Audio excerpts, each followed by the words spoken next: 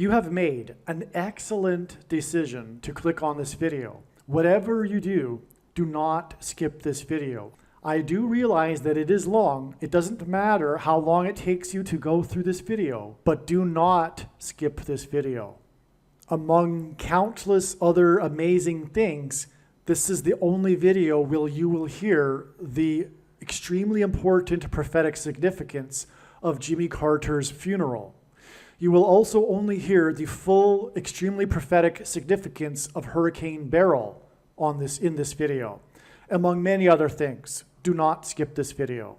It is predicted that on August 17th, 2024, former President Jimmy Carter will die. I do realize that no skeptic will believe that predicting the date of Jimmy Carter's death will be anything more than luck or coincidence, given his age of 99 years old and him currently being in a hospice. That is why it is also being predicted that on August 21st, the date of Jimmy Carter's predicted funeral, is the predicted death of James Earl Jones. And Jimmy Carter's full name is James Earl Carter. James Earl Jones is the voice of Darth Vader and the voice of the Lion King. Jimmy Carter was born in 1924 and will die in 2024 because the 2424th word, 2424th word, in Strong's Greek Concordance is the word Jesus. Jimmy Carter, JC, hints at Jesus Christ. James Earl Jones, the voice of the Lion King, who also played King Jaffe Jaffer in the movie Coming to America, is King symbolism. JC, Jesus Christ, is the King of Kings. No rational person will be able to conclude that when Jimmy Carter will die on August 17th, and James Earl Jones will die on August 21st, as predicted, that it will be a coincidence or random luck. The date that this video is posted proves that these predictions are being made ahead of time, as do these time-stamped emails and forensic notes PDF documents. If you are skeptical for some reason, please email me and I will forward these to you. Hello, welcome. I am predicting that Vice President Kamala Harris will die in a plane crash in St. Louis due to a bird strike into Busch Stadium. In the area code 314, it will be a burning bush, as described in Exodus 3:14, on August 21st, 2024. She will be replaced by Michelle Obama, and then Barack Obama will replace Michelle. Harris's plane is predicted to crash in St. Louis on Wednesday morning at 3 a.m. on August 21st, because Simon and Garfunkel's first studio album was named Wednesday Morning 3 a.m. But her flight is predicted to depart Los Angeles LAX Airport on August 20th. I am predicting that former President Jimmy Carter will die on August 17th, and that his prophetic funeral, in which Trump will sit next to Obama, will be on August 21st. I am predicting that James Earl Jones, the voice of the Lion King and the voice of Darth Vader, will die on August 21st, which is the same day on which it is predicted that Carter's funeral will be on. I am predicting that singer-songwriter Paul Simon will die on August 19th. I am predicting that on September 3rd, a solar flare will erupt on the surface of the sun that will then send a coronal mass ejection that will hit Earth on September 5th, 2024, which will knock out America's power grid and will lead to food shortages. This will also trigger the eruption of Yellowstone volcano, which is predicted to erupt on September 5th. The hit of the coronal mass ejection predicted for September 5th that will knock out the power grid will also knock many planes out of the sky. September 5th will be the day of the Resurrection Rapture event. I am predicting that on September 6th, 2024, the key will open the bottomless pit and fallen angels will cross over into the earthly realm. September 6th will be a symbolic beginning to the fifth trumpet judgment that is described in Revelation chapter 9, when the demonic realm collides with the earthly realm. September 6th will be a symbolic beginning to demons pretending to be aliens, and it is probable that on September 6th, Pope Francis will announce that aliens have arrived and have made him the ambassador for the world. This will immediately give Pope Francis, the Antichrist, supreme power over governments of the world. At some point, there will be a massive Mary apparition that will deceive the masses, because all Mary apparitions in history have been demons pretending to be Mary. September 6th will be a symbolic beginning to a zombie pandemic and the masses becoming demonically possessed that will be facilitated through the thing, which is the mark of the Antichrist, and 5G frequencies. September 6th will be a symbolic beginning to the coming genocide politicide in America. It is predicted that after Kamala Harris's death in a plane crash, Joe Biden will appoint Michelle Obama as his vice president, and this will be announced at the Democratic National Convention, and this will be announced on the last day of the Democratic National Convention in Chicago on August 22nd. And on this same day, the Democrat Party will select Michelle Obama as their nominee for the presidential election. I am predicting that Joe Biden will step down and Michelle Obama will become the 47th president on September 19th. I am predicting that President Michelle Obama will appoint Barack Obama as the 51st vice president on October 12th, 2024. I am predicting that Michelle Obama will step down and Barack Obama will become the 48th president on November 2nd, 2024. It is predicted that on August 27th, the historic barge that has been stuck on the rocks of the Niagara River for over 100 years will finally break free and crash over Niagara Falls. The reason for this is that Niagara Falls is Noah's flood symbolism, and the barge was involved in the most dramatic rescue in the history of Niagara Falls, symbolic of Noah's Ark.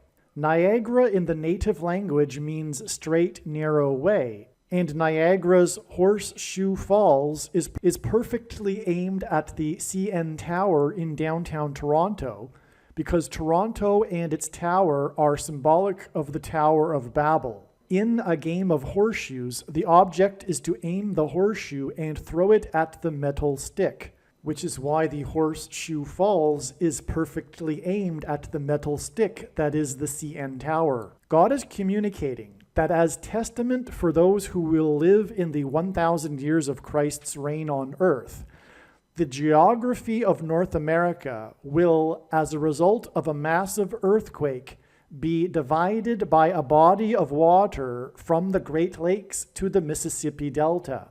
This destruction will be judgment on America and Canada for attempting to divide God's land, Israel. When this happens, the water in the Great Lakes will spill out over southern Ontario and Toronto. And this is going to happen sometime before October 12th, 2024.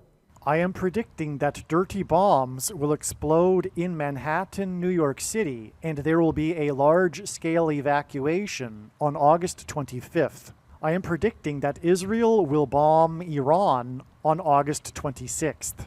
I am predicting that on August 29th, President Trump will die from a heart attack. I am predicting that on October 9th, there will be a catastrophic asteroid hit on Earth. The day of the Lord, the second coming of Lord Jesus Christ, will be on December 26th, 2024. The date that this video is posted proves that these predictions are being made ahead of time, as do these time-stamped emails and forensic notes PDF documents. If you are skeptical for some reason, please email me and I will forward these to you. If you have already watched this essential introductory information in another video, you can skip ahead 2 hours and 25 minutes. The information in this video is showing how God was pointing to the date July 1st in regards to the predicted death of James Earl Carter, former President Jimmy Carter. The prediction being made in this video that James Earl Carter or Jimmy Carter would die on July 1st is 100% correct. The information in this video is valid. God was pointing overwhelmingly to July 1st, 2024 with Jimmy Carter connections. Not only is the information in these videos that predicted July 1st valid, it is extremely important and must be watched. Through the connections God used to point to July 1st, God told important stories and revealed essential knowledge. These videos must be watched. July 1st ended up being a step in the trail of signs that is 10 days before Carter's predicted funeral at the National Cathedral on July 11th, 2024. All right, this email here that I'm reading was originally composed the day after July 1st, and God was also pointing to July 6th, and therefore the signs that revealed adding 10 days to July 1st was believed that it was because that would be the day of the funeral, and that July 6th would be the date of Jimmy Carter's death.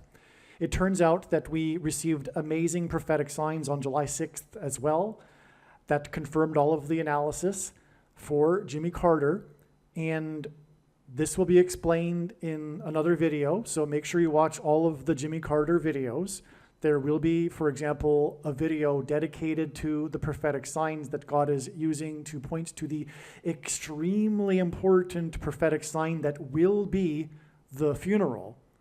In other words, the biggest part of the signs, the theme that God is using for Jimmy Carter is involving the funeral, and I'll explain why. It has to do with the lineup of the former presidents sitting in the pew at the funeral, okay?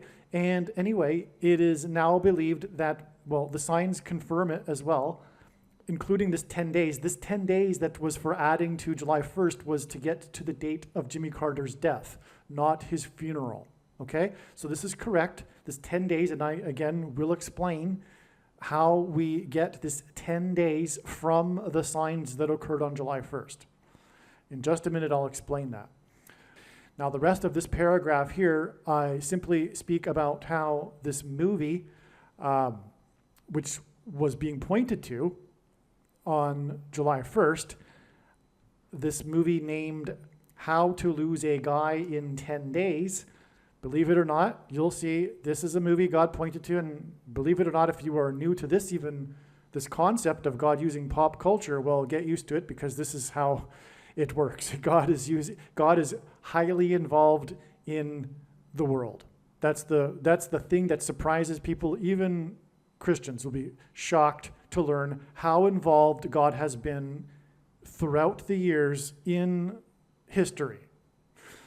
All right, and that's proven with these prophetic signs, including, and again, this movie, How to Lose a Guy in 10 Days. It's a movie about do's and don'ts, which is a hint at the 10 commandments. All right, this will be explained. Well, anyway, again, so we received the sign, this movie, it hinted at adding 10 days. We get July 11th. There's far more confirmation than only that. All right, and that's the rest of this paragraph, and I'll just continue on here. All right, so what you just heard was recorded prior to July 11th. July 11th also ended up being another amazing step in the trail of signs leading to the death of Jimmy Carter. In other words, the signs that occurred on July 11th related to all of the analysis for Jimmy Carter. They were, in other words, signs related to the coming death of Jimmy Carter. The sign we received on this day, one of them was the death of Shelley Duvall, who is most remembered for her portrayal of Wendy in the movie The Shining, with her co-star Jack Nicholson. which is amazing because on July 1st, 10 days earlier, was the death of Robert Towne. And Robert Towne famously won the Academy Award for Best Screenplay for the movie Chinatown, starring Jack Nicholson, which, as I'm about to explain, is how we get to the movie How to Lose a Guy in 10 Days. In other words, this wasn't expected in advance, but the 10-day interval that I just said God was pointing to between July 1st and July 11th, both end up being signs involving movies starring Jack Nicholson. Well, the reason for Jack Nicholson in itself is that God is using men named Nick to point to the Nicolaitan doctrine that in the book of Revelation, Jesus said he hates and is coming to make war with the sword of his mouth on those that teach and have the works that are a product of this doctrine.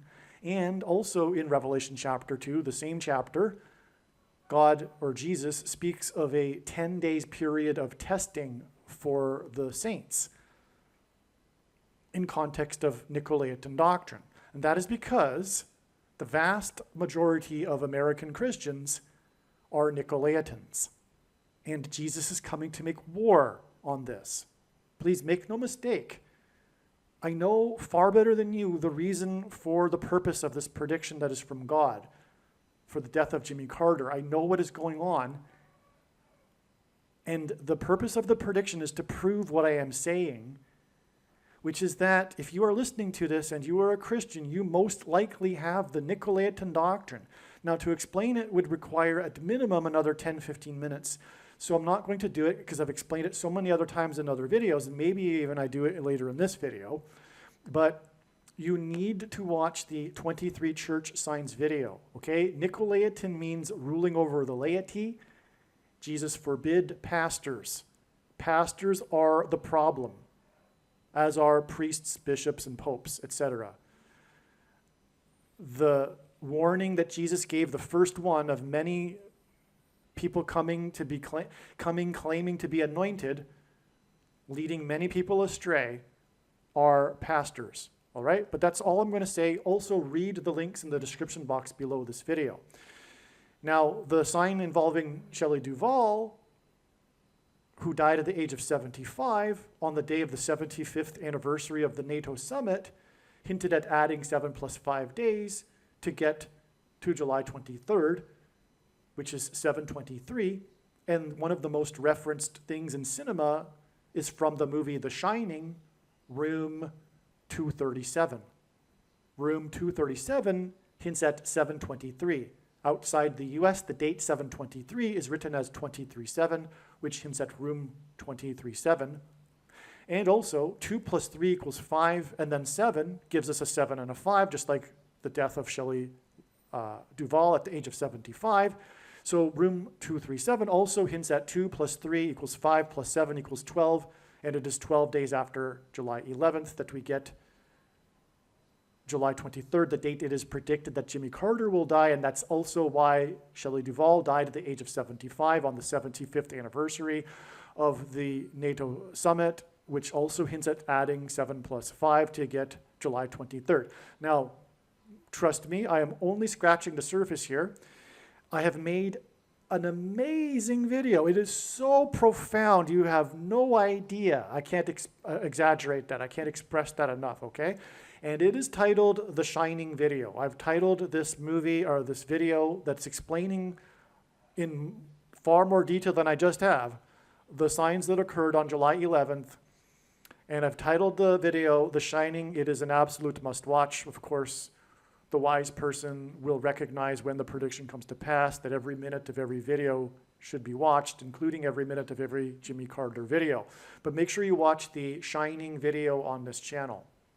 And by the way, the reason why every minute of every video should be watched is because it is through these trails of signs and these stories that God is telling through the connections of his prophetic signs that God is revealing very extremely important knowledge, information that everyone needs to know. All right, I am now recording this after July 23rd. Today is July 29th, and the prophetic signs that were expected in advance of July 23rd confirmed all of the analysis. Again, God was pointing to July 23rd in regards to the coming prophetic death of James Earl Carter, Jimmy Carter. Both James Earl Jones and Jimmy Carter are, by the way, in God's signs, king symbolism, which is why the sign we received on July 23rd involved the King of Hollywood.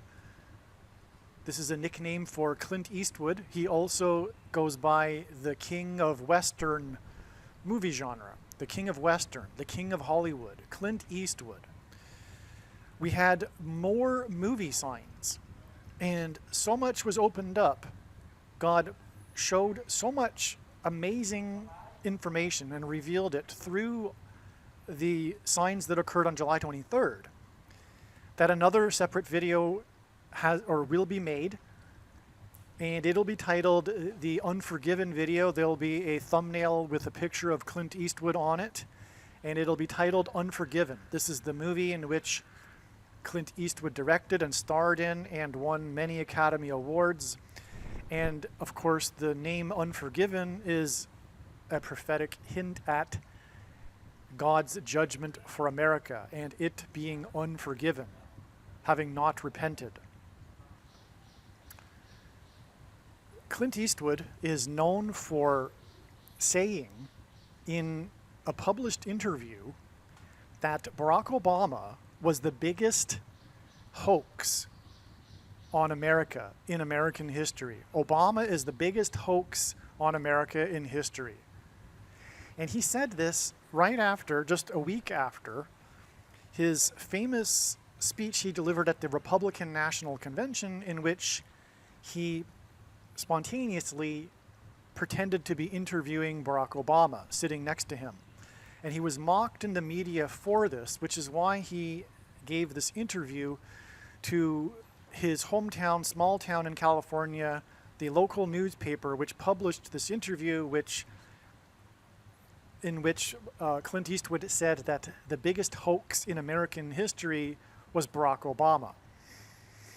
And this became a major news story in itself, him calling Obama the biggest hoax in American history. This is why one of the things that point to Clint Eastwood on July 23rd was the senator from the 45th state quickly reposting a hoax that Jimmy Carter had died. And again, God was pointing to July 23rd ahead of time for the death of Jimmy Carter. And on this day was a major news story regarding this hoax regarding the death of Jimmy Carter.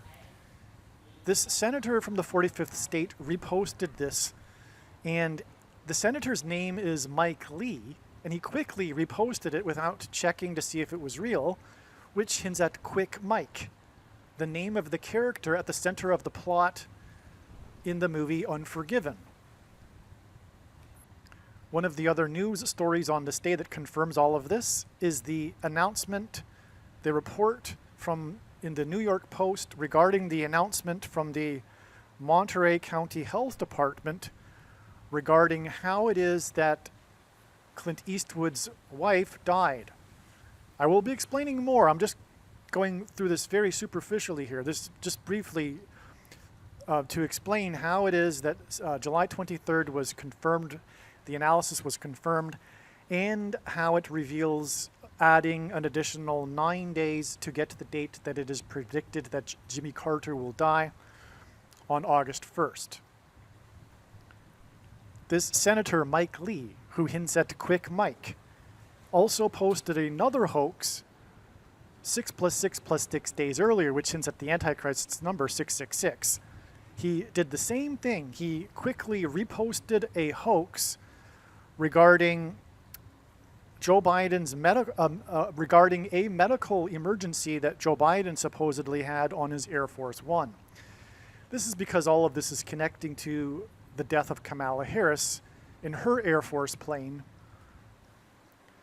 And this senator is the senator from the 45th state, and I will explain in the Unforgiving video how the 4th out of 5 Dirty Harry movies about a detective from San Francisco and Kamala Harris is from San Francisco, and as in Dirty Harry, the detective in the Dirty Harry movies in San Francisco. Well, anyway, the 45th state is the sign on this day, but also on this day, Elon Musk, in his interview, speaking of interviews with Clint Eastwood, told Jordan Peterson that he was not donating $45 million to the Trump campaign. And Trump is the 45th president. Jordan Peterson hints at Michael Jordan, who also wore jersey number 45, in addition to his jersey number 23, which is the jersey number that Barack Obama, the basketball president, wore in high school. Michael Jordan also wore jersey number 9 when he played for the U.S. Olympic Dream Team, in which the team outscored their opponents by an average of 44 points, which hints at the 44th president, skipping the 45th presidency.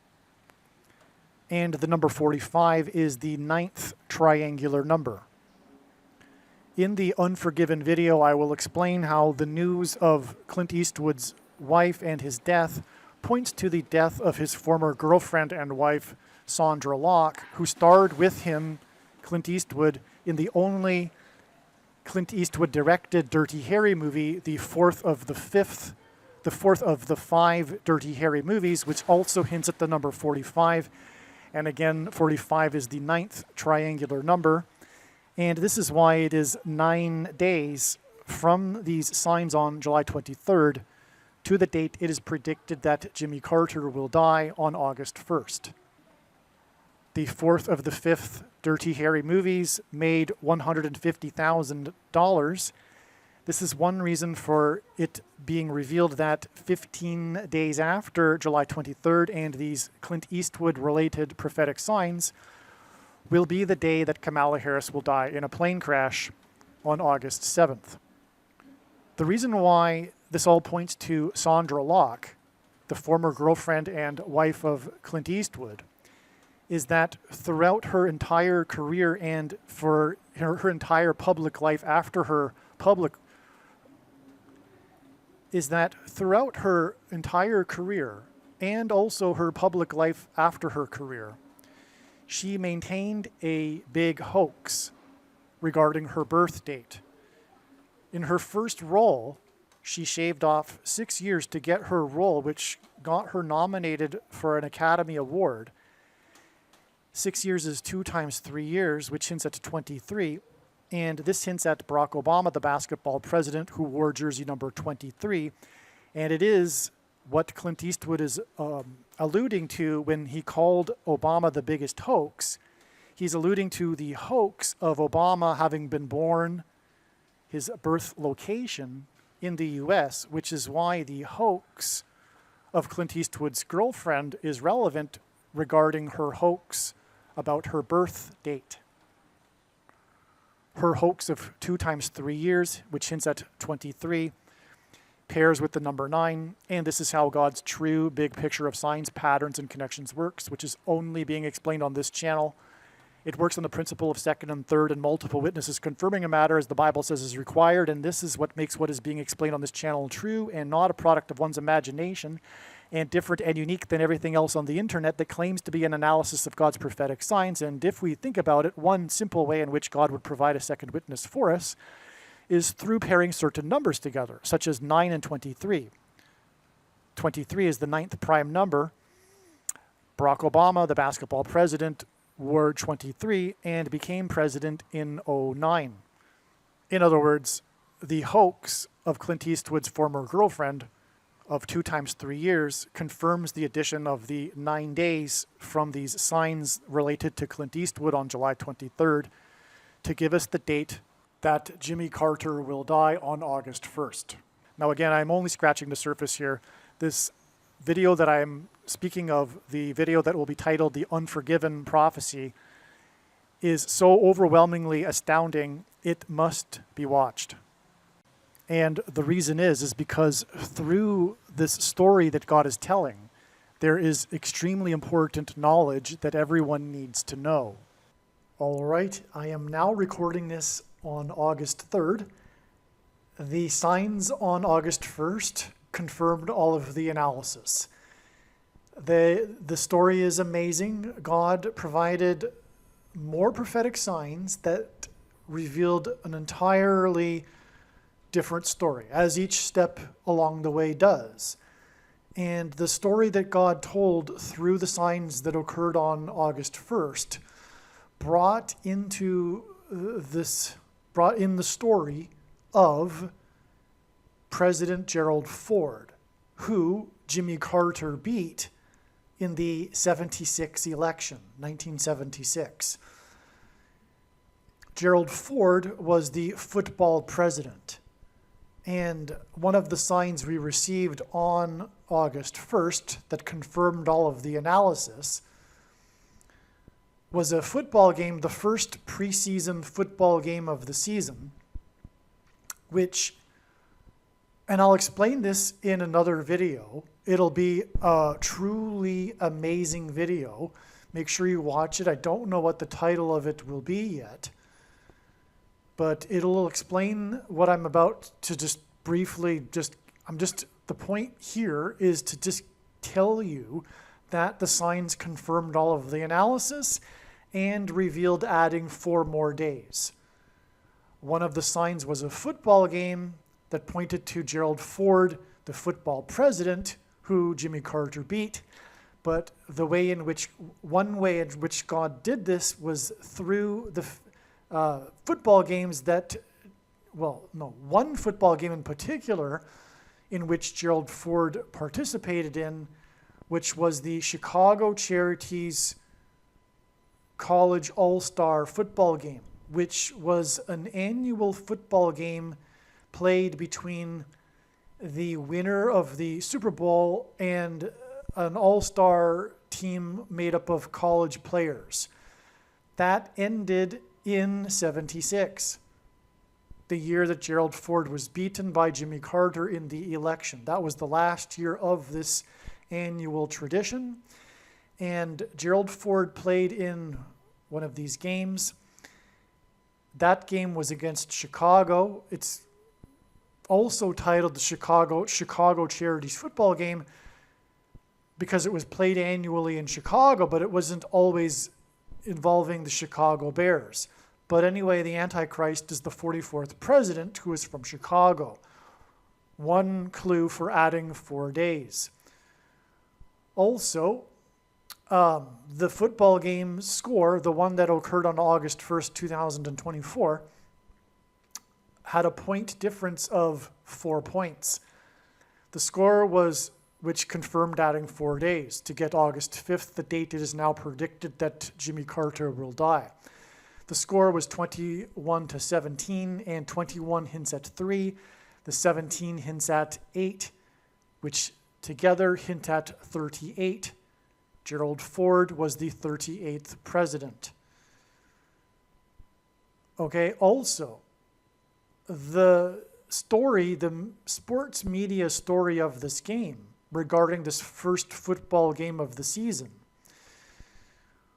was about how there is a new rule for kickoffs, which is symbolic or hinting at the kickoff, if you will, of the end times and the destruction of America.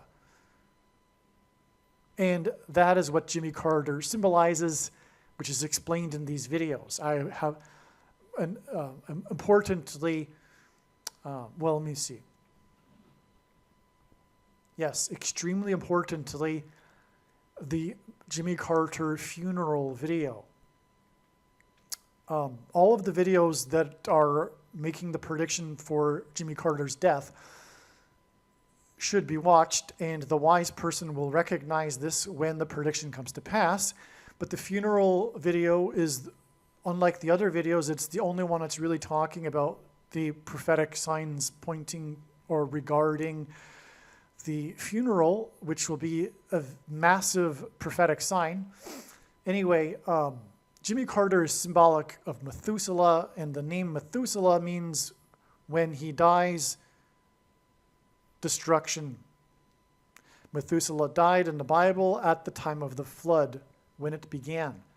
Methuselah was Noah's grandfather. Okay, so anyway, that's what is hinted at with the kickoff, but it's also hinting at the kickoff event of the demons pretending to be aliens, and Jimmy Carter is the UFO president. That's explained in other videos. Okay, so the thing about the new rule for the kickoffs in the NFL, and the reason why they made the rule, changed the rule, is because kickoffs were the most dangerous play in the game when the players rushed down the entire field aiming to tackle the person that catches the ball. And the NFL has a controversy over how it is an unhealthy sport and people suffer brain damage, particularly when they are hit hard, and that's what happens on kickoffs. So this was for safety reasons, and that's also prophetic because we are also looking at the event prior to the beginning kickoff event of the alien deception, of the rescue and rapture of God's faithful, which is symbolized with this safety aspect of this story. Now, the new rule has it that the team's players are lined up on the 40-yard line when the kickoff is kicked. So before the new rule, the players were lined up somewhere on their side of the field, but now they are lined up on the 40-yard line of the opposing team. Well, anyway, there's lots to this. I'm not going to get into any more details because I want to save it for another video, and believe me, there's so much more than just this anyway. More than just even the kickoff rule. I'm talking far more. You have no idea. It's going to be an amazing video, as all of the Carter videos are. Well, anyway, the new rule about the 40-yard line not only hints at the 40th Vice President Gerald Ford, who was the only president to never have been elected either vice president or president, which makes him being the 40th vice president that much more relevant, because it hints at the 44th president, Barack Obama, who will likewise become the president again through being appointed instead of elected, thus overcoming the 22nd Amendment's restriction on someone being elected to the office more than twice. He will be appointed just like Gerald Ford, the only president to never have been elected. He was appointed instead. He was appointed the 40th vice president. Okay, and so that's the 40-yard line we are talking about, and as I'm saying, and we'll explain in the other video, this is all pointing to Gerald Ford. And anyway, the 40-yard line new rule is further confirmation of adding 4 days, in addition to the 4-point difference in the score of the game. Now, another sign we received, the big news story of the day, was the hostage exchange. The media would call it the prisoner exchange, but you could also look at it quite accurately as being a hostage exchange. Jimmy Carter was known for the Iranian hostage crisis. That was one of the biggest things about his presidency. The Iranian hostage crisis, which, by the way, is an extremely prophetic sign in God's signs, and one will know this if they've watched the videos on this channel. I've talked about this in many occasions, including other Carter videos, and how it plays into God's big picture in so many different ways. But This Iranian hostage crisis is also known as the 444-day hostage crisis because it lasted for 444 days. Furthermore, it began on the date 11/4, November 4th, which hints at 11 times 4 equals 44. Barack Obama, the Antichrist president, the 44th president, was elected on the date 11/4. Incidentally, Barack Obama, the 44th president, who was elected on the date 11/4, which hints at 11 times 4 equals 44, was elected exactly 29 years after the beginning of the 444-day hostage crisis on the date 11/4. The reason for 29 years is because if God were to symbolize 9/11 and the judgment warning through the events on 9/11 and 2001 for America, using only two numbers, it would be 29 or 92, as the 2 hints at 2 ones.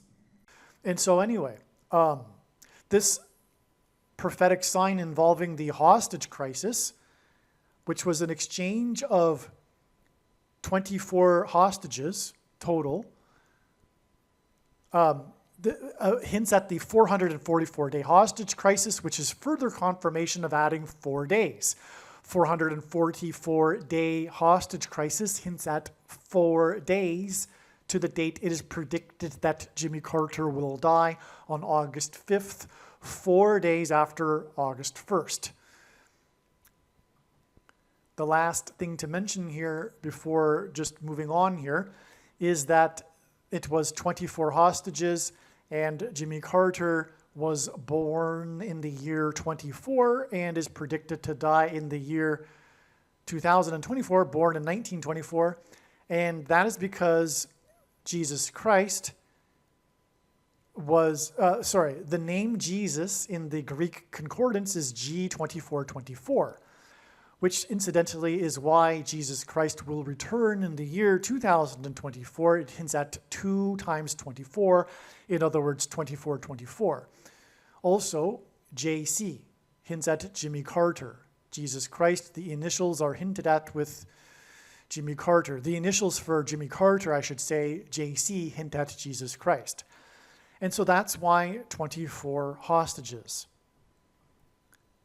And also 24 is 8 plus 8 plus 8, and G2424 in Strong's Greek Concordance, the word in Greek for Jesus, is equal to, in Greek gematria, 888. Furthermore, it was 2 nations that did the exchange. That hints at 2024 and also 2424. Which is what the death of Jimmy Carter hints at because he was born in 24 and will die in 24. And so there you have just a brief explanation. Make sure you watch the full video. It'll explain so much more. There's so much to this story. It is so amazing. But here you have why it is that, or how it is that the analysis for August 1st was 100% correct and revealed adding 4 days to get the date. It is now predicted that Jimmy Carter will die on August 5th. And once again, the reason for the need to watch the other video is that God is telling these stories through these big pictures, through the trail of signs. And there is important, extremely important knowledge and information that needs to be known. This is why the other video needs to be watched. It's not enough to just simply know about the prediction. If God wanted to, he could simply tap on someone's shoulder and say, hey, tell the world that this is going to happen on such and such date. But what would that be good for? It would be good for very little. There would be very little learned from it. The knowledge and learning comes from the big picture of signs that is only being explained on this channel. And it is through these trails of signs that involve these steps in the trail of signs that God is able to tell these stories. And so that's why the other video needs to be watched. One more basic thing I should add here to make it all relevant is that Gerald Ford had his college uniform number retired. That's why he is the football president. He was very good at football, and his university retired his uniform number, but of course that was partly because he became the president. But anyway, his jersey number is 48, and that is because all of this is pointing to the predicted 48th president, Barack Obama, who, like Gerald Ford, will be the unelected president. And also, by the way, Barack Obama is also known for his jersey number because he is the basketball president. So that's another reason why the football president is relevant. Also, Barack Obama was the first affirmative action black president who was born in 1961.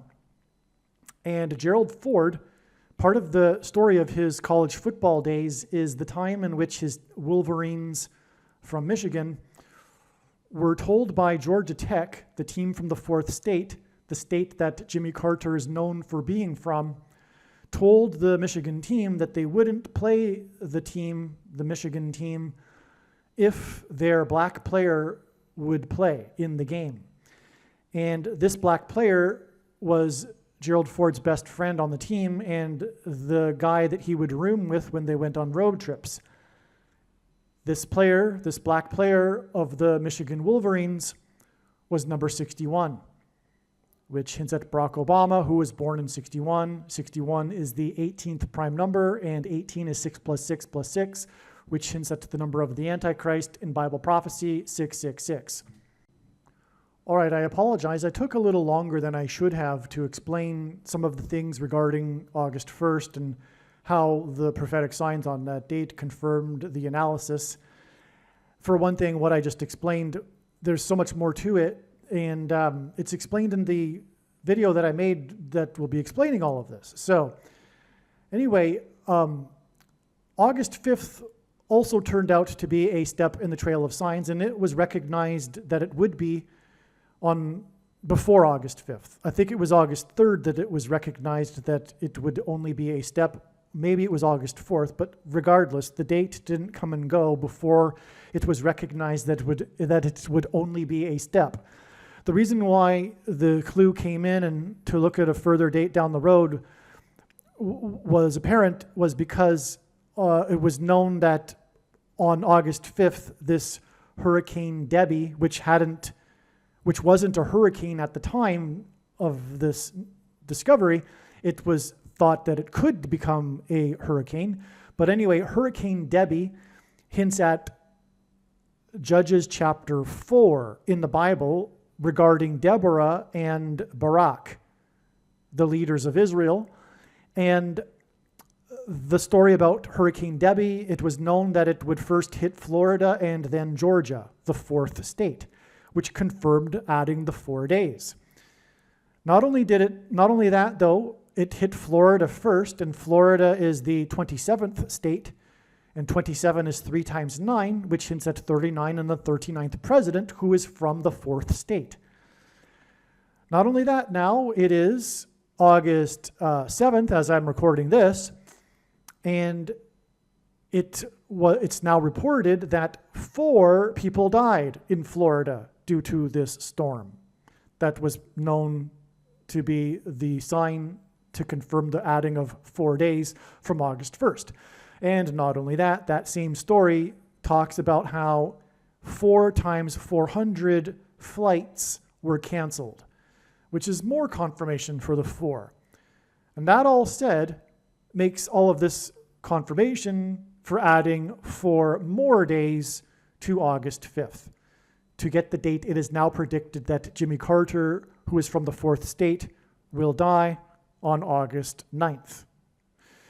This is all flood symbolism, a hurricane, it's flooding, it's water, and August 9th will be the 50th anniversary of the end of the Watergate scandal, which was the beginning of Gerald Ford's presidency. The 40th president becoming the president. Okay, so that's why we had 4 days to August 5th when the storm, by the way, it was also the fourth named storm of the season. So the fourth named storm of the season, Debbie hinted at Judges chapter 4, and it hit the fourth state, killed 4 people, and canceled 4 times 400 flights 4 days after the 40-yard line rule and for kickoffs and the 4-point differential in the game, and on and on. But anyway, you get the idea. We had 4 more days to August 5th. There's much more to August 5th, which will also be explained in the same video that I'm going to explain August 1st. So I shouldn't really say this, but if you only watch one Carter video, I recommend watching this particular Carter video that I've titled The Trump Assassination Prophecy, because that's part of it, but that shouldn't be said because it really isn't a better video or a more informative video than the other videos. They're all profound. But make sure you watch, anyway, the Trump Assassination Prophecy video that is predicting that Jimmy Carter will die on August 9th. Yeah, I'm going to emphasize this one more time. Make sure that you watch all of the Trump Assassination Prophecy video predicting Jimmy Carter's death on August 9th. Not only will there be much more information regarding what happened on August 1st and 5th, but it is a beautiful summary of so many things regarding Jimmy Carter. There's so much to it. Trust me, it's far more than what I've just alluded to with what I've talked about so far regarding August 1st and 5th. It's an absolute must watch. All right, August 9th ended up being another step, a very important one, in the trail of signs that is leading, among other things, to the death of Jimmy Carter. August 9th, I should have known, would be a step. I should have known this because, as I was talking earlier a minute ago about August 1st, this was the day of the prisoner exchange with Russia. A total of 24 prisoners were exchanged between the two nations, which hinted at Jimmy Carter. And again, August 1st was known ahead of time to be a step in the trail of signs leading to the death of Jimmy Carter. And Jimmy Carter was born in 1924, and he's predicted to die in 2024. And that hints at G2424 in Strong's Greek Concordance, which is the word that means Jesus. And this is why Jimmy Carter has the initials JC, stands for Jesus Christ. Jesus Christ, when he returns, will lead the captives free.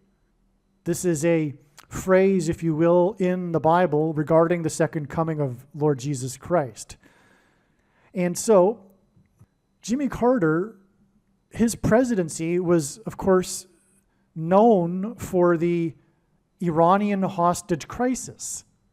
The prisoner exchange was symbolism for hostages because that's essentially what these prisoners were.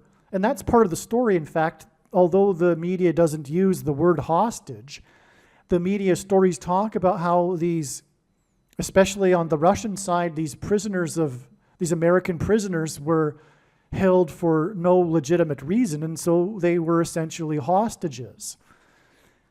And literally, okay, and so Jimmy Carter's presidency was known for the hostage crisis, which eventually led to their release, and on the last day of Jimmy Carter's presidency. Okay, so this is, and the Iranian hostage crisis, which is synonymous with Carter's presidency, is also known as the 444-day hostage crisis. And that is because it lasted for 444 days. That was the length of time that the hostages were held hostage. And so one of the names of the Iranian hostage crisis is the 444-day hostage crisis. Well, this is clearly a prophetic sign that points to the 44th president.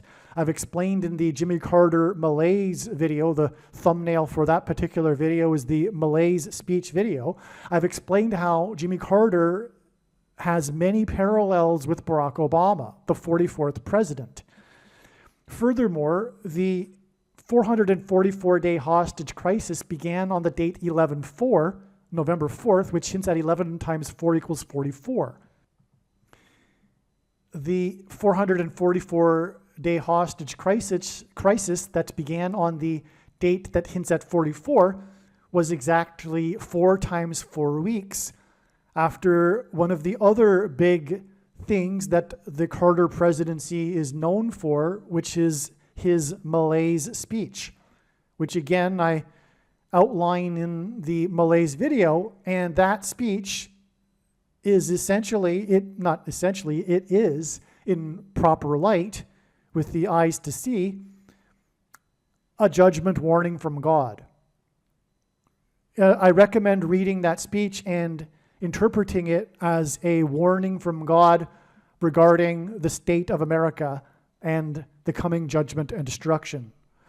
And so that's why it should have been recognized that August 9th would be a step in the trail of signs ahead of time, because it was 4 plus 4 days after all of what I explained that began on August 1st, which was also not only the day of the football game in which the score difference was 4 points and the kickoff rule was changed to the 40-yard line, it was the day of the hostage exchange, or rather the prisoner exchange with Russia, which hinted at Jimmy Carter.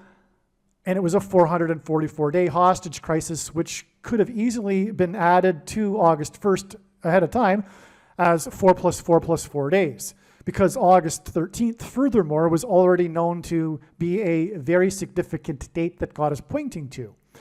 It is the 9th of Av in the Hebrew calendar, which incidentally, the 9th of August is a play on. And the 9th of Av is a prophetic date in the Hebrew calendar because of its association with destruction. And again, Jimmy Carter in God's signs is symbolism for Methuselah, whose name means when he dies, destruction. This is why we received on August 9th these signs that pointed to Yellowstone volcano, which is in the 44th state, and the caldera lies on the 44th latitudinal line. Much needs to be said about these signs that occurred on August 9th and their context regarding the coming predicted eruption of Yellowstone volcano on September 5th. But this was the day that Trump's airplane made an emergency landing in Montana as it was on its way to Bozeman, which sits on top of the Yellowstone volcano plume of lava underneath. Montana is the 41st state. On this day, Kamala Harris was in the 48th state, and that is because the 48th president will be Barack Obama, the 44th president, after he replaces Kamala Harris, who is predicted to die in a plane crash, which is why the emergency landing of Trump in his plane.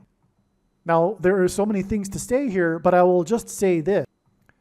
August 13th will also be a step in the trail of signs. Although it is amazing that it is 4 plus 4 plus 4 days after August 1st, it is yet still another step according to the analysis and what God is pointing to and communicating. And it is predicted that Jimmy Carter's death will be on August 15th. Okay, and that day will be 2 times 3 days after August 9th. August 9th was exactly 2 times 300 days after the sign involving the 48th state, which is why 2 times 300 days exactly after it was the day that Kamala Harris was in the 48th state, and we had a plane emergency sign because exactly 2 times 300 days earlier on December 18th, 2022, was the flight that departed the 48th state and made an emergency landing due to severe turbulence, or rather encountered severe turbulence just as it was coming in for a landing in Hawaii. And from what I recall, there were 11 people that needed to go to the hospital. I forget the details. But regardless, this was a clear sign that was communicating the death of Kamala Harris in a plane crash due to turbulence. I've explained this date way back in 2022 and many times since. The reason for the exact first, also on December 18th, we had other signs that confirmed all of this, One of the other amazing signs we had on December 18th, 2022, which was expected in advance to be a major date, and it was, with the signs that confirmed all of the analysis, including how it is part of the trail of signs that is leading to the day that Barack Obama will become the 48th president, which is why the flight departed from the 48th state on that day. Well, anyway, one of the other signs we received on that day, and I won't get into all of the details on December 18th, 2022, that's another video, but the other sign, one of the signs was the release, the beginning first episode of the new Yellowstone television series, 1923. 1923 hints at 23, and that's why it is 2 times 300 days exactly to the day that Kamala Harris was in the 48th state on the day of a plane sign. Furthermore, she flew her plane to the 48th state. And that in turn is 2 times 3 days to the date it is predicted that Jimmy Carter will die. Now, one other reason why this is relevant is that, as I said, Jimmy Carter's name, or rather, sorry, in God's signs, Jimmy Carter is symbolism for Methuselah, whose name means when he dies, destruction. Methuselah died at the time of the flood, which was the time that Noah was 600 years old. As it says in the text, the beginning of the flood, at that time, Noah was 600 years old. Well, 2 times 300 days is 600 days. And so from the Yellowstone television series, oh, and by the way, the 1923 Yellowstone series stars Harrison Ford, and God is using Harrison Ford and his aviation mishaps to point to Kamala Harris and her aviation mishap. That's why the many prophetic Harrison Ford aviation mishap signs.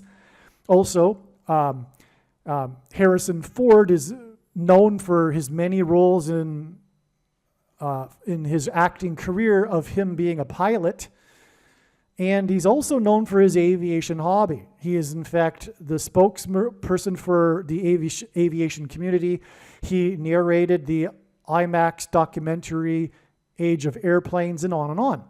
So, in Harrison Ford, his 2 names, Harrison and Ford, are 2 names of presidents, and that's because the only president to serve non-consecutive terms skipped the 23rd presidency of Benjamin Harrison. And Gerald Ford, who Jimmy Carter beat in the election, was the only president to never have been elected vice president or president, which is how Barack Obama will become the president again through being appointed instead, and thus overcoming the 22nd Amendment. He will be unelected just like Gerald Ford. That's another reason for Harrison Ford. And so that's why Harrison Ford and his aviation mishaps connect to Kamala Harris. And again, the release of the new first episode of Yellowstone starring Harrison Ford was 2 times 300 days, and that was the day of the a flight that departed the 48th state, and it's 200 times 300 days exactly later to Kamala Harris, who flew into the 48th state. And then 2 times 3 days later to the date it is predicted that Jimmy Carter will die. Now, I've only scratched the surface of this information regarding what happened on August 9th. I just wanted to interject this here to give some continuity here in this attempt to explain how it is that it is known ahead of time that Jimmy Carter will die on August 15th. Incidentally, also, speaking of Kamala Harris, she is predicted to die on her flight on her way back from Los Angeles to Washington, D.C., in order to attend the funeral of Jimmy Carter. That's the other reason for the association. And that day is predicted to be August 21st. She's predicted to die at 3 a.m. on August 21st because of Simon & Garfunkel's album, Wednesday morning, 3 a.m. Anyway, that's the day that it is predicted that Jimmy Carter's funeral will be in the Washington National Cathedral.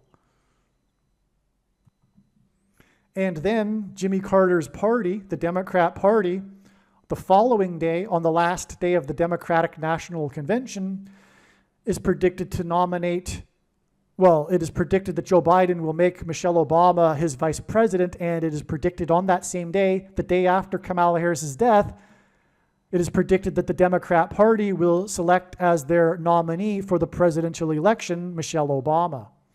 All right, God was not done establishing his trail of signs. I spoke just a second ago about August 13th and August 15th.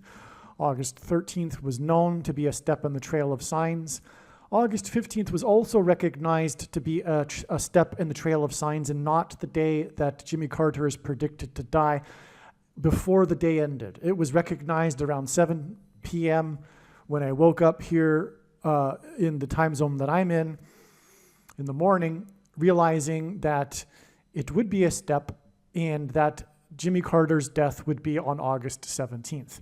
Now I will explain a few things. First of all, August 13th, as I just explained, was 4 + 4 + 4 days after the signs on August 1st that involved the number 4, and also that included the hostage exchange, which hinted at the 444-day hostage exchange during Jimmy Carter's presidency. What I also didn't mention, by the way, is that 444 days were the last 444 days of Jimmy Carter's presidency. And that's also, in a way, how 444 symbolizes Jimmy Carter. And so anyway, from the trail of signs that led to August 1st, we had 4 + 4 + 4 days to August 13th. Now, the signs that occurred on August 13th are, like usual, extremely profound and extremely important, and they are explained in the absolute must-watch, like all of the Carter videos are. These are explained in the Carter equals, Jimmy Carter will die on August 15th or 17th, depending on whether I have time to remake the video or not, equals Israel will bomb Iran on August 26th.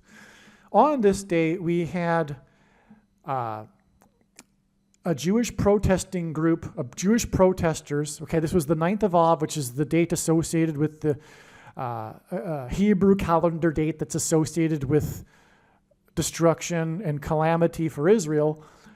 And on this day, we had the Jewish protesters, pro-Hamas Jewish protesters protesting Israel and shutting down the I-405 highway. And 405 hints at 45 in August. Well, anyway, the point here is that this was a step 4 days before August 17th. And the bottom line here, just to summarize, because I explained it all in the other video anyway, is that the sign occurred in California. California is the 31st state, which hints at adding 1 + 3 days to get to August 17th. What gives us a second witness confirmation for adding 1 + 3 days is the number 13 is very much relevant to Israel, as is Jimmy Carter. And Jimmy Carter, again, is symbolism for Barack Obama, the Antichrist, who, like Jimmy Carter, will lead a world effort to persecute Jews in Israel and divide Israel's land and make Jerusalem an international city, and on and on. So that's why Carter symbolism, okay? But the dates on which the Jews were persecuted in the in the Bible, in the book of Esther, were the 2 13th days of the month. And that's why we had the 13th of August, which hints at Av, and then 13 days later is the day that Israel is predicted to bomb Iran, which was Persia, and the book of Esther is a story of the Jews' time in Persia. And there's 2 13 days. The 13th of the month, adding 13 days, gets us to August 26th. Okay, so that is a confirmation for the relevance of the 13. Oh, and also the most anti-Semite, anti-Israel congressperson, Ilhan Omar, won her primary on August 13th by 13%. Okay, and again, it was the leader and a congressperson is a leader. It was the leader in Persia that persecuted the Jews on the 2 13th days of the month.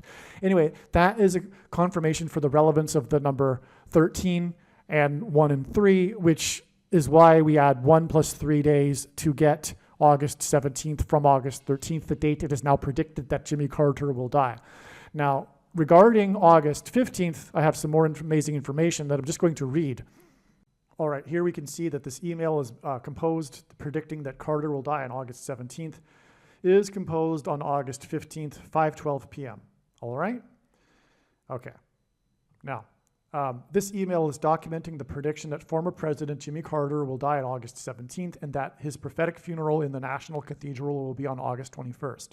The date on which it is predicted that will be the funeral of James Earl Carter in the National Cathedral, August 21st, is the same day on which it is predicted that actor James Earl Jones will die. No skeptic will believe that predicting the date of Jimmy Carter's death will be anything more than luck or coincidence, even though this conclusion will be irrational based on the reasons I am providing for how the date August 17th is known ahead of time. That's a typo. Shoot.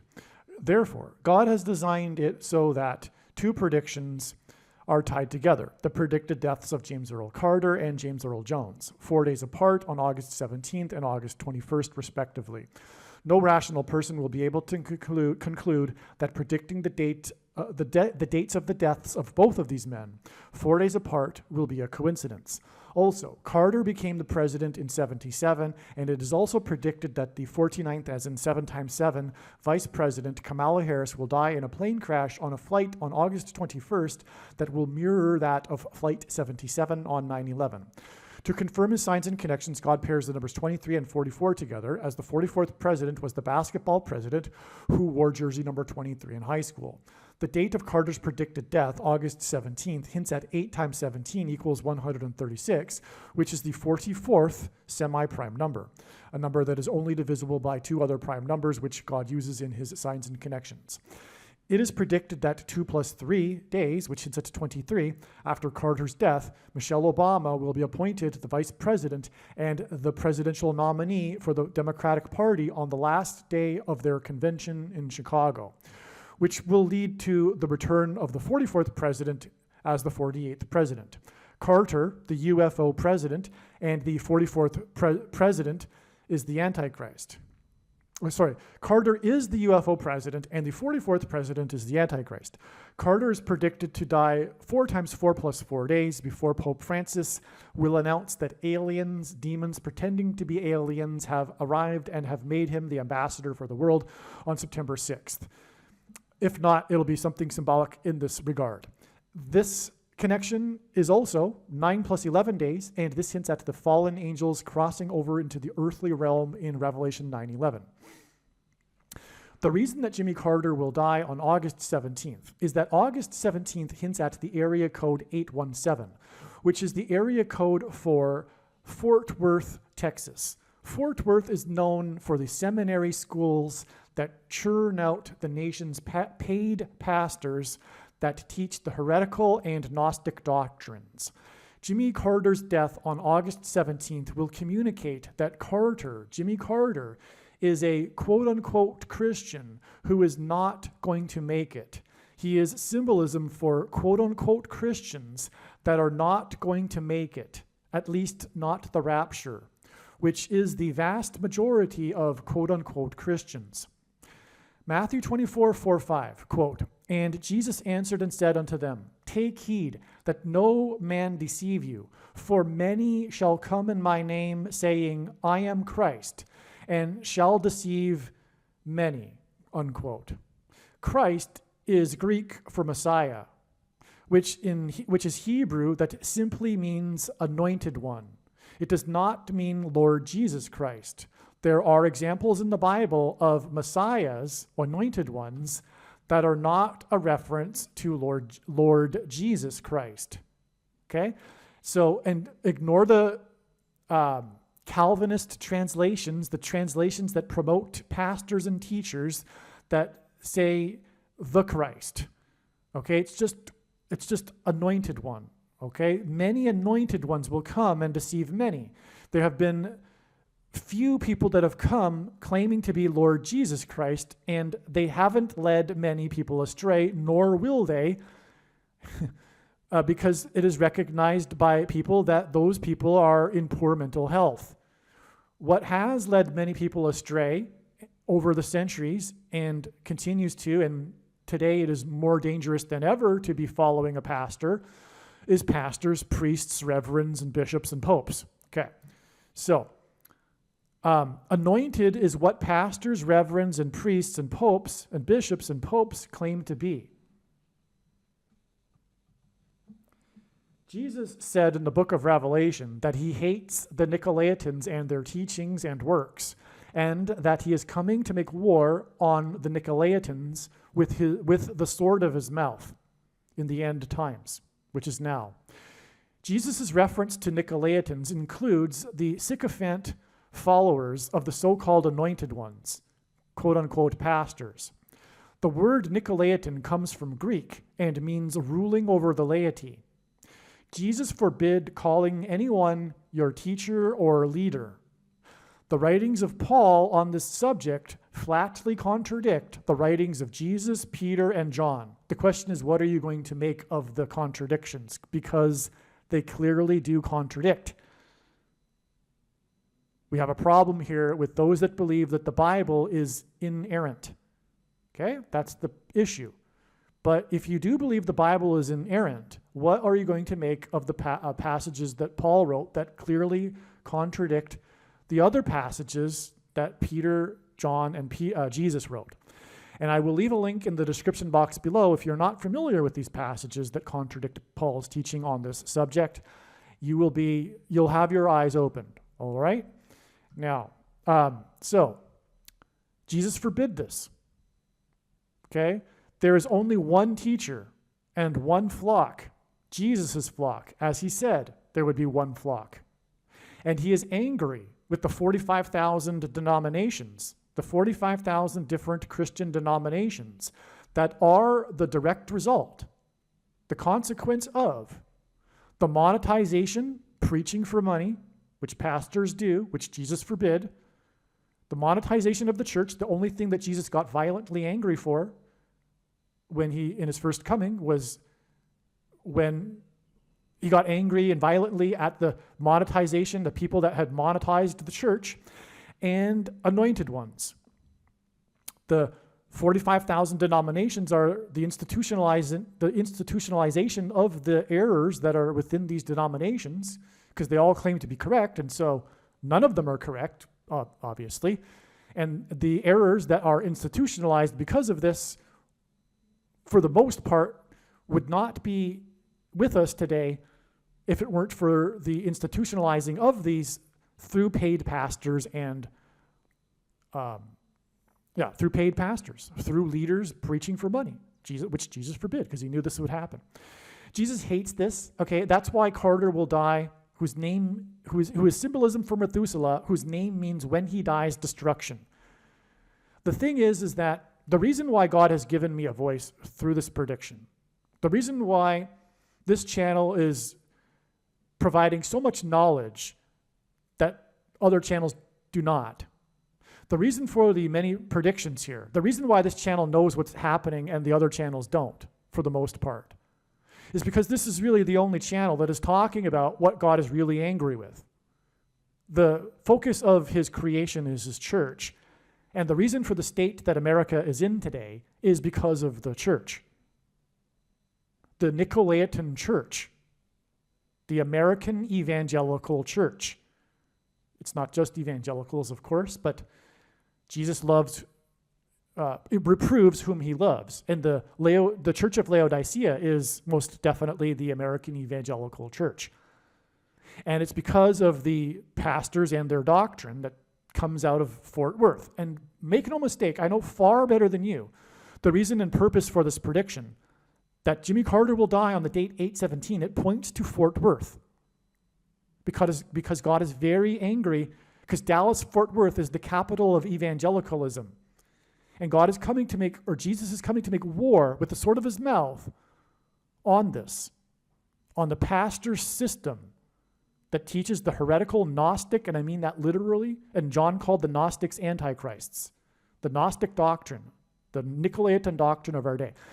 If you are a Christian, will know that I recommend anyway watching what would be probably the most important video on this channel for you, the 23 church signs video. That'll explain more regarding doctrine, which is very important, and I guarantee you that if you are a Christian, there's a very good chance that you have this doctrine that Jesus hates and is coming to make war on. Okay. Now, the 39th president is predicted to die exactly 39 weeks after his wife of 77 years died. The 39th president was inaugurated in 77. In God's signs, Carter is symbolism for the prophecy in the book of Revelation that regards a seventh and eighth king. Carter is predicted to die exactly 78 weeks after he was admitted into a hospice. This connection is also 1 year, 5 months, and 30 days, which hints at 153 fish that were caught in the net in Jesus' last miracle, which was symbolism for the end of the age of fishing for men. Jimmy Carter was born in 24, and he is predicted to die in 24. G2424 in Strong's Greek Concordance is the word that for Jesus. Jimmy Carter's initials, JC, hints at Jesus Christ. Jimmy Carter is predicted to die in 24 plus 24 days, in other words, 2 days, after news regarding arrests made related to the death of Matthew Perry. This was August 15th, okay? So I explained how the Trail of Signs led to August 15th. Now I'm explaining what happened on August 15th. This is amazing, okay? Now, what I'm saying is that there was news on August 15th regarding the death of Matthew Perry. It was the arrests that were made. Perry died after playing pickleball. Pickles are food. The Antichrist will ration food. That's why God is alluding to food here. And Carter was a farmer of food, including pears. Which is what the name Perry hints at. It hints at pears. The most common type of pear sold are Bartlett pears. The news regarding Perry on August 15th was the same day that the actor who played President Gerald Bartlett in the West Wing TV show saluted President Biden at the White House. Martin Sheen, who I'm talking about, also starred in Apocalypse Now. And August 15th was the 45th anniversary of this movie that cost $45 million to make. And that's one of the reasons how August 15th was recognized way back in March as being the day. In fact, it was for a while believed to be the day of the rapture because of the overwhelming amount of profound connections, including this one, Apocalypse Now, which hints at the apocalypse, of course, beginning now. But it was just another step for God to tell a story through, which is the purpose of this channel and this video, and the reason why God has given me a voice through this prediction, because otherwise you will not know or learn about these stories that God has been telling through these steps in the trails of signs, which is what August 15th was, another step. As amazing as that was, because it was so convincing that it would be the day, but there needed to be more profound stories to be told. Okay. The news about Perry regards the things, okay, the things of ketamine. And I'm going to use the word thing in lieu of the word that should be word used, but you know what I'm talking about, okay? How does ketamine get into a person? It's put into a person with a thing, okay? It's a thing. Okay, so the news about Perry regards the things of ketamine that were thinged, put into him, into his blood. Sheen's famous and iconic scene in the movie Apocalypse Now was unscripted when, during filming, he accidentally cut his hand breaking a mirror. Following cutting his hand, he continued acting and improvised the scene with his bloody hand spreading the real blood around his body and the hotel room. In the scene, Sheen's character is trapped and waiting inside a hotel room.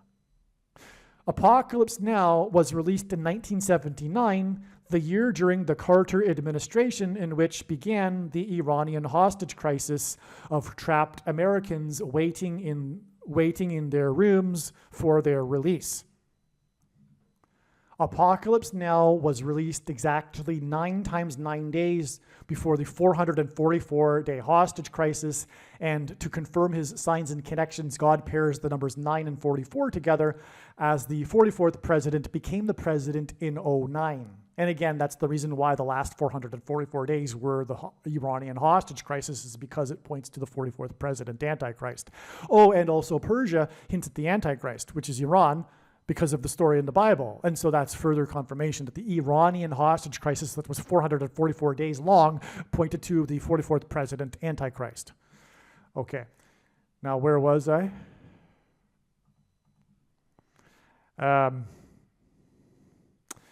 Okay, so yeah, he spreads his blood. It's all, he was trapped in the room in the movie, just like the Iranian hostage crisis people, and the movie was released in 79, just as the year of the hostage crisis. The prophetic sign at the White House on August 15th involving Martin Sheen, when he shook hands and saluted the president, because Martin Sheen played the president in the West Wing TV series. The prophetic sign at the White House on August 15th involving Martin Sheen, known for his bloody hand scene, was the same day that the ketamine queen was arrested in connection to Matthew Perry's blood being thinged with ketamine. The ketamine queen hints at Carter, who in God's signs is symbolism pointing to the prophecy about the 7th and 8th kings. So that's the king sign we would expect in advance. We were expecting such a thing in advance, a king-related symbolism sign, and so we got the queen, or the ketamine queen, on this day, okay? Carter was known for committing transgression against the God of Israel when he pressured Israel into giving land to Egypt in the name of peace. Daniel chapter 12 mentions a period of 1,335 days after an abomination is set up in Israel. August 15th, the day on which the ketamine queen was arrested for things into Matthew Perry's blood, was exactly 1,335 days after the CVD disease thing in Israel was first administered, and the thing was put into the blood of the prime minister of Israel. That was the first one, okay? 1,335 days later. And that's relevant because also 1,335 days is 45 days after 1,290 days, which got us to July 1st, which was the beginning of this trail of signs that is being explained in this video. Now, the reason why 1,290 days is relevant also regarding Jimmy Carter is because Jimmy Carter's Camp David Accords regarding Israel in 1978 were 1,290 years after the abomination was set up, the beginning of the construction of the Dome of the Rock on top of where the Temple Mount, on the Temple Mount, on top of the location that the Jewish temple once stood before it was destroyed on the 9th of Av. And then we get all of this to the 9th of Av on, August 15th, arguably, anyway, okay, so and in the Bible and in Bible prophecy, a day is symbolic for a year. And so the 1,290 days in Bible prophecy is confirmed with the 1,290 days to the abomination. And giving the land back to Israel was an abomination. But what also further confirms this is that in Daniel chapter 12, we have 3 different numbers of days, the first one being 1,260 days, and when we add 1,260 years to 688 AD, the beginning of construction of the Dome of the Rock, we get 1948, the year of the rebirth of Israel. And so you can't get the date of the rebirth of Israel from the ancient text without it being not a coincidence and designed by God. And so also that is a second witness confirmation to the 1,260 years to Jimmy Carter in 1978, which is another confirmation from the abomination, the spiritual abomination, which is the thing, the mark of the Antichrist. In its current form, it does not need an additional something, such as an additional technology or false form of religious worship to go with it to be the mark of the Antichrist, or does it not need an additional age of dispensation after supposedly all quote-unquote Christians will be raptured. In fact, one of the main reasons why the vast majority of quote-unquote Christians have already taken the mark of the Antichrist is, in fact, it is judgment for this particular doctrine from the pastors, okay? And so anyway, the spiritual abomination was first taken in Israel 1,290 days before July 1st, the beginning of this trail of signs, and also 1,335 days after this beginning of the abomination was taken was August 15th, okay? Now also on August 15th, we had the singer, the band leader of the band Great White, died at the age of 63, which hints at 3 sixes, which is 666, the number of the Antichrist, and he died exactly 1,121 weeks after the one of the deadliest fires in American history, which was a Great White concert. Okay, and the Great White Concert killed 230 people, which insets 23, the number of the Antichrist. Also, 2 divided by 3 equals 0.666, the number of the Antichrist. Also, taking the thing, the mark of the Antichrist, is tantamount to denying Jesus, which is why Jesus said to Peter that the rooster would not crow twice before Peter would deny him 3 times. Okay, and so it injured 230 people. Sorry, not killed 230 people. Well, anyway, the 1,121 weeks is hinting at the number 1,121, which is the 328th semi-prime number, and that hints at Daniel 3:28, the verse in the Bible that is symbolic of the mark of the Antichrist, which is just further confirmation that these ketamine signs and the 1,335 days from the abomination, it's confirmation that the reason for the prophetic significance of Matthew Perry and the ketamine queen and all this is because of the things, because things were used to put the ketamine into Matthew Perry, which is symbolism for all of this. And that's why Apocalypse Now was the 45th anniversary of the movie that cost $45 million to make, and on and on. Okay, so that's just more confirmation for you for all of this. But again, August 15th will be 45 days after July 1st, and it could be said that all of this trail of signs that is leading from July 1st that have gone through here, it could have all been overpassed with the connection of 1,335 days from the date in 2020 in which the spiritual abomination was first taken in Israel. We didn't necessarily need to go through the 1,260 days, and then we could have just gone even then from there to July 1st, and then 45 days to the 45th anniversary of the Apocalypse Now movie, etc., because of the 45 difference of days between the 1,290 days and the 1,335 days. But there's so much to this, and obviously that wasn't God's plan because of all of the amazing, very extremely important information that came through God telling these stories that were able to be told through these steps in the trail of signs. In other words, there's so much information, as you may know by now, regarding Jimmy Carter that came through this last 45 days.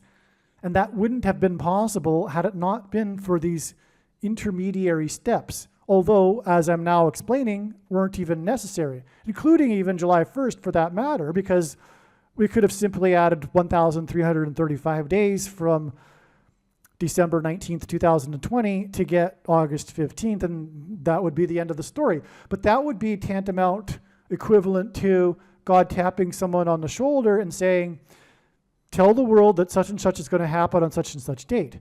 But what good would that be? That would be essentially worthless. It is through his big picture of signs that develops these trails of signs and steps along the way that God is able to tell these stories and thereby communicate extremely important knowledge that everyone needs to know. Which is why the wise person will recognize when the prediction comes to pass that they need to watch every minute of every Jimmy Carter video and every video on this channel furthermore. All right, now these signs that clearly point to Jimmy Carter, as I've explained now, Martin Sheen, Bartlett Pear, Matthew Perry. By the way, Jimmy Carter's name, Jimmy Carter, is equal to 45 plus 45 plus 45 in simple English gematria. And this was the 45th anniversary of the movie that cost $45 million to make. So it's clearly Jimmy Carter here, queen of ketamine, etc. Okay. Now, Jimmy Carter, as I explained, mentioned that he will die in 24. He was born in 24, which hints at G2424. August 15th will be 24 plus 24 hours before the date it is predicted that Jimmy Carter will die on August 17th. By the way, the reason why I've been talking a little bit as if I've got a physical issue is because I do. Today I have a very, very upset stomach and I'm struggling here. And so that was the reason for the tone of my voice in the recent minutes. Anyway, one of the other things too about the signs involving Matthew Perry is that these arrests were in California. Just like the sign, as I mentioned, on August 13th was in California, which gave us the clue, the 31st state, to add 1 plus 3 days, or 3 plus 1 days, to get August 17th. The signs on August 15th were likewise in the same area of California, because the highway was shut down in West Hollywood, and Matthew Perry died right near there. Okay, so the story regards the 5 arrests. There were 5 arrests. Part of the story involves 50 vials of the ketamine, and part of the story involves Matthew Perry paying a $55,000 cash payment. That's a bunch of 5s that hint at Kamala Harris dying in a plane crash after her plane departs from California 5 days later, after August 15th on August 20th. Now, her plane will crash in the early hours of the 21st in St. Louis, but it will depart California 5 days later on August 20th. Okay? And so that in itself is also confirmation of the 2 California signs. And on this day, August 15th, the S&P 500, another hint at another 5, and the S&P 500 also hints at the 500th word in Strong's Greek Concordance, which is the word Antichrist in Greek. The S&P 500 gained 88.00 points. Okay, another website says it gained 88.01 points. So it gained 88 points. Well, California in simple English gematria is equal to 88. Another word that is equal to 88 in simple English gematria is Trump. Whether it be a capital T or a smaller lowercase t, before the walls of security collapsed in God's judgment, the Israelites of Jericho, the Israelites blew trumpets. That's why Trump's presidency has been synonymous with his border wall of security, including his election campaign. Trump has been trumpeting the walls of security of America collapsing in God's judgment. The 88 gained points here on August 15th would be a trumpeting of what we are saying, the apocalypse beginning now, which is why it was the 45th anniversary of Apocalypse Now movie that cost $45 million to make, starring Martin Sheen, which is why we had the amazing Martin Sheen sign on this day when he shook hands with the president, because Martin Sheen played the president. And it was Bartlett, the president's name, and Bartlett Pears, and Carter grew pears, and Matthew Perry. Okay, so anyway, that's the reason for the confirmation for 5 days to the day. It is predicted that Kamala Harris's plane will depart California, which is equal to 88, 5 days after, on August 20th. The question is, how did God point to this movie, How to Lose a Guy in 10 Days? One of the extremely profound ways in which God pointed to July 1st was that it was 1,290 days after the first Israeli took the thing on December 19th, 2020. This was also the day that the leader of Israel, Benjamin Netanyahu, took the thing. In the last verses of the prophetic book of Daniel, there is a mention of a period of 1,290 days following the setting up of a spiritual abomination on the Temple Mount. The Al-Aqsa Mosque on the Temple Mount is a spiritual abomination, as is the Dome of the Rock. In fact, this is a typo. I really, in fact, mean to refer to the Dome of the Rock. The Al-Aqsa Mosque and the Dome of the Rock are the 2 mosques on top of the Temple Mount, but I'm specifically referring to the Dome of the Rock, the golden dome in the iconic images of the Temple Mount, the mosque with the golden dome. Okay, so the Dome of the Rock on the Temple Mount is a spiritual abomination, and it was completed in 688 AD. 688 AD plus 1,290 years was 1978, the year of the Camp David Accords that were brokered by President Jimmy Carter. The giving back of the Sinai Peninsula to Egypt with the Camp David Accords was an extreme transgression against God. In the prior verse in Daniel, there is a mention of 1,260 days. 688 AD plus 1,260 years was 1948, the year that Israel was reborn after 19 centuries. In other words, the 1,260-day years connection to 1948 is a second witness that confirms the relevance of adding 1,290 years to 688 AD to get 1978, the big year prophetically for Jimmy Carter. And that is why this number 1,290 is relevant with Jimmy Carter and in context of a spiritual abomination, which is why after the first Israeli and the leader of Israel took the spiritual abomination, which is the thing, was July 1st. And this was one, again, of the ways that God was, extremely profound ways in which God pointed to July 1st in regards to Jimmy Carter. Here is the text that I was referring to in Daniel chapter 12, the last chapter of the very prophetic book of Daniel, in the last verses. Here's this 1,290 days I was mentioning.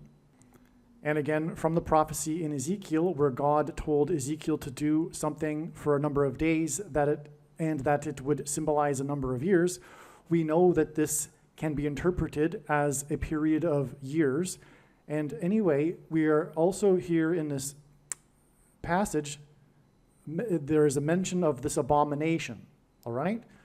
So there's a spiritual abomination happening in this passage in context of the 1,260 days.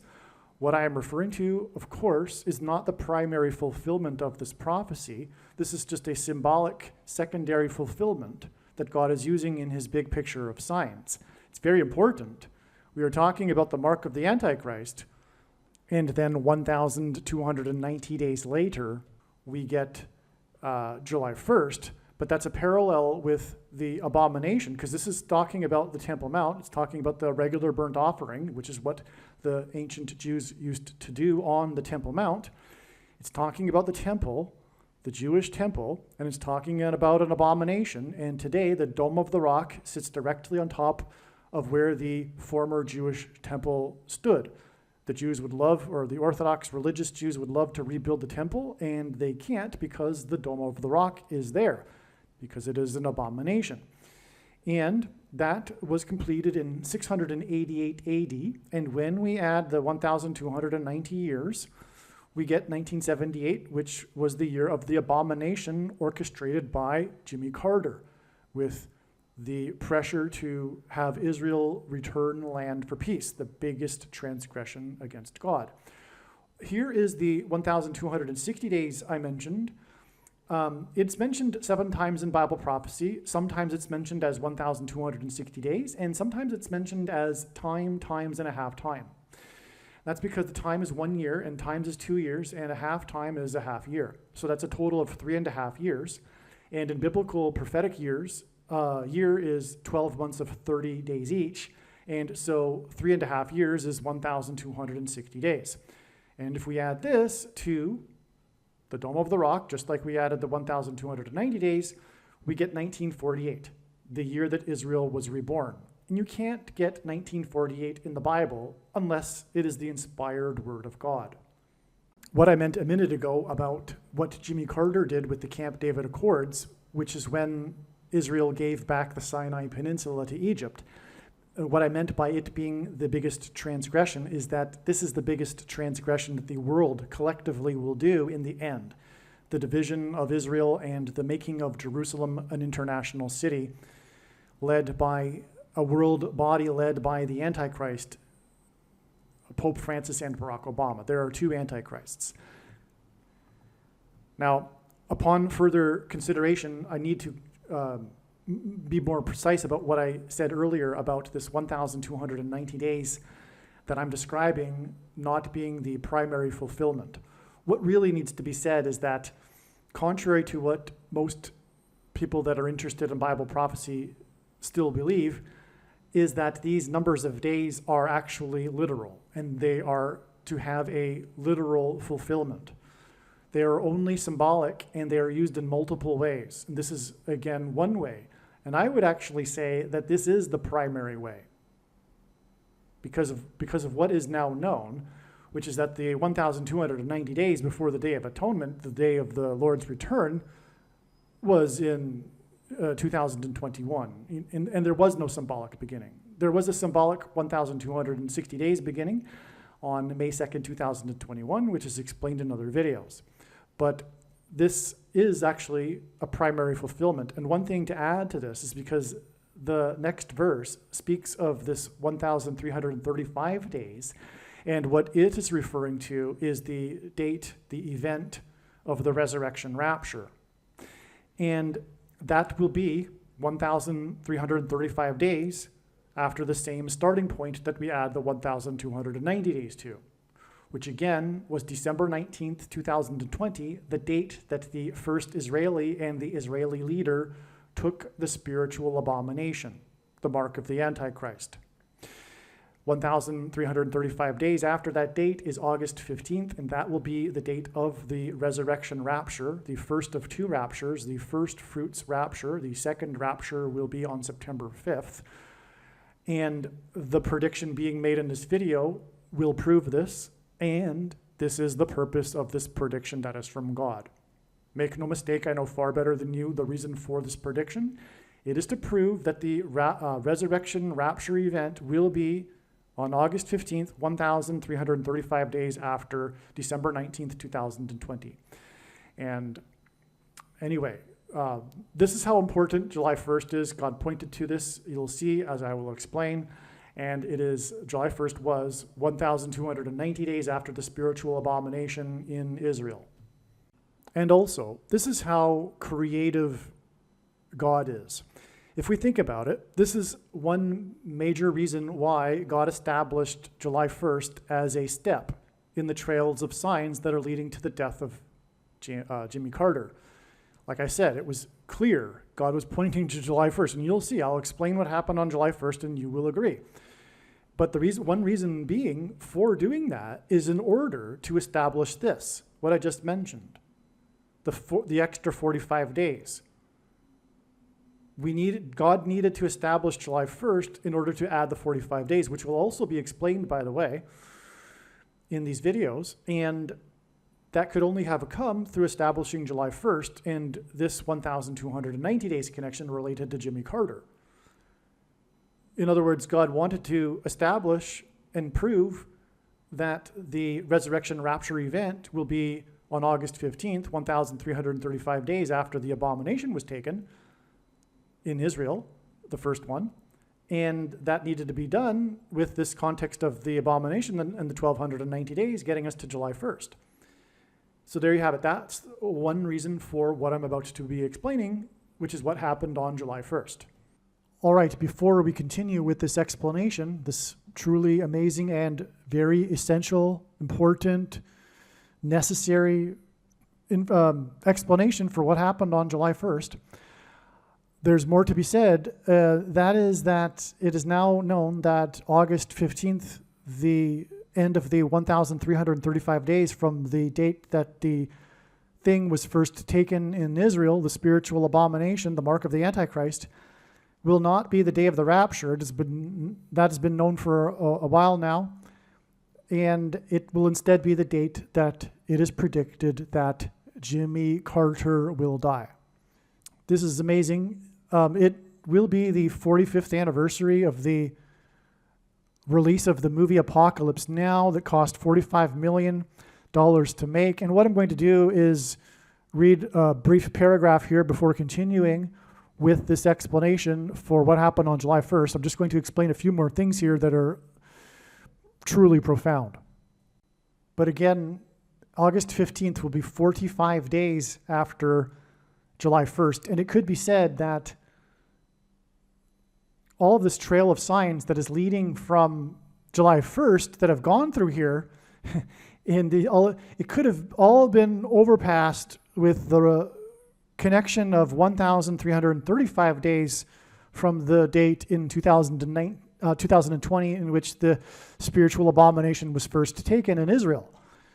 We didn't necessarily need to go through the 1,260 days, and then we could have just gone even then from there to July 1st, and then 45 days to the 45th anniversary of the Apocalypse Now movie, etc., because of the 45 difference of days between the 1,290 days and the 1,335 days.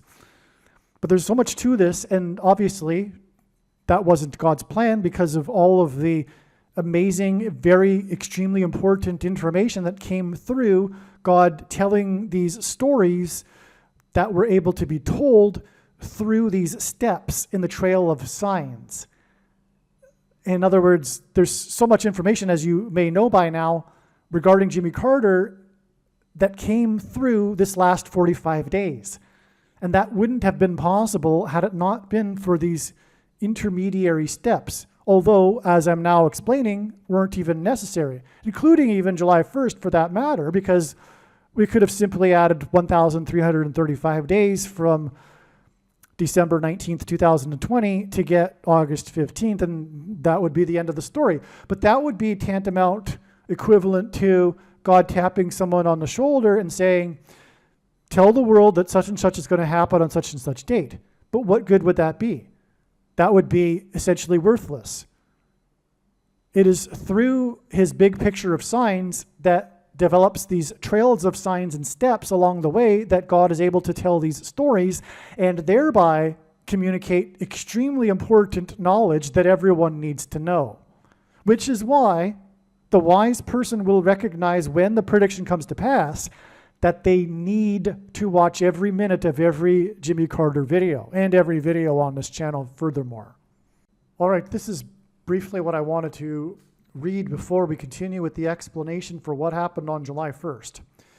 Carter is symbolism for Methuselah, whose name means when he dies, destruction. The name Jimmy Carter is equal to 135 in simple English gematria. God repeats a number 3 times for emphasis of its symbolic meaning. 100, and by the way, simple English gematria is A equals 1, B equals 2, C equals 3. 135 is 45 plus 45 plus 45. And God repeats a number 3 times for emphasis of its symbolic meaning. That's very important, in other words, regarding Jimmy Carter. What does number 45 mean? Well, what I'm saying a minute ago, his death will be at the end of the 1,335, which is symbolized by 45 because of the number of days in between the 1,290 days and the 1,335 days. But there's more to the symbolism for the number 45. It is a very special number. And the death of Jimmy Carter will be a very special prophetic sign. The reciprocal of 45 is 0.022. This is a big thing personally for how this came to be realized that this is the case and that this is very important. Let me just put it that way. Okay? It took a lot for this to happen, for this realization that this is what 45 hints at. I would say the biggest reason for the importance of the number 45 is that the reciprocal of 45 is 0.022. What that means is 1 divided by 45. It means it's the opposite. It means it's like hidden, if you will. In other words, this number is hidden within the number 45 because when we turn it upside down, we get this number, 0.022, which hints at 220. G220 in Strong's Greek Concordance is the word for rooster, and rooster symbolizes Peter. Throughout church history, anyway, Jesus gave Peter his name, which means rock. And in the Bible, rock is symbolism for Jesus. In other words, this 220 number is symbolism for Jesus. Jesus' triumphal entry into Jerusalem as the King of the Jews was on the Hebrew calendar date 110, the 10th day of the month of Nisan, the first month. So the date 110 was the date of Jesus' triumphal entry. 220 hints at 2 times the date 110, because the date 110 hints at 110, and 2 times 110 is 220. And so therefore, the number 220, which hints at 2 times the triumphal entry, hints at the second coming and the second triumphal entry of Jesus into Jerusalem, at his second coming. This is why Jimmy Carter's name gives us 45 plus 45 plus 45, and why he is symbolic of Methuselah, whose name means when he dies, destruction. Because the wrath of God and destruction precedes the second coming. This is why Carter is predicted to die on the 45th anniversary of the release of the movie Apocalypse Now, a movie that cost $45 million to make, $9 million of which was spent on promotion, and 45 is the 9th triangular number. In a triangle of numbers, the last number in the 9th row is 45. Carter's death will coincide with the timing of the prophetic 9th of Av date in the Hebrew calendar that is associated with destruction. Carter's death, and by the way, destruction on Temple Mount, and the abomination, like I just explained a minute ago, the abomination that's set up, the primary reference of that is regarding the Temple Mount.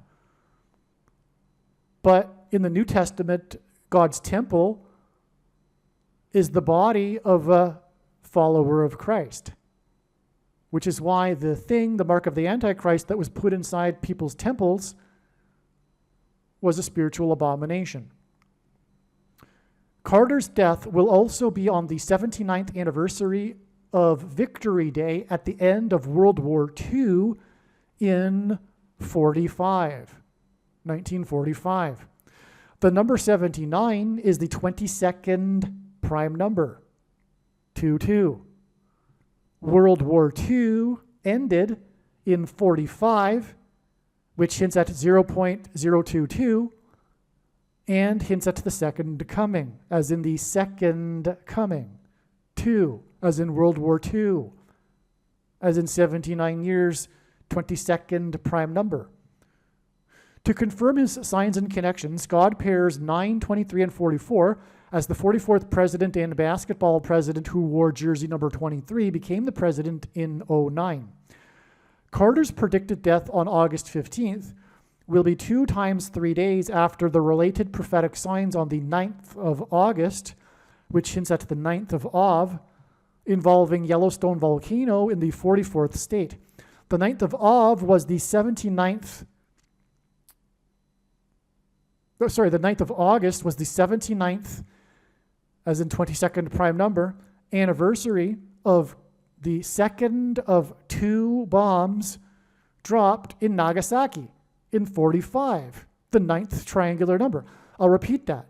So there were 2 bombs, and the second of the 2 bombs was dropped exactly the 22nd prime number of years before August 9th, 2024. And again, that's another 45 because Nagasaki was bombed in 45. Nagasaki is the location of the Hidden Christians UNESCO World Heritage Sites, which God will hide, as in rapture, his faithful Christians from the Antichrist and tribulation on the date 9/5, September 5th in 2024, and 9 times 5 equals 45, which hints at the second coming, which is why the rapture, the resurrection rapture event in the second coming will be on the date that hints at the number 45. September 5th, 9/5, because 9 times 5 equals 45. In the final prophecy in the book of Daniel that regards the quote-unquote time of the end. That's typed,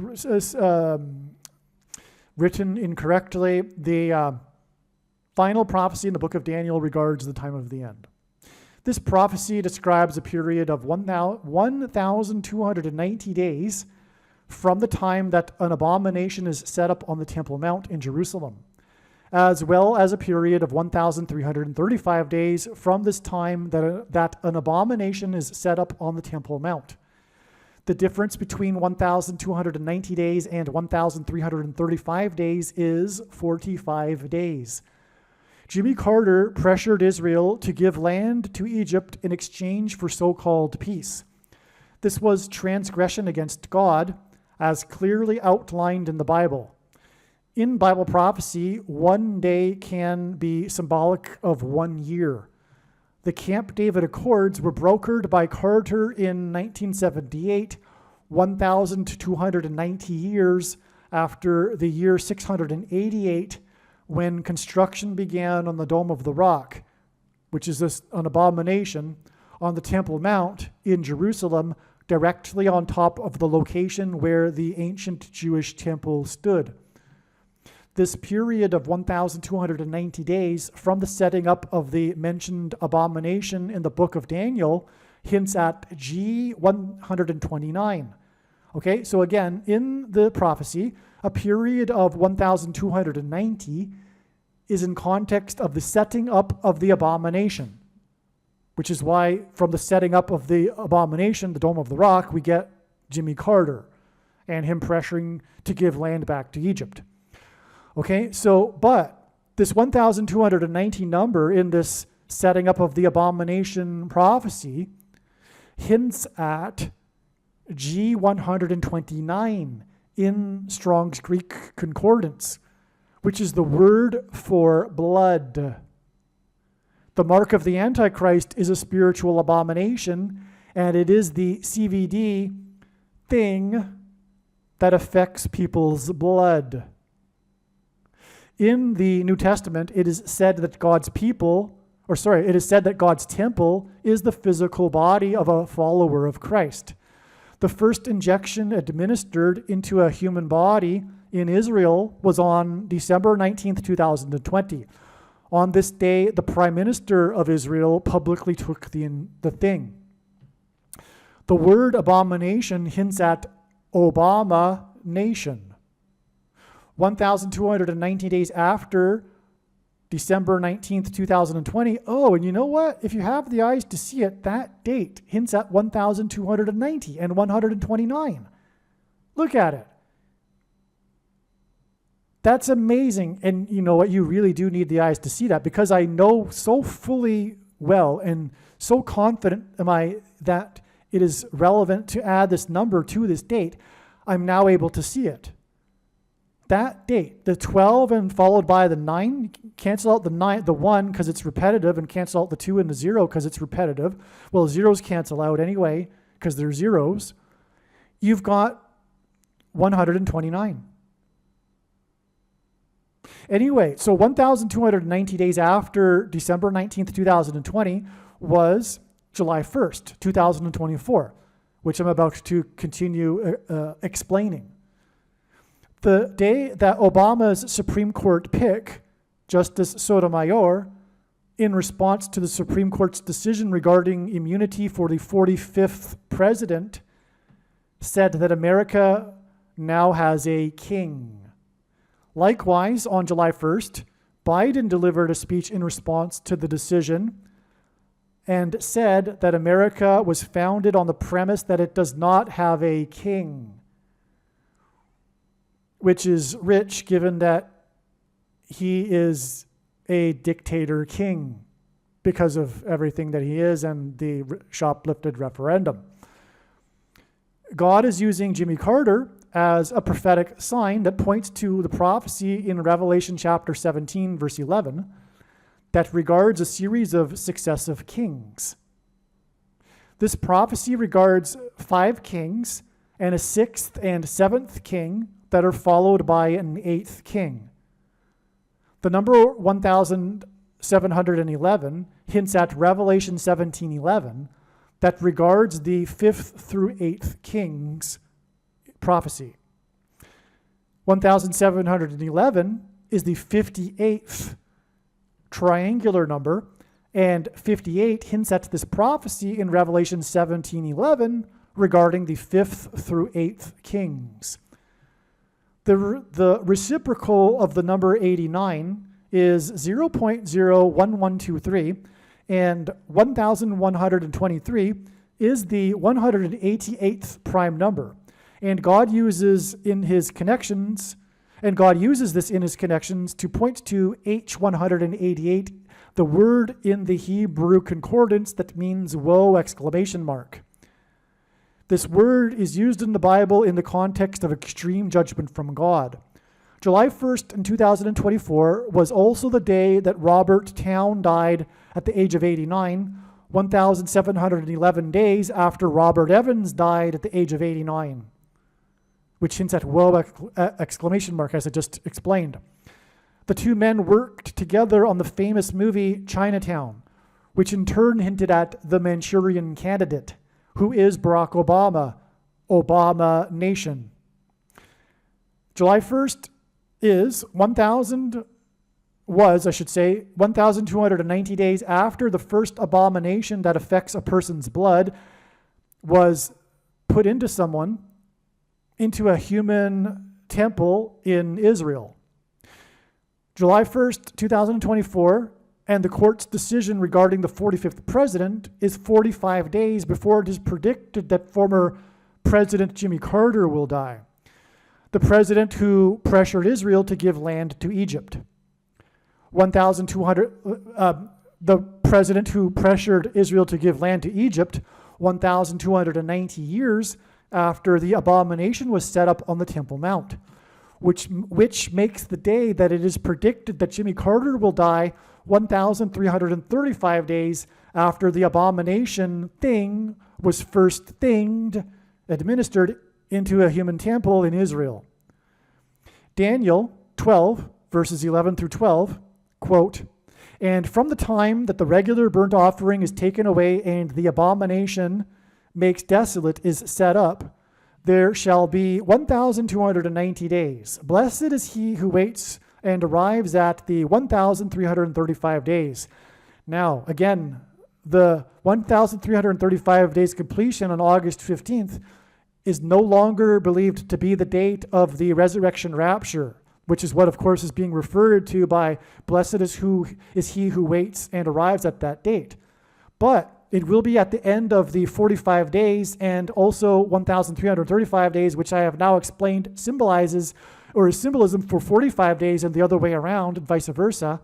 And that is because the resurrection rapture event will be on the date that hints at the number 45, September 5th. 9 times 5 equals 45. And in the Bible, 3 sets of 7 is symbolic of destruction. The Israelites enacted a symbolic 3 sets of 7 when they marched around the walls of security of the ancient city of Jericho before the walls of security collapsed in God's judgment, which is why it was 7 times 7 times 7 firefighters that died when the World Trade Center towers collapsed. And by the way, it was 2 110-story towers, which hinted at the second coming, as I explained, the number 220, 2 times 110 stories, which again is hinted at with the number 45. Also, the second plane had 7 plus 7 times 7 passengers, and in fact, the symbolic enacting of the 3 sets of 7 in the book of Joshua by the Israelites before the walls of security collapsed on Jericho was in fact more accurately a 7 plus a 7 times 7. From the date it is predicted that Jimmy Carter will die, and again, when he is symbolism for Methuselah, which means when he dies, destruction, it is 7 plus 7 plus 7 days to the resurrection rapture event, which is why we have the 1,335 days connection to the date it is predicted that he will die, which again hints at the resurrection rapture event because that's what the 1,335 days refers to in Bible prophecy. And then it is 7 plus 7 plus 7 days to the resurrection rapture on the date that symbolizes 1,335 because the number 45 symbolizes 1,335. All right, now I'm going to continue with the explanation for what happened on July 1st that was written shortly after July 1st. Because of this connection, it was expected that there would be a prophetic sign involving a spiritual abomination and the Antichrist, if Jimmy Carter were to not die on this date. So if Jimmy Carter if it isn't the end of the trail of signs leading to the death of Jimmy Carter, it means that it would be a step, and therefore we would expect a sign involving a spiritual abomination and the Antichrist on this July 1st date. God is demonstrating that Jimmy Carter is symbolic of the first of 7 kings in Bible prophecy. In Revelation chapter 17:11 in the Bible, there is a mention of a series of 7 kings followed by an 8th king. A secondary fulfillment, a secondary symbolic fulfillment of this prophecy, not the primary fulfillment of this prophecy, is Jimmy Carter, who was inaugurated in 77, as in 1977, began a succession of 7 presidents that leads to the identification of the Antichrist, who is the 6th and 8th presidents, and therefore the symbolic 6th and 8th kings in the prophecy. The name Barack Obama is equal to 68 in simple English gematria, which is A equals 1, B equals 2, C equals 3, etc. And therefore, his name in a succession of presidents that begins with Carter, Barack Obama is the 6th president and is predicted to become the 8th president, which is why his name equals 68 in simple English gematria. Trump is the 7th president after Carter was inaugurated in 77, which is why Trump was elected by 77 electoral votes. And on Trump's inauguration day, in the year that ended in the number 7, he was exactly 70 years, 7 months, and 7 days old. 77 days after his inauguration, Trump launched 59 missiles into Syria. 59 is the 7th superprime number. The 17th prime number is 59, and 17 is the 7th prime number, making 59 the 7th superprime number. Ancient Rome was founded after a period of 7 kings that ended in 509 BC, which is why, incidentally, the reason for the 7 kings in this Bible prophecy is it is because the primary fulfillment of it identifies Rome. Okay, so in ancient Rome, it is widely known in ancient history, or rather, it is widely known that ancient history tells us that ancient Rome was founded after a period of 7 kings that ended in 509 BC. 509 hints at 59, the 7th superprime number. At Carter's funeral, the presidents will be lined up in chronological order, which will point to this prophecy in Revelation about a chronological order of 7 kings, followed by an 8th king. Trump, the 7th king, and Obama, the 8th king, are predicted to sit next to each other at Carter's funeral. In the prophecy, it is said that the 8th king was, is not, and will be again. Obama was the president, is not the president, and it is predicted he will become the president again on August 25th, 2024. The predicted funeral on July 11th will be exactly 509 days after Carter first went into a hospice, and this hints at the succession of kings in Rome that ended in 509 BC. George W. Bush will also be sitting in the row of presidents at Carter's funeral, and Bush will turn 78 years old. In other words, his 78th birthday will be the date it is predicted that Jimmy Carter will die on July 6th. His age of 78 will hint at the 7th and 8th kings in the prophecy. George W. Bush is the fifth king in this fulfillment of the prophecy, and it's only symbolic, and it's a secondary to the primary one, as I said. But George Bush was the fifth king after Carter in this fulfillment of the prophecy, and the prophecy speaks of the first 5 kings being similar and having left the scene before the 6th through 8th kings.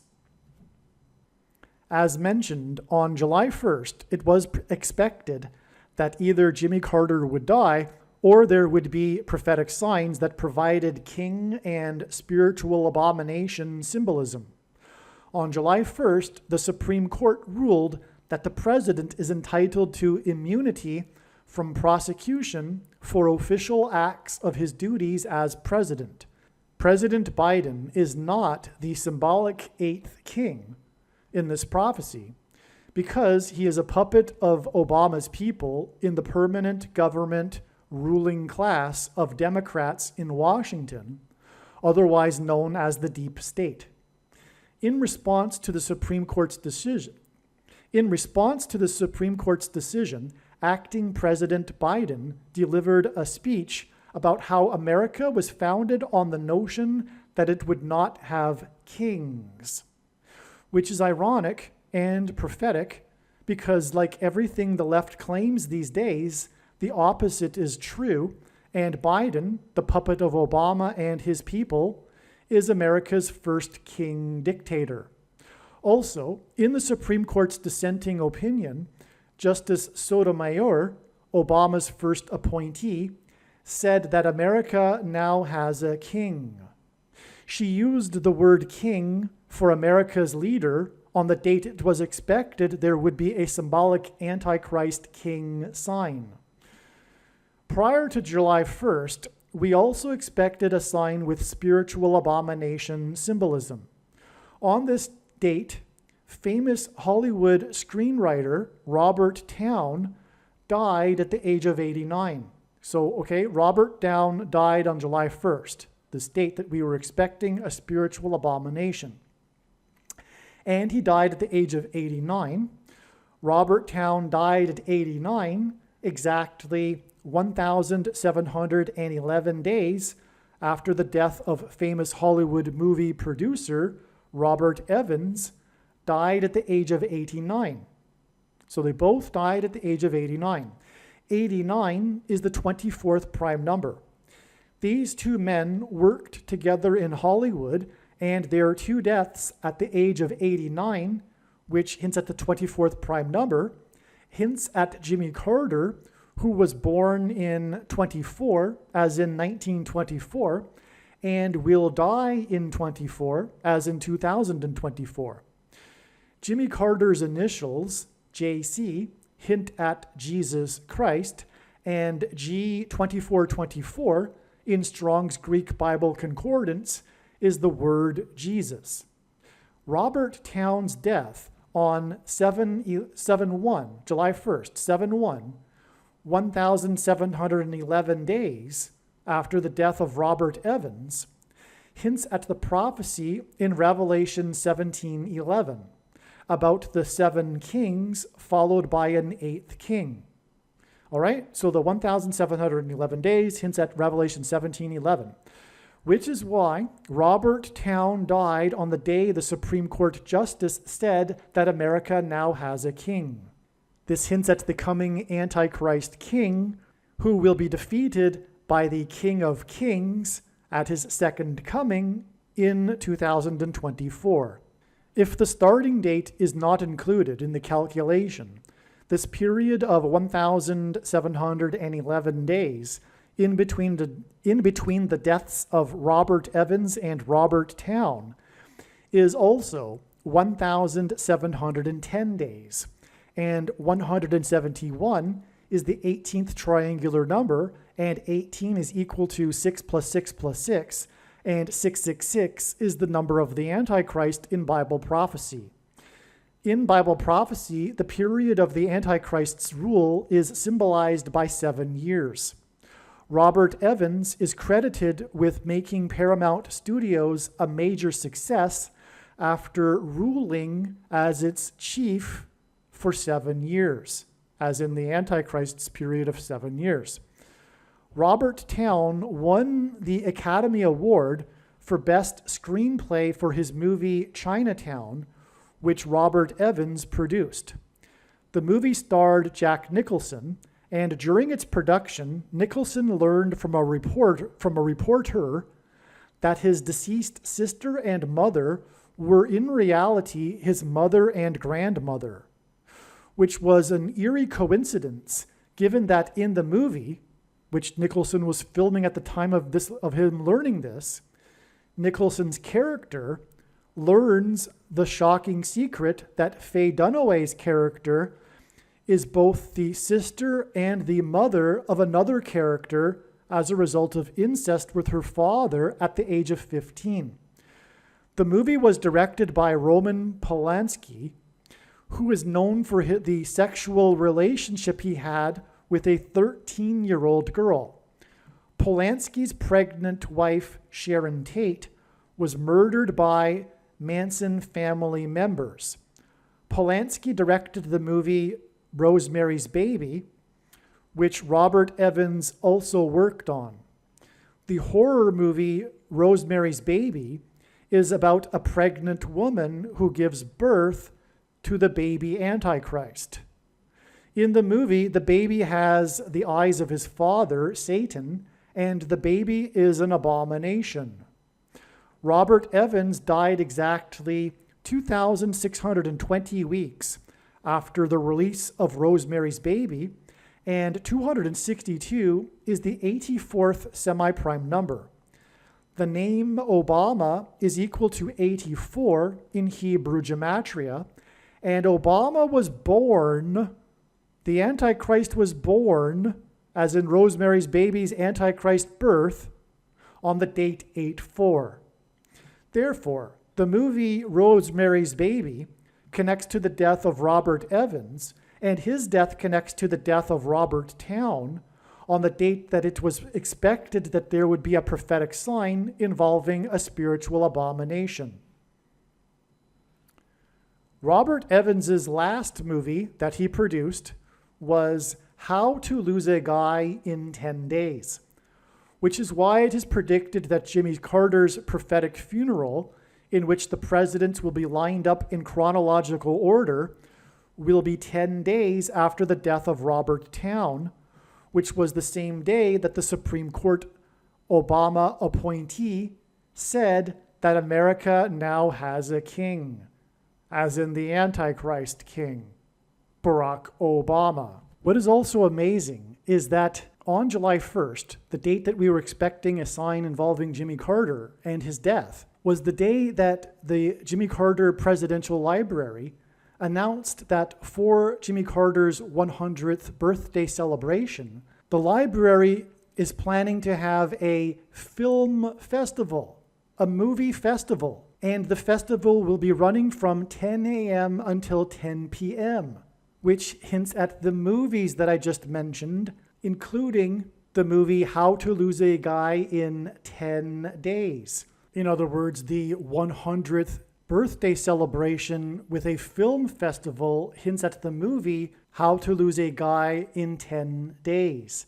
100 hints at the number 10. What is also interesting too is that Jimmy Carter set up the Georgia State Film Office after the success of the movie Deliverance during the time that Jimmy Carter was the governor. Georgia went on to become a place where movies are made, and this started when Jimmy Carter was the governor of Georgia. Deliverance hints at the deliverance from the Antichrist of God's faithful through JC, which is why Jimmy Carter's initials, JC, hint at Jesus Christ. Robert Towne got his start in movies through working under Roger Corman. Roger Corman is said to be the Pope of pop cinema, the spiritual godfather of the new Hollywood, and the king of cult. Corman is also known for his Poe cycle of 8 movies. These 8 movies were inspired by 8 different writings of Edgar Poe. Roger Corman hints at how Pope Francis is the seventh king and how a revived Roman Empire is the eighth king in the primary fulfillment of this prophecy in Revelation regarding the fifth through eighth kings.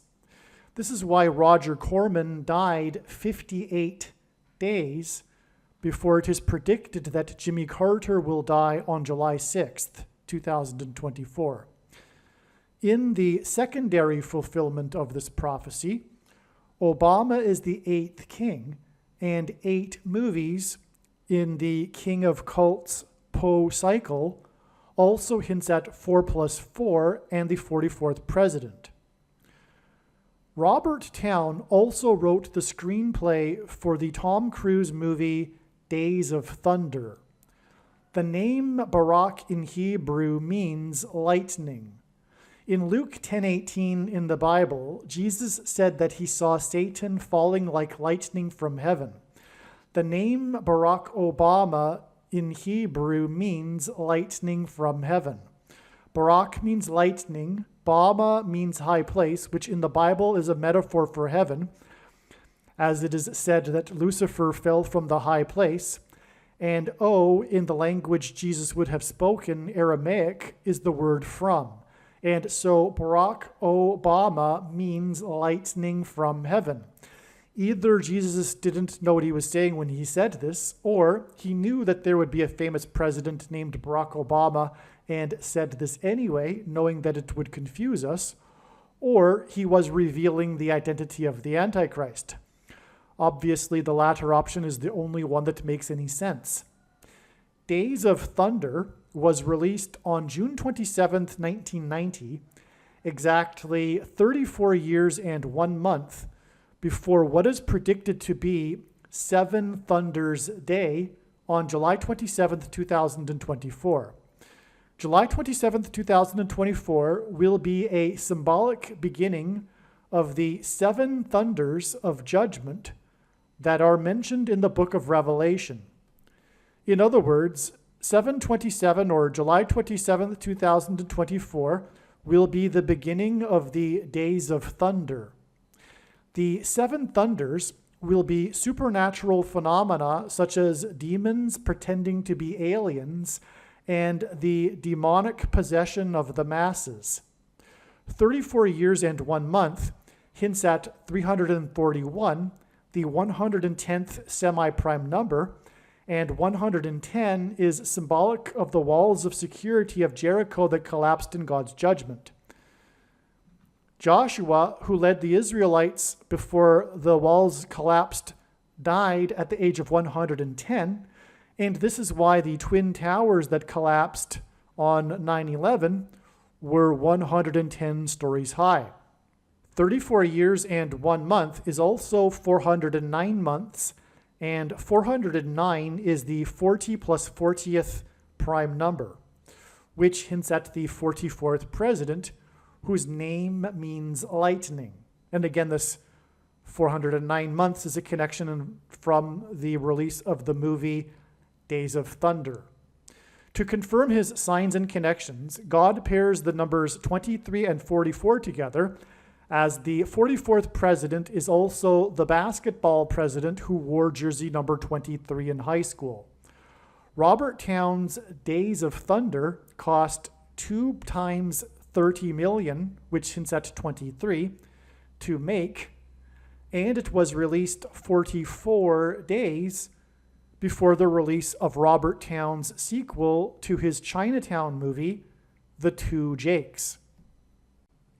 More than a decade after the release of the movie Chinatown, Robert Towne and Robert Evans collaborated again on a sequel named The Two Jakes. It is said that The Two Jakes faced a troubled production and went through several years of development hell. The name The Two Jakes hints at the two Antichrists. The two Roberts that made The Two Jakes further confirms this. A sequel movie is symbolic of the second presidency, a sequel for Barack Obama, the second of the two antichrists in Bible prophecy. The Two Jakes was directed by Jack Nicholson. This hints at the Antichrist directing the persecution of the saints in order for God to purge them of their Nicolaitan doctrine that the vast majority of quote-unquote Christians hold and practice, and that Jesus said would come to make war on with the sword of his mouth, on those that teach and have the works that are a product of this Nicolaitan doctrine. Make sure that you watch the 23 church signs video on this channel and read the links that will be in the description box below this video. The reason for the coincidence in the names of Robert Towne winning the Academy Award for Best Screenplay for the movie Chinatown is that Robert Towne and Chinatown point to China. China is symbolic of the red dragon in Bible prophecy that is a metaphor for Satan and his representative, the Antichrist. There is another prophecy in Revelation in which the second of the two antichrists, Barack Obama, is said to speak like a dragon. This is because Barack Obama and his allies on the political left constantly speak lies while accusing their opponents of lying and doing the very things that they are doing, which is textbook communist strategy that Barack Obama learned from his days studying radical, subversive, leftist political strategy. The truth is, Barack Obama was a member of the May 19th Communist Organization, which bombed the Capitol building in Washington in 1983. The organization was disbanded in 1985, the year that Obama moved to Chicago to further pursue radical leftist politics. The purpose of this prediction in this video, that is from God, is to prove what I have just said. The reason why the name China is pointed to through Robert Towne and Chinatown is because it hints at the movie The Manchurian Candidate. In the 1962 movie The Manchurian Candidate, the protagonist's name is Marco, and the movie was directed by John Frankenheimer, who was said to be the last of the dictatorial style of directors. The name Frankenheimer hints at Frankenstein, and he also directed Island of Dr. Moreau, about genetic experiments that create half-human, half-animal creatures. The production of the movie Island of Dr. Moreau is said to have been the most cursed movie ever made, and interesting documentaries have been made about this. The name Marco and Frankenheimer from The Manchurian Candidate hints at the mark of the Antichrist that changes a person's chromosomes, making them an Obama nation, as in abomination. The mark of the Antichrist has inserted snake venom chromosomes into people's chromosomes, which is what is alluded to with the half-human, half-animals in Island of Dr. Moreau. This makes these people an abomination, as in Obama nation. The number 22 is symbolic of the mark of the Antichrist, and Frankenheimer's The Manchurian Candidate cost $2.2 million to make. John Frankenheimer died exactly 22 years before it is predicted that Jimmy Carter will die on July 6, 2024. At Carter's funeral, Joe Biden will sit in the row of presidents, followed by Trump and Obama. Biden and his brain dementia is symbolic of the character in The Manchurian Candidate that is brainwashed by communist operatives within the U.S. government and who isn't fully aware of what he is doing. Obama is symbolic of the communist Manchurian Candidate in the movie The Manchurian Candidate, who is waiting for the death of someone in order to gain the president's office and usher in an authoritarian regime in the US. This awaited death will be the predicted death of Kamala Harris in a plane crash on July 22nd, 2024, which will be 4 times 4 days, which hints at the 44th president, after the predicted death of Jimmy Carter. The movie The Manchurian Candidate was released 446 days after the birth of Barack Obama. 446 hints at the 44th president and the 46th president. And the characters in the movie The Manchurian Candidate point to these presidential candidates. All right, prior to July 6th, God was pointing to this date in regards to the funeral, the prophetic funeral of Jimmy Carter. And I will explain how that is. And I will also explain the prophetic signs that occurred on July 6th that confirmed all of the analysis. It is amazing beyond words. And after this explanation, I will get into so many other very important things. So let's get through this information that God is communicating through the signs that connected to and the signs that occurred on this very important date, July 6th, 2024. All right, now to explain what happened on July 6th, rather than have it all typed out into a script-like thing, there is no time for that. And so what I'm going to do is just read the thoughts as they came in their order, as the progression of the revelation came about what God was doing with July 6th.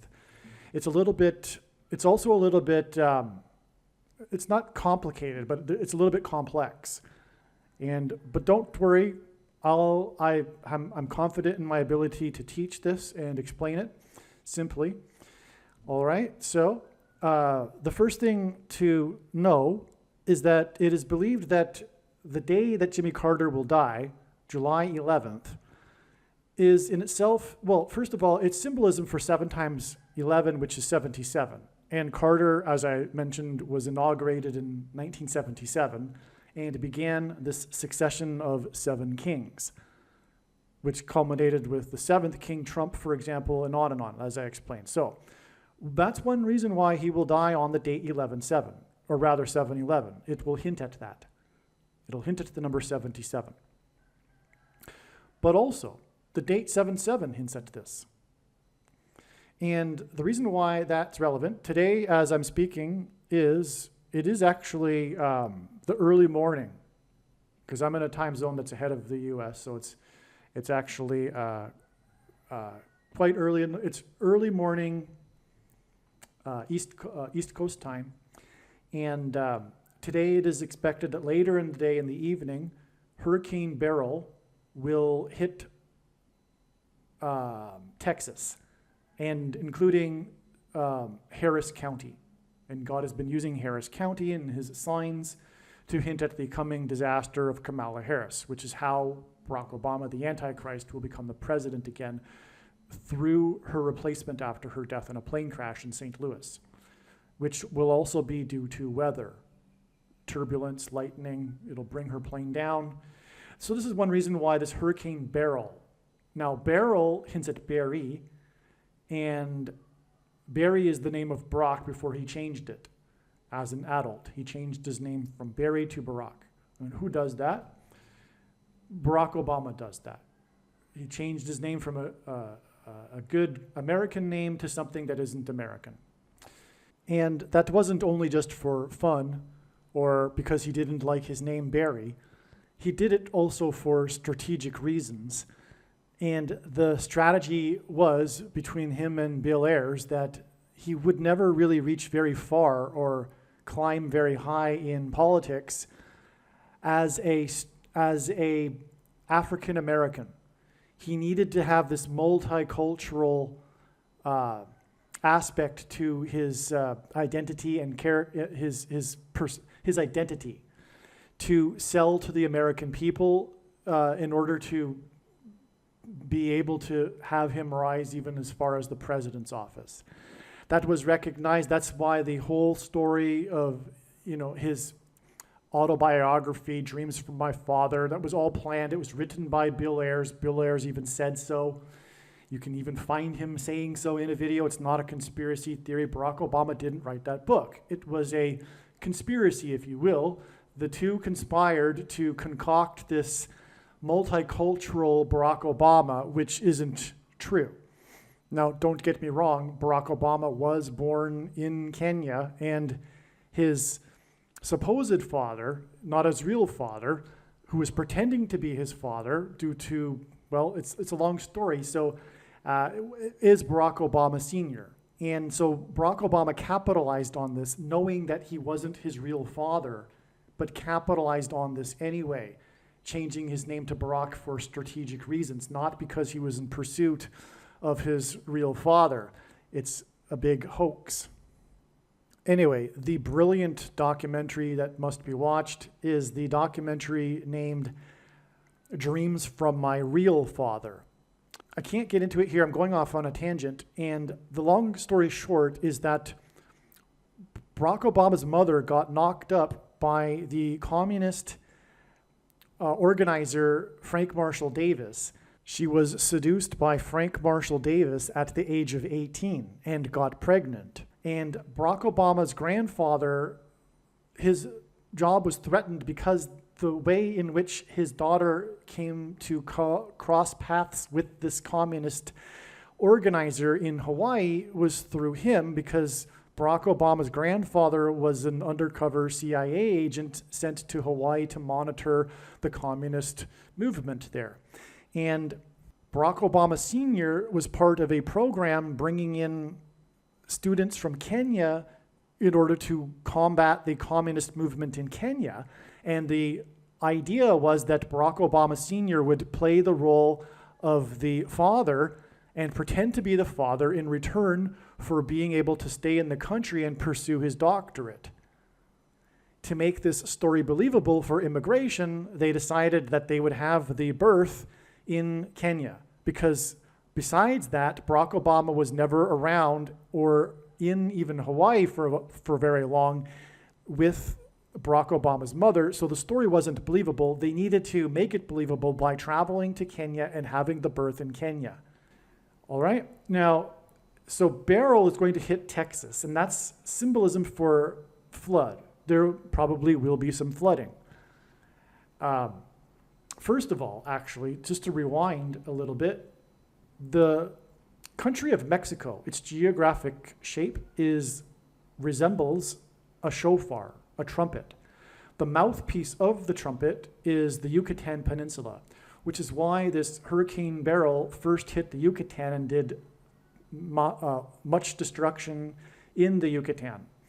The reason why the nation of Mexico is resembling a shofar and a trumpet, and the reason for the Yucatan Peninsula in this context as well, being the mouthpiece, is that it points to the border wall of security.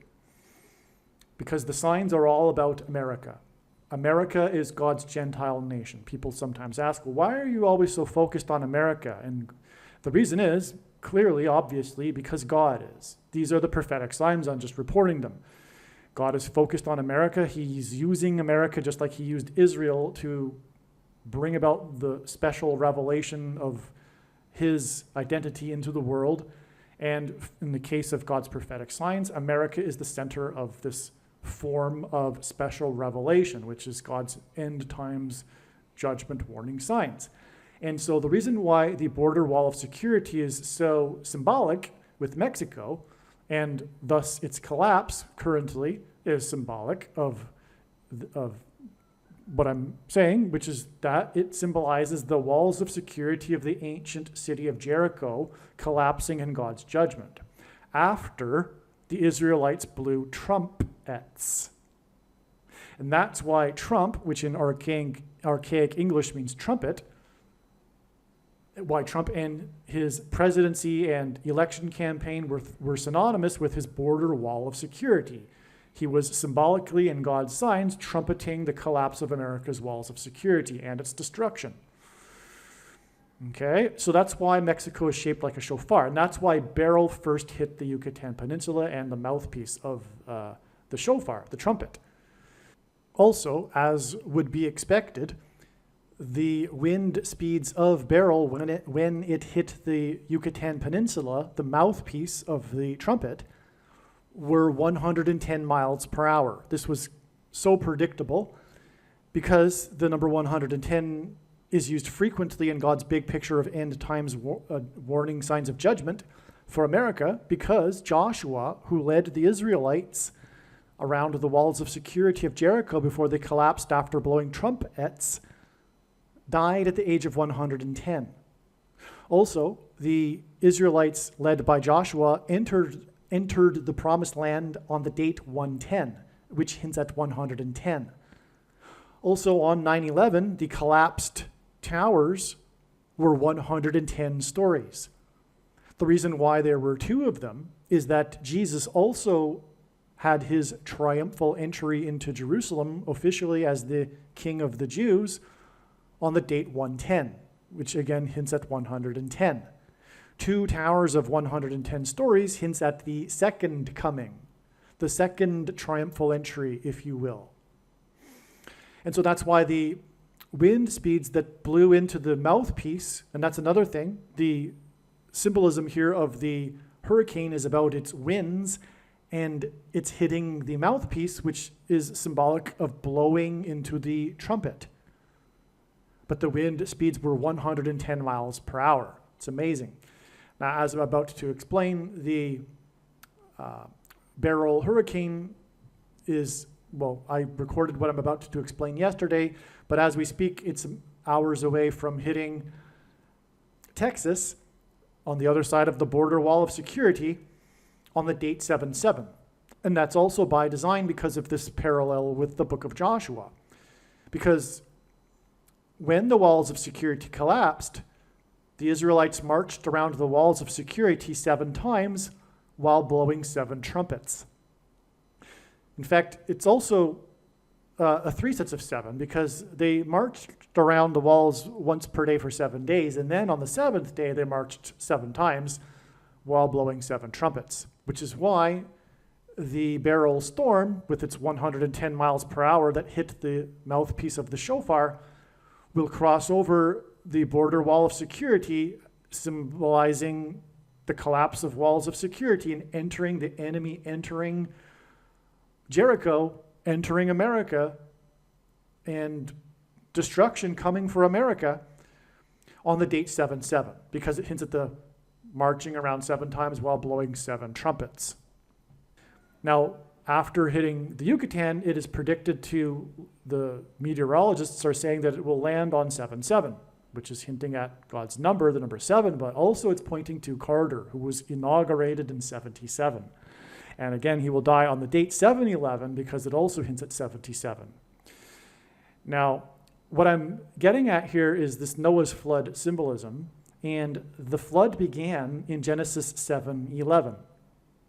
Okay, the destruction of the ancient world began on the date 7/11.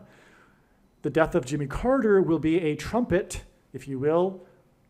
It will be a signal of the beginning of the destruction. God has been, if you will, patiently waiting for this timing of the death of Jimmy Carter. And the reason for that is because of the importance of what I'm describing in him being the beginning of the 7 kings and identifying the 7th and 8th kings and the Antichrist, the 8th king, who was, is not, and will be. At the funeral, he will be and is not. He was the president. At the funeral, he will be and is not. He will be the 6th president in the lineup in the pew at the funeral, but then he will become the 8th president. He will become the president again, as this prophecy in the book of Revelation speaks.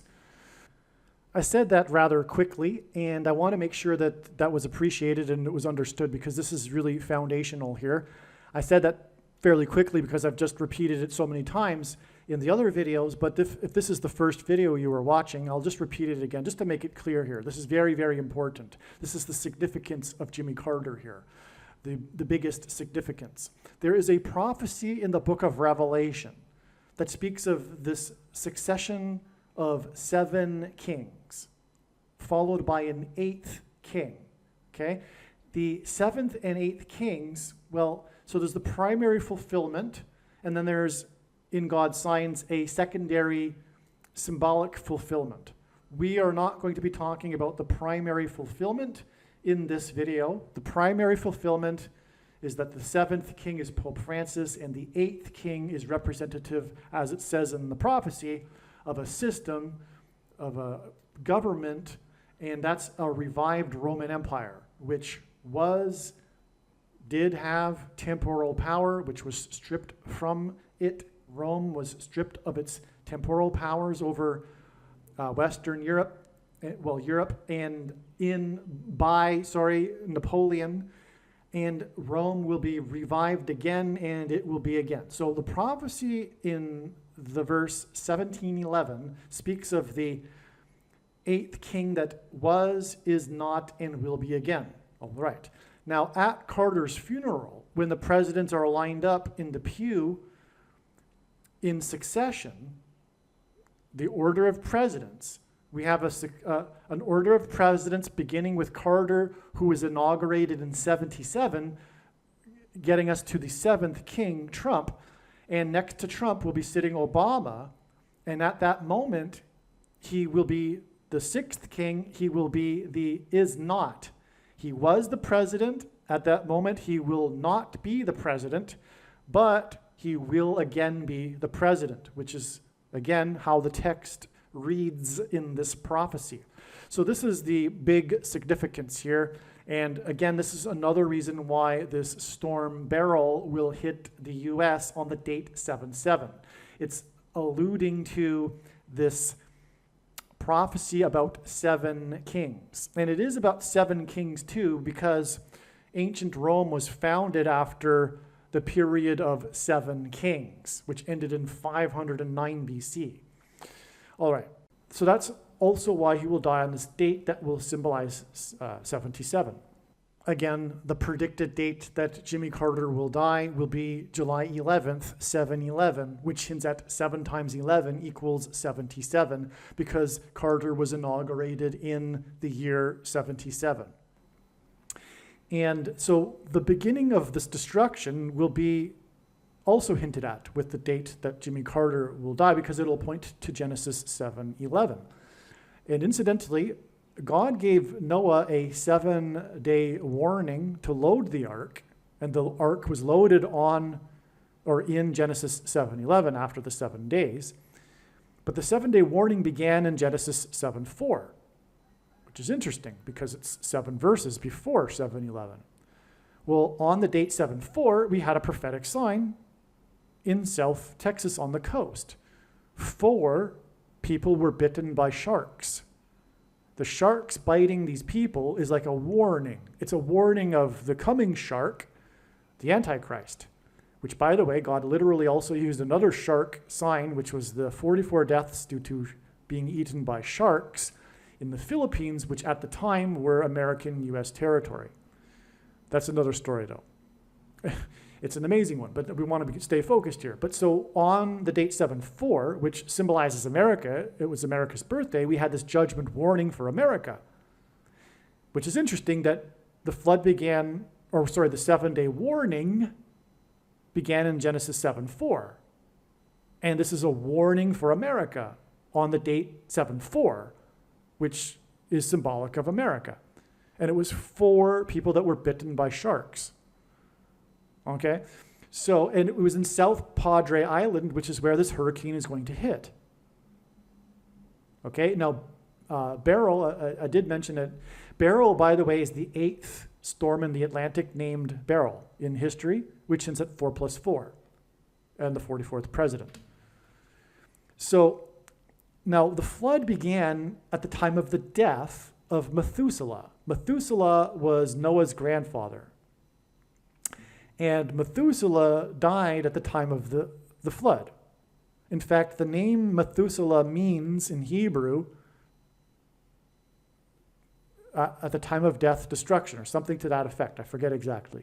But it means exactly what I'm saying here. The timing of Methuselah's death timed with the destruction of the flood, and that's what the name Methuselah means, in fact. It means the timing of the destruction with the death. Well, that's exactly what will be the case with the death of Jimmy Carter. His death will be symbolizing, communicating, like Methuselah, the timing of the flood, the judgment, destruction. All right, so that's why he will die on the date 7/11, the date that the flood began. Now, as I just mentioned, Beryl is the 8th storm in history in the Atlantic named Beryl. Okay, actually, I'll just further elaborate. There are also 3 storms named Beryl in history that were in the Indian Ocean, and Barack Obama, the 44th president, grew up in Indonesia for 4 years. And 3 storms in the Indian Ocean named Beryl and 8 storms in the Atlantic in history named Beryl also hints at 3 eights. And 8 is from the Bible the number that symbolizes new beginning. And 888, 888, is the numeric equivalent of the name Jesus in Greek gematria, which is why the use of the 888. Now, Jimmy Carter is predicted to die 8 days before James Earl Jones. James Earl Jones is king symbolism. He was the voice of the Lion King, and Jesus is the Lion King. Prophecy says that the Messiah would be descendant from the tribe of Judah, which is symbolized by the lion. Okay, also, James Earl Jones played the King Jaffe in the Eddie Murphy movies Coming to America. He, in fact, played a dying and dead king. He also read the audiobook. James Earl Jones reads the King James Bible. And he was also the voice of Darth Vader, which is Antichrist king symbolism. And so, James Earl Jones's death will be 8 + 8 + 8 days before the 9th of Av in the Hebrew calendar, which begins at sunset on August 12th, and the day of the predicted solar flare on the surface of the sun, a lion's roar.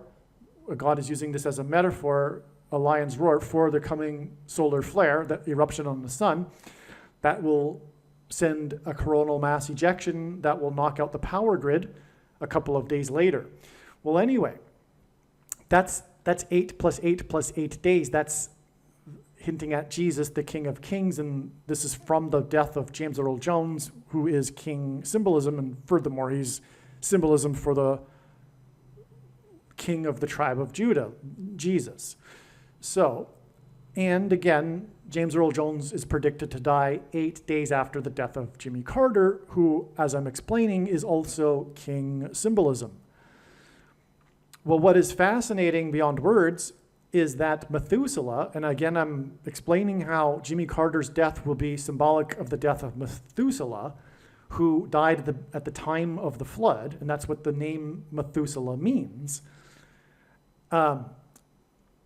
In octal counting, so our number system is based on 10, but if we use a system based on 8, okay, so I jumped ahead. Methuselah in the story died at the age of 969. Okay? 969 using the base of 8, the octal counting system, is equal to 1,711 in a base of 10. In other words, our system, the system that we use. Okay? The equivalent of our system, 1,711, would be in the base of 8, 969. Does that make sense? I hope that makes sense. No, the reason why it didn't make sense to me and why I wanted to reassure is because I got it backwards. So in base 10, 1,711 is equal to 969 in base of 8. Nope, I said it wrong again. Okay, sorry. In the base of 10, 969 is equal to 1,711 in the base of 8.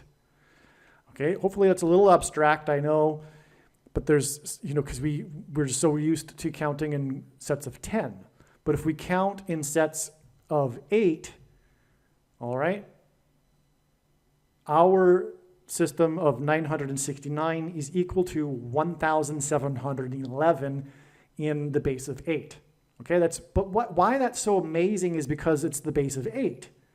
And the reason why 1,711 is so significant is because what we are talking about is how Jimmy Carter is pointing to the prophecy of the 7 kings and the 8th king in Revelation 17:11.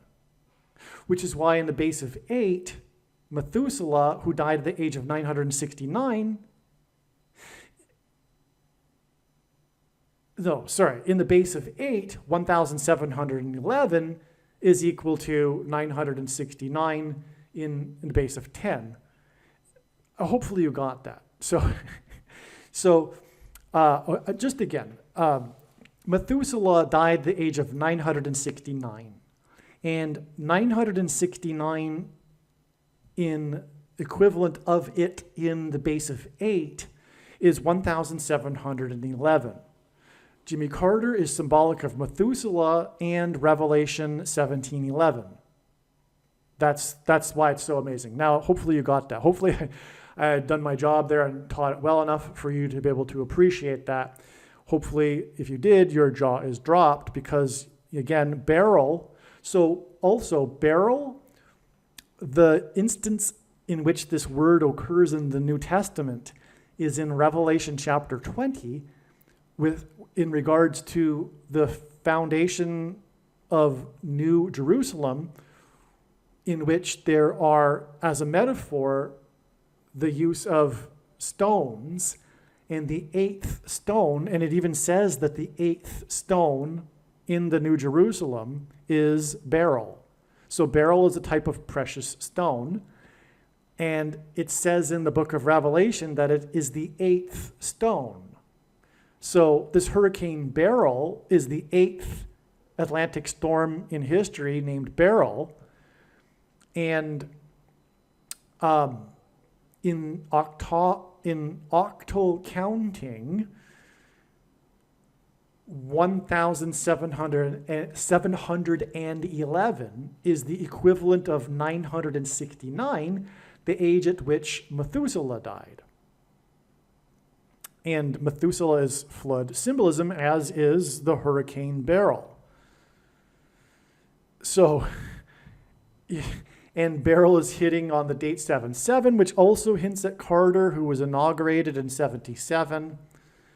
All right. Now, the thing I also forgot that I was getting at earlier, the reason for bringing up the fact that there are 3 other Beryl storms in the Indian Ocean, is that the first of all of them, all 11, the 3 in the Indian Ocean and the 8 in the Atlantic in history, the first of them all was named in 1961, which was the year that Barry Obama was born. Yeah. So. And just to be clear one more time, the reason for all of this is that it is pointing to the 8th king. It again is all about identifying Barack Obama as the 8th king. Because at Jimmy Carter's prophetic funeral, the lineup of the presidents will be hinting at the 8th king, because President Trump is the 7th king. He's the 7th after Jimmy Carter, and that's why President Trump was inaugurated in the year ending in 7 at the age of 70 years, 7 months, and 7 days old. And 77 days after this was the day that he launched 59 missiles into Syria, and 59 is the 7th super prime number. And the 7 kings' reign in ancient Rome ended in 509 BC, which the number 59 hints at. And so that's why Beryl and Methuselah give us Revelation 17:11 through the age at which Methuselah died, 969, being the equivalent in the octal counting of 1711, which hints at Revelation 17:11, which speaks of the 8th king, the Antichrist, Barack Obama. So, okay. So that we've gotten that now. Let's see. All right. Now I have gone on a little bit about the date 7/7, the date that Beryl will hit the US. But again, at the beginning of this video, I mentioned that the point of this would be to explain the prophetic signs that occurred on July 6th. Okay, so let's now continue with the explanation for what happened on July 6th and how it relates to all that's being talked about here, including Jimmy Carter.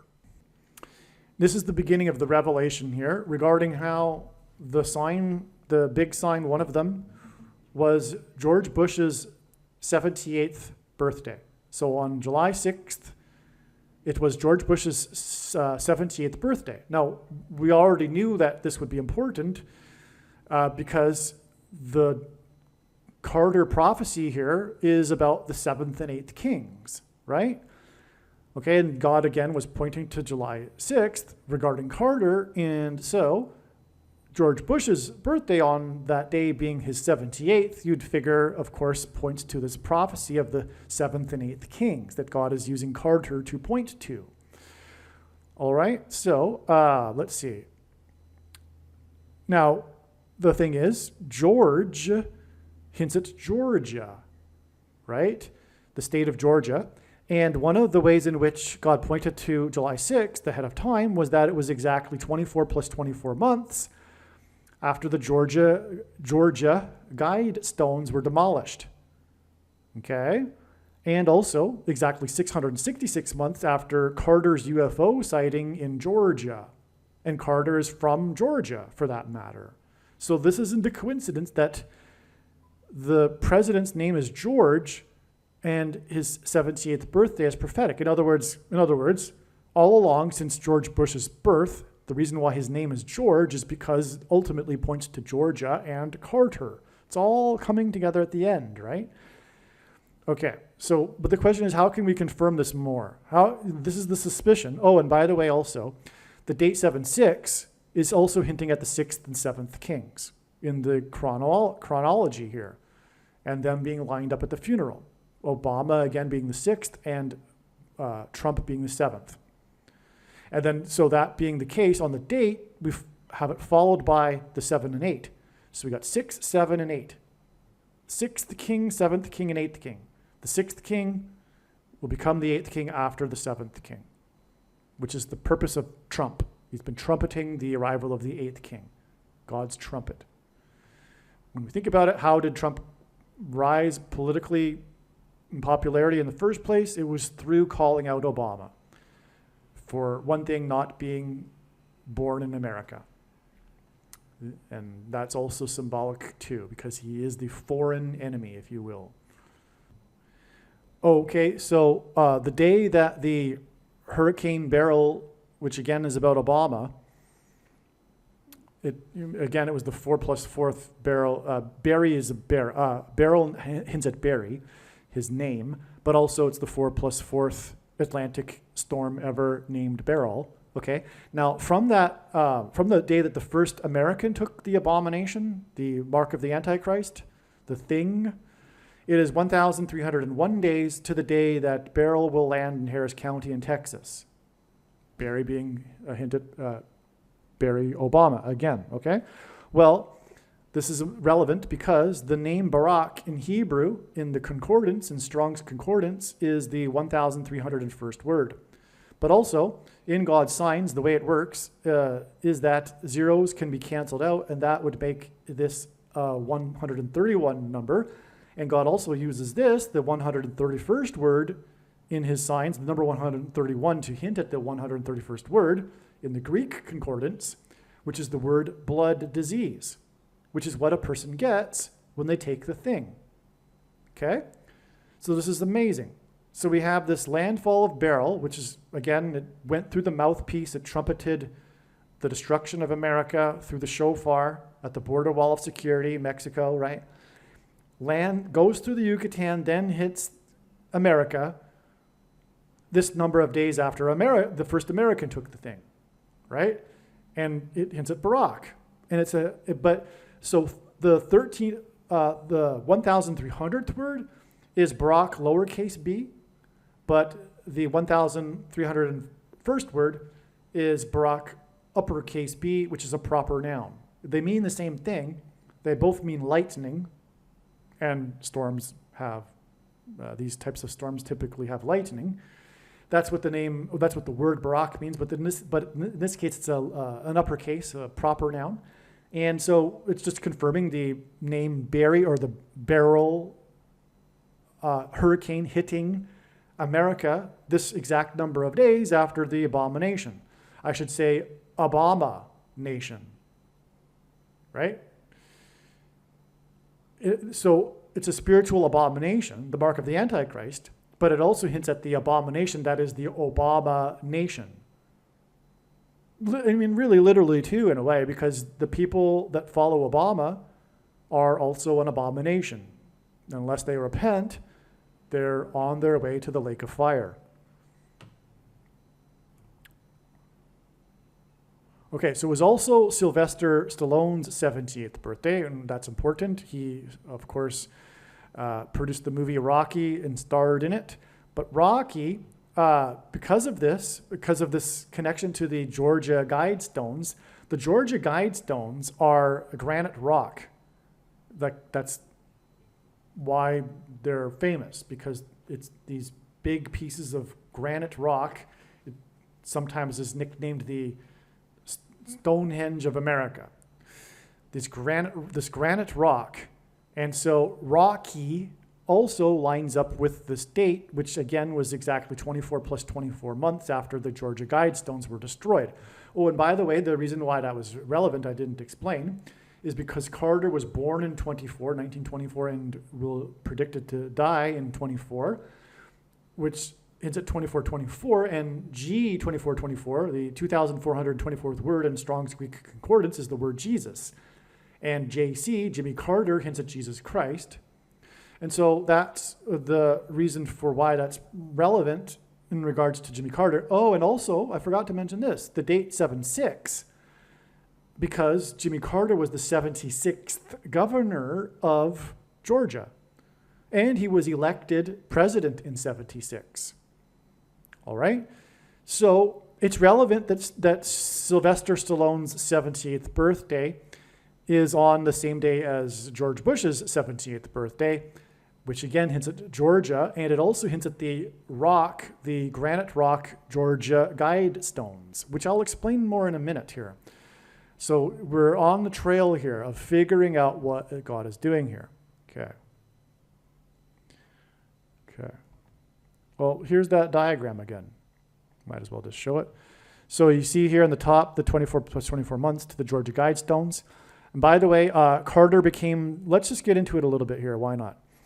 Carter became the longest living president on the date March 22nd, 2019. The longest living president in history, because it hints at Genesis 3:22. The date March 22nd, 3:22 hints at Genesis 3:22, which is the verse that speaks of the big lie, the first lie ever told from the serpent in the garden to Eve about how she surely will not die. It's this promise of immortality that will come about at the end of the age. It will come full circle. The big lie that is coming, I believe, through the demons that will be pretending to be aliens, will be this promise of immortality through transhumanism technology, which, by the way, is the thing. The thing that people have taken already is transhumanism technology, right? It's not really a thing that they thought it was. It was transhumanism technology presenting itself in a format that they thought could become like the thing that they thought it would be. But the real primary purpose of that sort of technology has all along been this quest for manipulating people's chromosomes and ultimately seeking immortality. Okay, and speaking of which, and the first lie being told in the garden, that was told by the serpent, the symbol of evil in the Bible, and that's why the thing that people took has put snake venom chromosomes into their chromosomes. All right. Well, anyway, this date is exactly 276 weeks. And that's this number 276 is one of three unusually specific numbers in the Bible, and it occurs in the context of a shipwreck, speaking of the coming flood judgment, and Jimmy Carter symbolizing Methuselah. But also, 276 is the 23rd triangular number, which in a triangle of numbers, the last number in the 23rd row is 276. And the number 23 God uses in his signs because it points to Barack Obama, who is the basketball president who wore jersey number 23. It is also the 9th prime number, and then number 9 is the most important number in God's big picture of signs, as from the Bible it symbolizes God's judgment. And the way in which his signs works is that he pairs certain numbers together, such as 9 and 23, because the president who wore jersey number 23 was inaugurated in 2009. And this number here, 45, is the 9th triangular number. So we have these two triangular numbers that confirm each other here, these two connections, okay? But back to the Georgia Guidestones.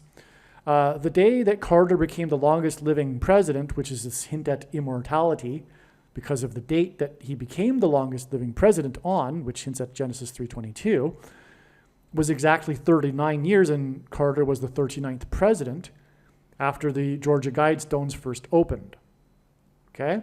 Now, the Georgia Guidestones, why are they so important in God's science? Because they symbolize George Bush, George H.W. Bush, actually, and his coining the phrase, if you will, New World Order. He's famous for his speech to Congress toward a New World Order, delivered on 9/11 in 1990. All right, now, much will be said more about this in a minute. It's important. This is what is being hinted at here through George Bush's 78th birthday on this date. Okay, and by the way, speaking of the 78th birthday, in the news 7 months and 8 days earlier was Laura Bush, because she was attending the former First Lady's funeral. Okay, and so that's another sign. I won't get into the details, but that's also a confirmation of the relevance of George W. Bush's 78th birthday, 7 months and 8 days after Laura Bush was in the news in context of Carter.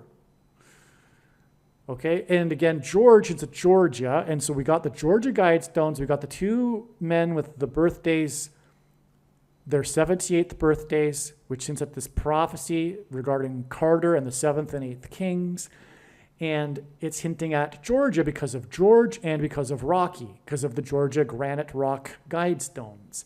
So this is how important the Georgia Guidestones are. Now, what is that about? Why is this so important? Again, I'm hinting at it. I'm getting to it. It's the New World Order, which involves the Antichrist. Okay? And I'll explain more in a minute.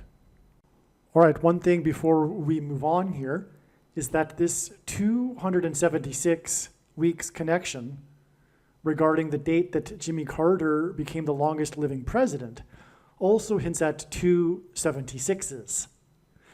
And this is related to Carter because he was the 76th governor of Georgia, speaking of Georgia Guidestones, and he was elected as the president in 76. So that's 276s. Now, what I'm going to do for the next couple of minutes is play a clip that I already produced for this video later when I'm explaining this diagram, because again, at the beginning of this video, I mentioned that I would be explaining this diagram at the end of the video. In other words, the explanation for this diagram came prior to July 6th. And I already explained how it ended up being a step in the trail. And so what I'm doing now is explaining first what happened on July 6th, and then I will explain how God was pointing to July 6th ahead of time. Well, part of that explanation that I explained ahead of time regarded the Georgia Guidestones. And so what I'm going to do now is just play a clip of that, just a couple of minutes, in which I explained the Georgia Guidestones. I need to insert this now in order to get to the bigger point, which is how this relates to the New World Order and George H.W. Bush, which is being hinted at through George W. Bush and his birthday on this date, his 78th birthday. Also, this date, 3/22, the day that the 39th president became the longest living president, was exactly 39 years after the Georgia, and Carter was the governor of Georgia, and his funeral will be in Georgia, after the date of the opening of the Georgia Guidestones on 3/22 in 1980. During his presidency, the president from Georgia's presidency, the Georgia Guidestones were officially opened on 3/22 because this is satanic. Satanists use the number 3/22 because of what I mentioned, the lie or the quest for immortality, the first lie ever told, which all comes full circle in the end with the last lie, which will be, again, this promise for immortality for those who will be deceived because they don't trust in the promises of God and eternal life through Jesus Christ, the only way to eternal life, the door, the gate, as Jesus said. The only way to life is through Jesus. Jesus was the one that conquered death through his resurrection, and we need to, as Jesus said, eat his flesh and drink his blood, which was a metaphor for being inside Jesus and having Jesus inside us. The Holy Spirit, not the universal spirit that New Agers talk about, not the collective consciousness, etc.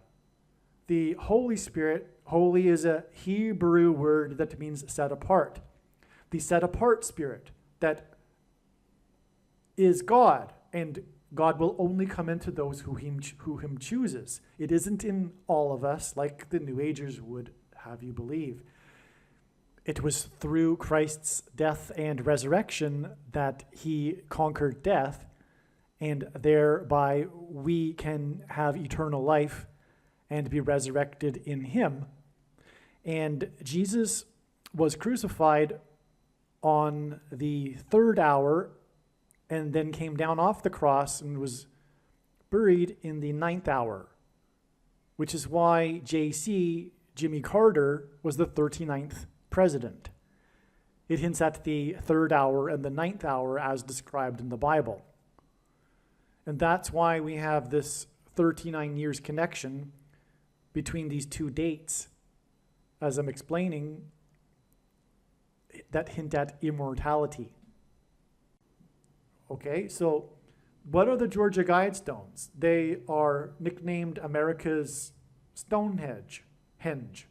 It was this setup of these granite stones erected upright like Stonehenge with the 10 blasphemous anti-commandments. These 10 things on the Guidestones were like the 10 commandments, but the opposite of the commandments, the Antichrist 10 commandments. But if you read them, and I don't think I'll read them here, they are essentially secular progressivism. Jimmy Carter, Barack Obama, especially Barack Obama, okay? But no, not even, I take that back. It's typical, absolutely boilerplate secular progressivism. Maintain humanity under 500,000 in a perpetual balance with nature. Okay, the leftist, lying, wicked media talks about there being a conspiracy theory about the Georgia Guidestones. It's clear, it's right on it. It's talking about depopulation. So whoever put it together was talking about a coming catastrophe that will reduce the world's population, and then the first commandment is to limit the human level of people on earth to 500 million. Okay? So this is the dream of this is satanic. This belief that the world is overpopulated is satanic. It is a lie from Satan. It is not true. The Malthus theory that the earth is running out of resources, etc., is not true. I'm not going to get into why that is.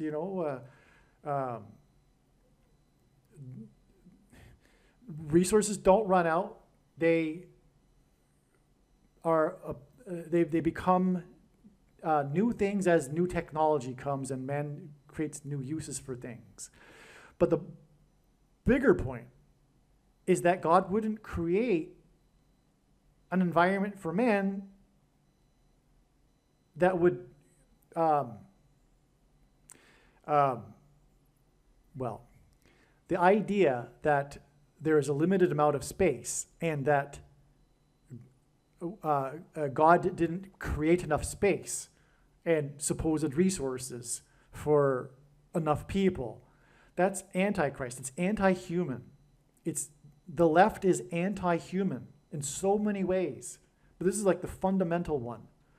This is the reason for the satanic deception that is climate change, because it is what I just described. It's this belief that the earth can't handle man, and man is bad for the planet, the supposed ecosystem, but God created the planet for man. That's the opposite of what they believe, and in their religion, what I just said is antichrist. It's anti their religion. It's blasphemy for their religion to say that man is the center of God's creation and the earth was created for man, right? It's like, for example, just as a good anecdote here, I would have debates sometimes with these people protesting in Krakow, Poland, the horse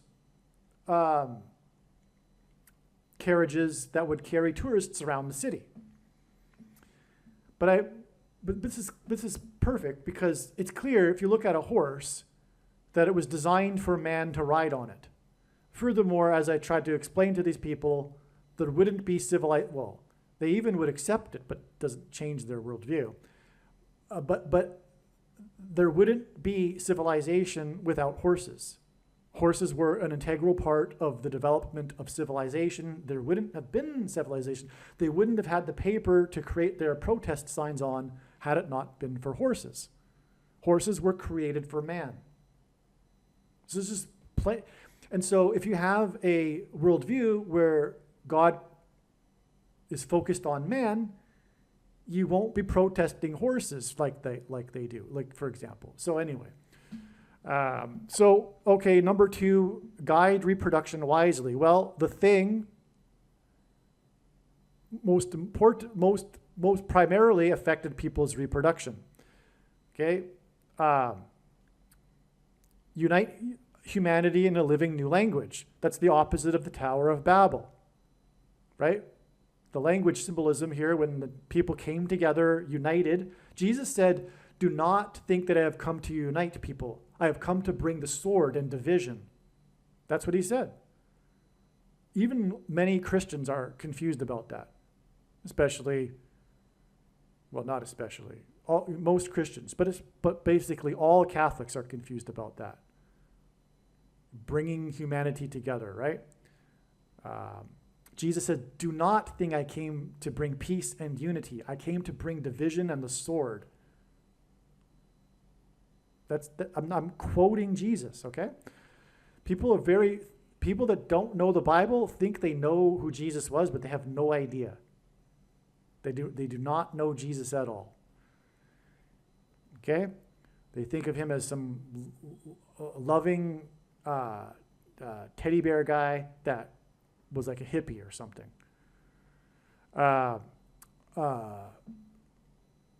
Okay, rule passion, faith, tradition, and all things with tempered reason. That's like anti-religion right there. Protect people and nations with fair laws and just courts. Well, how can you have that without biblical foundation? The reason why the courts are falling apart right now is because of the corruption of man, because America has turned away from God. It's turning into a third world country where courts are no longer fair and just because it's become corrupt, which is inevitable when people do not have a biblical foundation and culture. And the reason why the Latin American countries don't have the courts and are the third world countries is because Catholicism isn't Christianity. It is a hierarchy-centered religion, just like communism, etc. Anyway. Okay, so let all nations rule internally, resolving external disputes within a world court. Antichrist, coming together, Tower of Babel. A world court to rule over the sovereign nations and dictate rules and laws, which is what Pope Francis desperately wants. And he's made it known that there needs to be a world government with teeth, as he puts it. And he said this when he was extremely upset with America. And that's why leftists hate America. They are socialists, and they dream of a global order in which a world court has teeth and tells America what to do. Avoid petty laws and useless officials. Balance personal rights with social duties. Communism, which inevitably leads to the abuse of human rights. It's evil. This 8th commandment here is satanic, but the left is deceived. The beginning of wisdom, as it says in the Bible, is a fear of God. The left has no wisdom because they do not fear God. That's the bottom line. And that's why they can't recognize that this number 8 is pure evil. Balance personal rights with social duties. That's communism. It's setting aside human rights, personal rights, individualism, freedom for slavery to the system. You just become a cog in the wheel. You just become a number, a product. In communism, your worth, your value is based on how much you can do for the system, for the machine. You aren't an individual. Prize truth, beauty, love, seeking harmony with the infinite. Okay, that's Eastern philosophy. That's Eastern religion. That's Antichrist. Harmony with the infinite. You are part of the creation, pantheism. God is the creation itself, an impersonal energy. You are part of God. You are God. You just need to remember that you are God. And you can do so through supposed spiritual practices such as meditation and yoga, etc. This is satanic. God isn't the creation itself. He created the creation. He is holy, which means separate from the creation. That concept for them is blasphemy. To say that God is separate from the creation and he's a righteous God interested in righteousness and evil and sin. Okay. Be not a cancer on the earth. Leave room for nature. Leave room for nature. Again, this emphasis coming back to the other commandments. The first one, the world is overpopulated. Leave room for nature, etc. Be not a cancer. Humans are a cancer on the earth, in other words. This is satanic. This is evil. The conspiracy theories are true about this stone, this Georgia Guidestones. I have personally seen a video in which a drone flies on top of the Guidestones, and on top here, it's clear that it's set up for conducting blood sacrifices. There's even evidence of a recent blood sacrifice on top of it.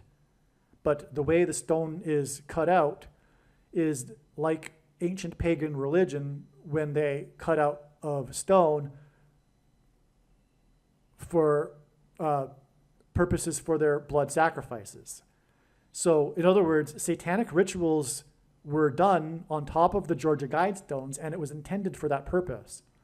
This is a satanic worship place. Okay?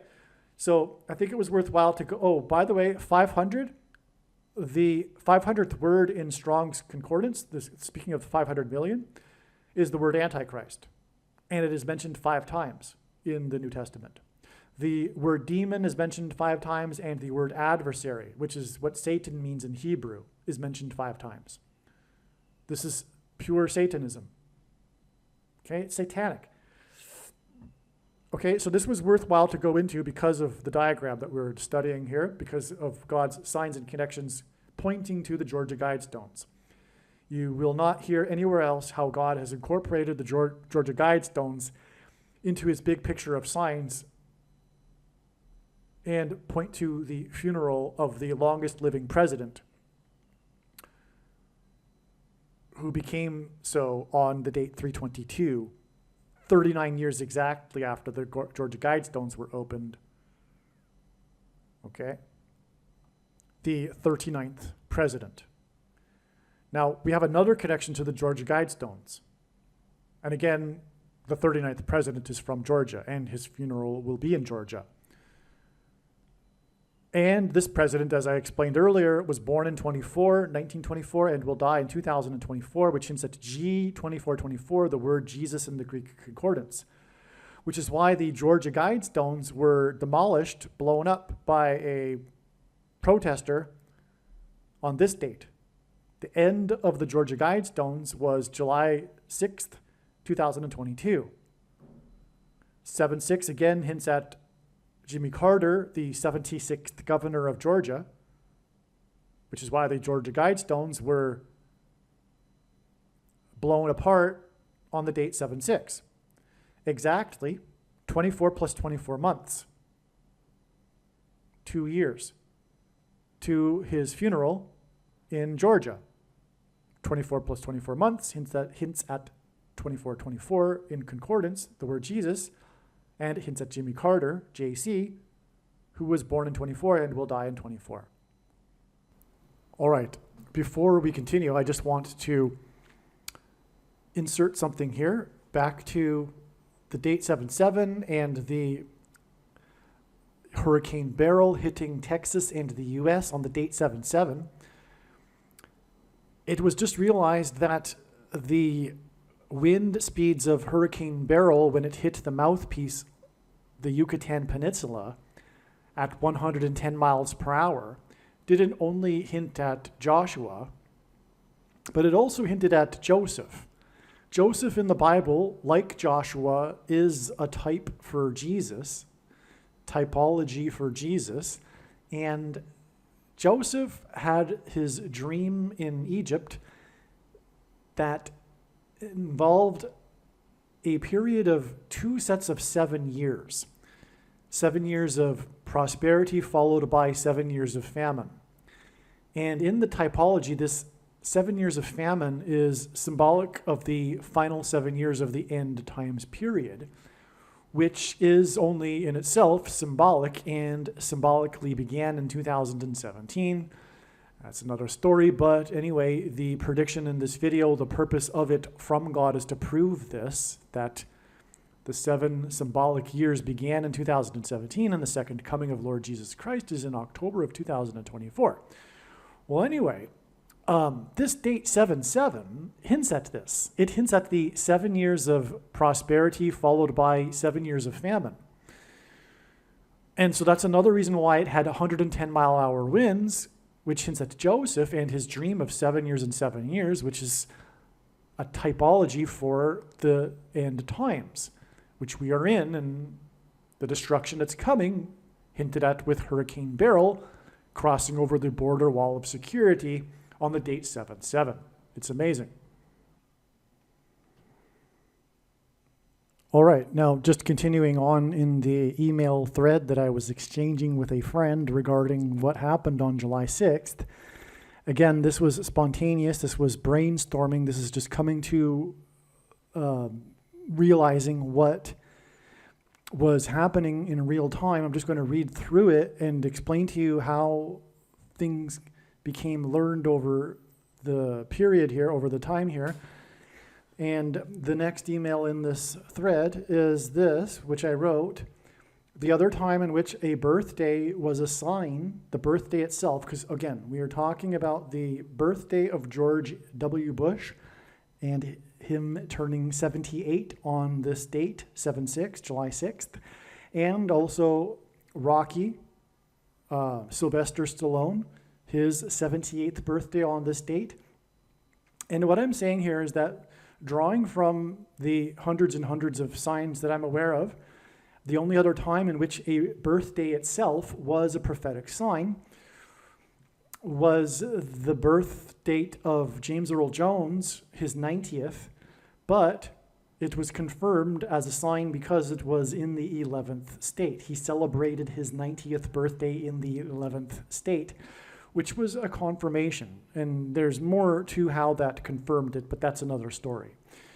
No doubt, George Bush's 78th birthday hints at Revelation 17:11, the 7th and 8th kings. Furthermore, George Bush is the 5th king out of the 8 kings in this prophecy. It's a prophecy about the 5th through 8th kings. All right, and the question is, how can we confirm this? Is there something else we can, point to that happened on this date, for example, that confirms all of this? The answer is yes, but I'm going to get to it. That's at the end, actually. So unless this is incorrect and the birthday is enough for it to be a sign by itself, but that doesn't feel correct. Okay, here is what my friend sent me here. The name Methuselah means when he dies, judgment. All right? So there you have it. That's what the name Methuselah means. And again, God is saying in his signs that Methuselah is equal to Carter. In other words, when Carter dies, judgment. All right, I already mentioned this, but this email thread, like I said, is documenting how this understanding unfolded in real time. And so anyway, I just wrote here, I think that the date 7/6 and the 78th birthday of George W. is for the purpose of pointing to Revelation 17:11 and Obama as the 8th king.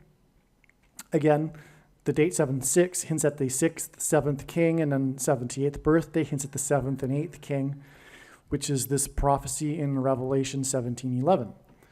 And then I wrote this, aha, Bush is the 5th king. This is why 7/6, the birthday of Bush, is 5 days before Carter's death on 7/11. So now it's becoming clearer. Part of the reason for establishing 7/6 and why it is about George Bush, which we are in the process of proving here, how it is that the signs on 7/6 center around this birthday of George Bush, George W. Believe me, it's going to get amazing. Hang in there. But we are now figuring out that the reason for this is one reason is that Bush is the 5th king in this chronology of symbolic kings that began with Carter.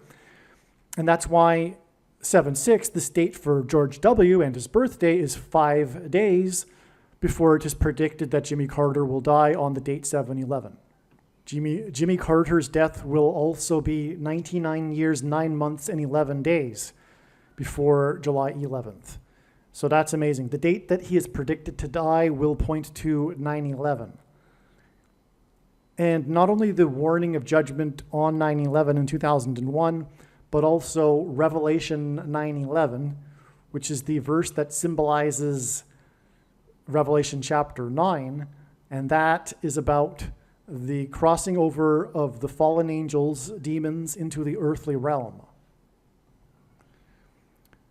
When, for one, they will pretend to be aliens, and that's why Jimmy Carter is the UFO president, who officially filed a report on his supposed UFO sighting. This is a big revelation. This revelation came early, although it's a little further on in the email thread here, but this was realized on the night of September, or July 6th. Sorry, I have a little bit of food coma right now. I just ate a big lunch, and the show must go on, though. There is no time to take a pause. I must continue recording, and so I'm going to be messing up, as you can tell. So, Carter's death will be 5 days before the funeral and 8 days before James Earl Jones, who is King Symbolism, his death, okay? I'm writing to a friend. It's like abbreviated short form notation, really. So Carter's death will be 5 days before his funeral and 8 days before the predicted death of James Earl Jones, who is also King Symbolism, just like Carter. And this hints at the 5th and 8th kings in the prophecy. Again, this prophecy is about the 5th through 8th kings. And that's why Carter's death will be 5 days before his prophetic funeral, in which the presidents, who are symbolic of kings, will be lined up, the 5th through 8th kings, in other words, and Carter's death will be 8 days before the death of James Earl Jones, and that's a 5 and an 8, and therefore it's more confirmation. It's a hint at the 5th through 8th kings in Revelation chapter 17. All right. Okay, it seems Rocky's 78th birthday on this same day is confirmation for Georgia granite rock guide stones, which equal George H.W. Bush New World Order, which is what I have mentioned already. Rocky was released in 76. That's a number that hints at Carter, but Rocky, the actor who portrayed Rocky, had his 78th birthday on the date 7/6. All right? That's amazing confirmation. Now, in other words, this is a second witness. This is a confirmation for the relevance of Sylvester Stallone's 78th birthday on July 6th, 2024. All right? The fact that the movie Rocky was released in 76, and that is actually significant. It's the year that Carter was elected, but what I mean by it being significant is that Rocky, the story of the movie Rocky, is more than the actual movie. It's the production of the movie and the popularity of the movie itself. In other words, it's not just the plot, the character, Rocky. What I mean is the actual movie. The movie had a parallel. The plot of the movie had a parallel with the actual movie in real life, because in the movie Rocky, the character Rocky is a huge underdog, and he takes on the heavyweight champion, and he perseveres and makes it through to the end, etc. All right. This was an independent movie produced on, I believe, a budget of $1 million, which is extremely small. And but it became the highest grossing movie of the year and beat all of the big Hollywood movies, including the big one of that year that otherwise would have won Best Picture at the Academy Awards, All the President's Men. And that's what I mean by Rocky being significantly tied to the year 76, because the movie Rocky beat all of these other movies in 76. That's the point. It became the highest grossing movie, and it won Best Picture for the year 76. And the movie that it beat was All the President's Men, which is why we have this. Rocky was released in New York City on November 20th, 1976. 8 weeks and 5 days, which hints at the 5th and 8th kings, before Carter's inauguration in 77, which began the fulfillment of this prophecy about the 5th through 8th kings. Okay? Now, Rocky was released widely in the U.S. on December 3rd in 76, 48 days before Carter's inauguration. And 48 days is 6 weeks and 6 days, because the Antichrist is described in the last book of the Bible, the 66th book of the Bible, in which the Antichrist's symbolic number is 666, and the Antichrist will be the future 48th president, Barack Obama, all right, who was born on the date 8/4, which is written as 4/8 outside of the US, etc. And his name, Barack Obama, in Hebrew gematria is equal to 84. Well, anyway, the movie Rocky, you know, I haven't even begun to explain the prophetic significance of the movie Rocky. That would take another video. But I'll just sum it up. The movie Rocky is about its location, which is Philadelphia, which is one of the 7 churches that Jesus wrote letters to in the book of Revelation, and said that this would be the only church that would be spared the hour of tribulation. So God uses this city of Philadelphia in his signs for this purpose, for prophetic purposes. Rock is symbolic of Christ in the Bible. The rock in the Bible is symbolic of Jesus. And the theme song became a major hit, a big hit. It's the instrumental. There's really no singing aside from a little bit of chorus, but it's a trumpet song. It's a song. It's Gonna Fly Now. Okay, you probably know. Anyway, you probably know the song, right? It's the trumpet song and at the end of the movie, the song is playing, and the iconic scene, which is the last scene of the movie, is Rocky at the top of the steps at the Philadelphia Art Museum, and he holds his fist into the air in a sort of victorious moment, and then the movie ends. The scene freezes. It's a freeze frame, and that's the end of the movie. But the song is playing during that the end of the movie there, or it's gonna fly now, and that's because the Church of Philadelphia that will be spared the hour of tribulation will fly. They will be raptured, as it says in Bible prophecy. They will meet the Lord in the air.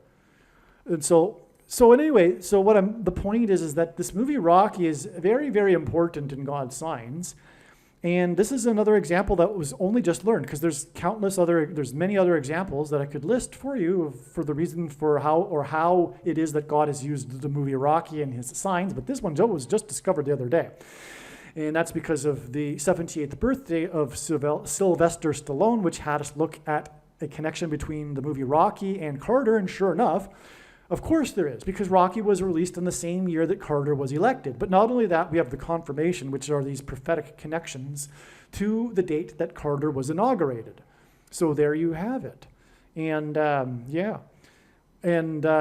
okay. So, and like I say, it's the movie Rocky is a rags to riches movie. Oh, by the way, Carter, same thing. Carter was selected out of obscurity, and the reason why he was selected was because of that. The Democrat Party thought it was a good idea to nominate this guy from the South who talked about his religious faith, and they thought that the Democrat secular leftists, the atheists, could use this to their advantage and get votes that they wouldn't otherwise be able to get. And that's because Carter and his brand of Christianity fools people. It isn't Christianity, right? Carter basically has the same values as the secular progressive leftists, and it's all a lie. Whether Carter believes I don't believe personally that Carter was intentionally fooling people. I believe, was fooling himself, contrary to Obama. But the reason why God is using Carter and his signs is a template for Obama, who was of the same vein. But in Obama's case, he really does know that he is hoodwinking the people, the masses, presenting himself as a centrist. But anyway, Carter was all about his moralism. And that's why he rightly so, was criticized by conservatives of the time and for years after. And also, Barack Obama is constantly moralizing, although when he moralizes, it's 100% lie, but it sounds good. And his moralizing is what the foolish people, the unwise people, find attractive about him, one of the things about him. But he's constantly moralizing and really talking down to people that don't agree with him, etc. Just like the left, just like the illiterate, ignorant people on the left that know nothing about history and know nothing about anything really, but they think they are so smart and more educated and more informed than anyone, and so they talk down to people. They think of themselves as the elites, the enlightened ones, which is why they feel justified in bending the law and trampling on rights, because the ends justify the means. It's classic communism, right? Anyway, I'm getting off track here, but we got to point here to arriving at the significance of the movie Rocky and its connection with Carter. And as I mentioned, it was the independent film Underdog that beat All the President's Men. That's amazing, because here we have another connection to the president, right? Because of Rocky beating All the President's Men in the Oscars. It was the big showdown between these two movies at the Oscars that year. And the thing about it is that Rocky was produced by this outsider, Sylvester Stallone, a Hollywood outsider, and on a really small budget, whereas All the President's Men was your typical high-budget Hollywood movie. Well, anyway, it points to in other words, it points to the president and points to President Carter. Furthermore, it points to all the presidents that Carter is symbolizing, because again, Carter is the beginning of this symbolic chronology of 7 kings. And so it's all the presidents. You could take away the apostrophe and have all the presidents. That's what it's hinting at.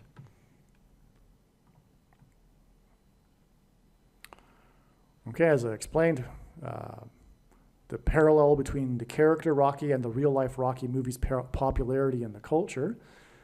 Okay, and all the President's Men will hint at the presidents lined up, all of them, at the funeral of Carter's. That's the point.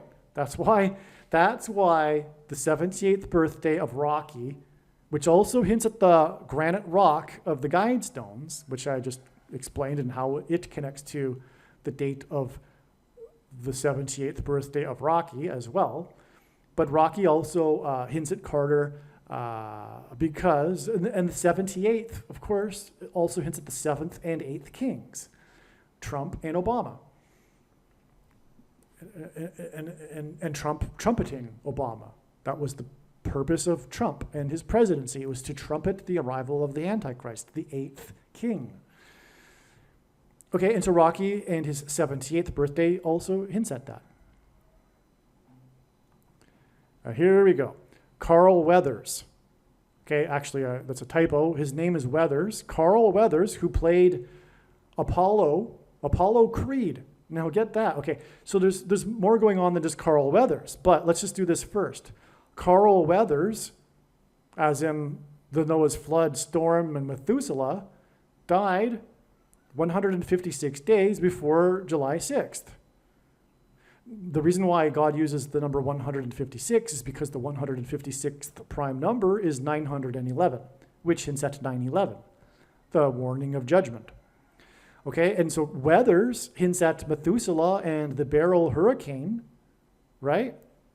And he died 156 days before the 78th birthday of Sylvester Stallone, his co-star in the movie. Right? Because Sylvester Stallone's character Rocky battles it out with Carl Weathers' character. Okay, not only that though, the date that Carl Weathers died, which by the way was February 1st, is exactly 23 weeks, which is also 44% of a calendar year before the date it is predicted that Jimmy Carter will die. And the movie Rocky, in which Carl Weathers stars, was released in 76. And Jimmy Carter was elected in 76. Before that, he was the 76th governor.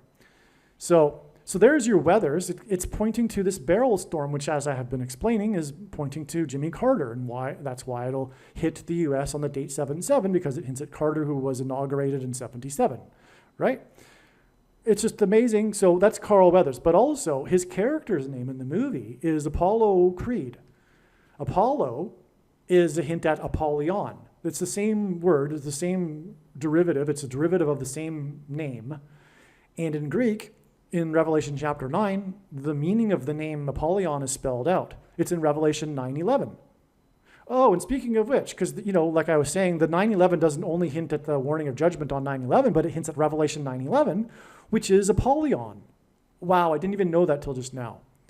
So Revelation 9:11 speaks of King Apollyon. That's another reason for the king symbolism in Carter, for example. Right? So King Apollyon is mentioned in Revelation 9:11, and Carl Weathers died a number of days that hints at Revelation 9:11 before the date of Sylvester Stallone's birthday, his 78th. Now, King Apollyon is a name being used in lieu of Satan. It is Satan. It's the king of the underworld, the king of the demons that are coming out of the bottomless pit, as described in Revelation chapter 9. Apollyon, the meaning of the name, as it even says in the text, means king of destruction. Okay? Now, Creed, Apollo Creed, is the name, and creed is a hint at the gospel. It's a hint at believing the truth. So, that's amazing. I didn't realize, so Carl Weathers' connection also hints at Revelation 9:11. Okay. And again, the date of Carter's death will also be a hint at weather, because it's a hint at the date or when the flood began, which is in Genesis 7:11. And it was weather, it was rain and weather that flooded the area that Noah was in. I personally don't believe that there was a worldwide flood, and there is excellent reason to believe so from the text of the document. Contrary to what others believe, it's the earth doesn't mean the entire earth. It just means, anyway. I'm not going to get into that argument. If you want to look up more about that, you can look it up online. There's a very good argument to be made that it was not, in fact, a worldwide flood. And by the way, I subscribe to the theory, too, that it's describing how the Black Sea was flooded when the strait where Constantinople is. I forget the name of that. I think it begins with a B. But anyway, that broke. So it was the Mediterranean Sea didn't flow into the Black Sea prior to it breaking, like a dam, which is actually what's described in Revelation chapter 7. It's alluding to a dam bursting, and there's archaeological evidence to support that this Black Sea area was flooded really rapidly after the wall of water broke through that strait there. And this would also explain why Noah's ark ended up in the mountains in Turkey there, where the Black Sea is. So, okay.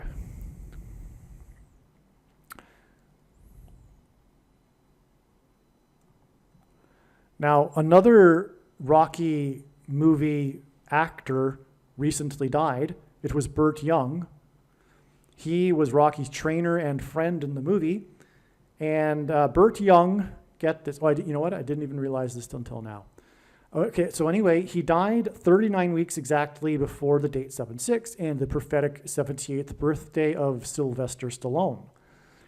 39, Jimmy Carter was the 39th president. And again, God pointed to this date ahead of time in regards to Jimmy Carter, the 39th president. Okay, so this, although this wasn't known ahead of time, this would have been confirmation that God was pointing to Jimmy Carter on July 6th.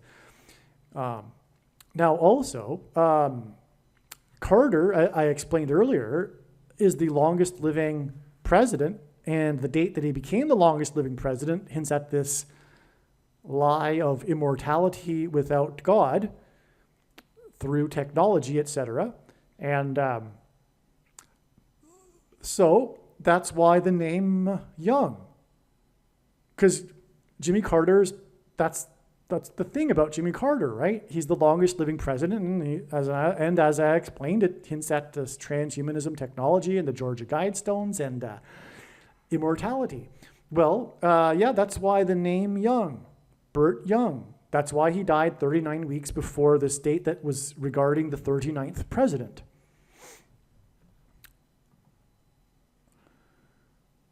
July 11th will be 2 times 203 months exactly after 9/11 in 1990. Okay, this was the day of George H.W. Bush's toward a New World Order speech that he used to address the Joint Congress. All right, this was exactly 11 years before 9/11 in 2001, when Flight 11, with a crew of 11 people, struck the Twin Towers that looked like a giant 11 in New York State, the 11th state in New York City, which is made of 11 letters. The reason why, well, one reason why in this context is because of Genesis chapter 11, which speaks of the world coming together.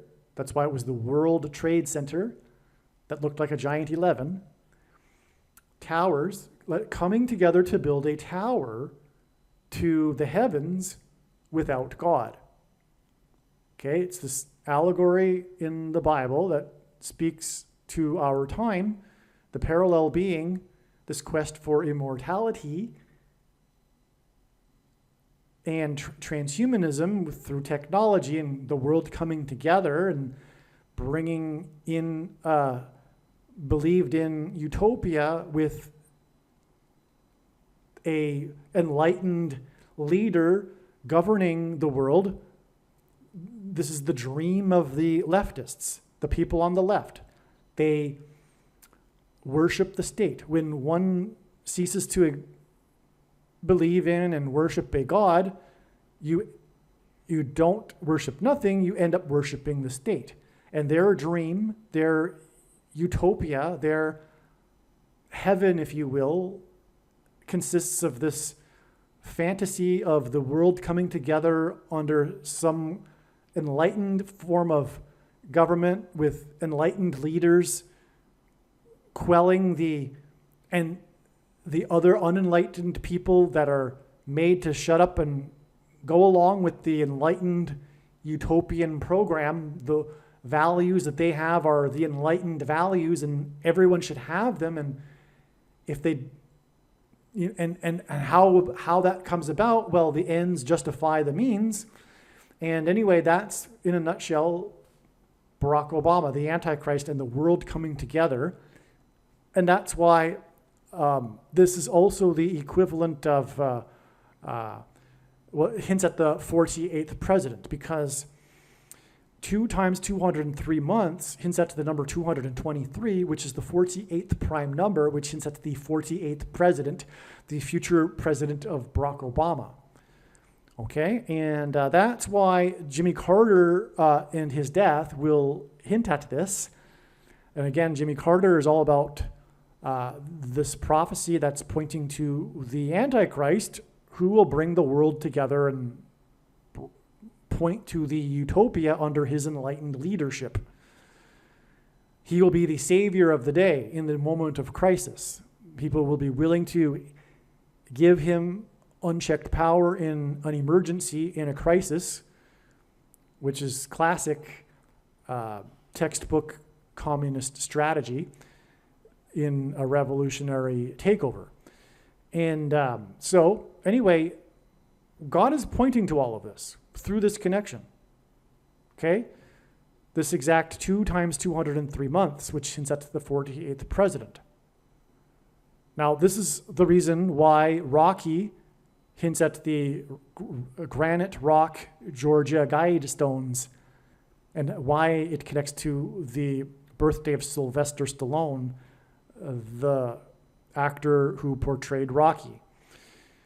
Okay, so in other words, Rocky is part of all of this that points to the Georgia Guidestones, which is part of this symbolism that's pointing to the New World Order, and that is why the date that Carter will die will also be pointing to George H.W. Bush's famous speech toward a New World Order. Rocky is all about its location, which is the second state. Carter is about his location, the fourth state, and you will hear this at the time of his death. The news will be talking about how he spent his entire life in this one location, this small town in rural Georgia, before he became the governor, and then after leaving the White House, went back to the same small town in the fourth state. Okay, so Carter, in other words, is Mr. Georgia, and Rocky is about the second state, Philadelphia in Pennsylvania. That's, like I said, a big part of the movie Rocky is its location, and that's why God uses it, because it's Philadelphia. So anyway, you have here the second and fourth state, which hints at Carter, who was born in 24 and will die in 2024. And G2424 is the word Jesus, Jesus Christ, Jimmy Carter, JC. Okay, also, you could also reverse the 4 and the 2 and get the number that symbolizes the Antichrist and the period of the Antichrist in Bible prophecy, the number 42. On June 6th, 1966, in other words, 6-6 in the year 66, New York Senator Robert F. Kennedy used the phrase New World Society in his Day of Affirmation address in South Africa. This was exactly and by the way, this is the Rainbow Nation, as it's called. And Obama is the Rainbow President, who famously lit up the White House in rainbow colors and said that Bishop Desmond Tutu was his role model. Anyway, and Desmond Tutu is a leftist communist. This was exactly I shouldn't have gone there. Now I have to explain it a little bit. Well, anyway, Desmond Tutu, his death was a major prophetic sign, and he is also Antichrist symbolism. Desmond Tutu was in rebellion with God. He was not of God. And long story short, just like Obama and Carter, they present themselves as, even Obama, although not quite like Carter, presents himself to be a Christian, but he isn't. And anyway, it's this leftist brand of Christianity. But Carter and Desmond Tutu too was anti-Israel and anti-God. I'll just give you one example and then I'll move on. Desmond Tutu once said that if God is against homosexuality, then he is against God. Well, the news is that God is against homosexuality. It is a sin. It is an abominable sin. And, well, there you have it. Well, anyway, let's just move on. But there's a reason spiritually why Obama is tied to Desmond Tutu and South Africa. Well, anyway, this was the day that, on the 66666 date, that Kennedy used the phrase New World Society, all right? This was exactly 4 times 40 months, which hints at the 44th president, before the first pope visited Carter at the White House. Okay, that's a very important date. The Pope is this world figure too. He's also a communist, Pope Francis. And he is the first of the 2 antichrists, in fact. Barack Obama is the second one that gets his power from the first one, as it says in Bible prophecy. And these 2 men will be the leaders of this new secular left world government, etc., and new world order And that's the reason for this connection. Okay? The Pope is obviously a man of the world. He doesn't even live in a country. The Vatican is a state on its own, and because it's an international place, if you will. Anyway, and speaking of which, their goal will be to make Jerusalem an international city. And just like Desmond Tutu would want to. Okay? And Desmond Tutu was a big UN guy. That's the other thing I forgot to mention. Desmond Tutu was a big UN guy, just like Barack Obama and the Pope will be leading a new, the UN, but, you know, well, anyway, let's just move on. It'll be like, I don't think it will be in its current form. There will be something, the UN will have teeth, as to use the words of Pope Francis. Pope Francis is desperate to have a world government that has teeth, as he puts it. Well, so anyway, so the 4 times 40 months between this 666 sign about the New World Society and the visit of the first ever Pope to visit the White House, which was when Carter had the first Pope visit to the White House. This connection is 4 times 40 months, which hints at the 44th president, which ties him, the 44th president, to the Pope, the Antichrist. Okay, and the Pope visiting the White House is very Antichrist too. I mean, why would you even do that? The supposed leader of denomination that isn't a legitimate denomination of Christianity. Anyway, okay, and so anyway, the date that Carter had the Pope at the White House is exactly 44 years and 9 months to the date 7/6. In 2024, Sylvester Stallone's birthday and George W. Bush's birthday that connects to the Georgia Granite Rock Guidestones. Okay, Franklin Roosevelt spoke of the New World Order on Armistice Day on November 11th, 1940, exactly 83 years and 8 months before July 11th, 2024, the date it is predicted that Jimmy Carter will die. 838 is the 252nd semi-prime number, which is a number that is only divisible by 2 other prime numbers, and God uses these numbers. The number 252 hints at 2,520, which is the number in Bible prophecy that symbolizes the period of the end times. So let me read that again. The President Roosevelt, by the way, the 32nd president, which is 4 times 8, which is the 48th president, Roosevelt was the only president to serve more than 2 terms, just like Barack Obama will serve more than 2 terms. Okay, and Roosevelt, the 32nd president, the name Obama in simple English gematria is equal to 32. Okay, and so Roosevelt spoke about the New World Order on Armistice Day on November 11th, 1940, exactly 83 years and 8 months, which hints at this number 252, which is symbolic of the period of the end times and the Antichrist.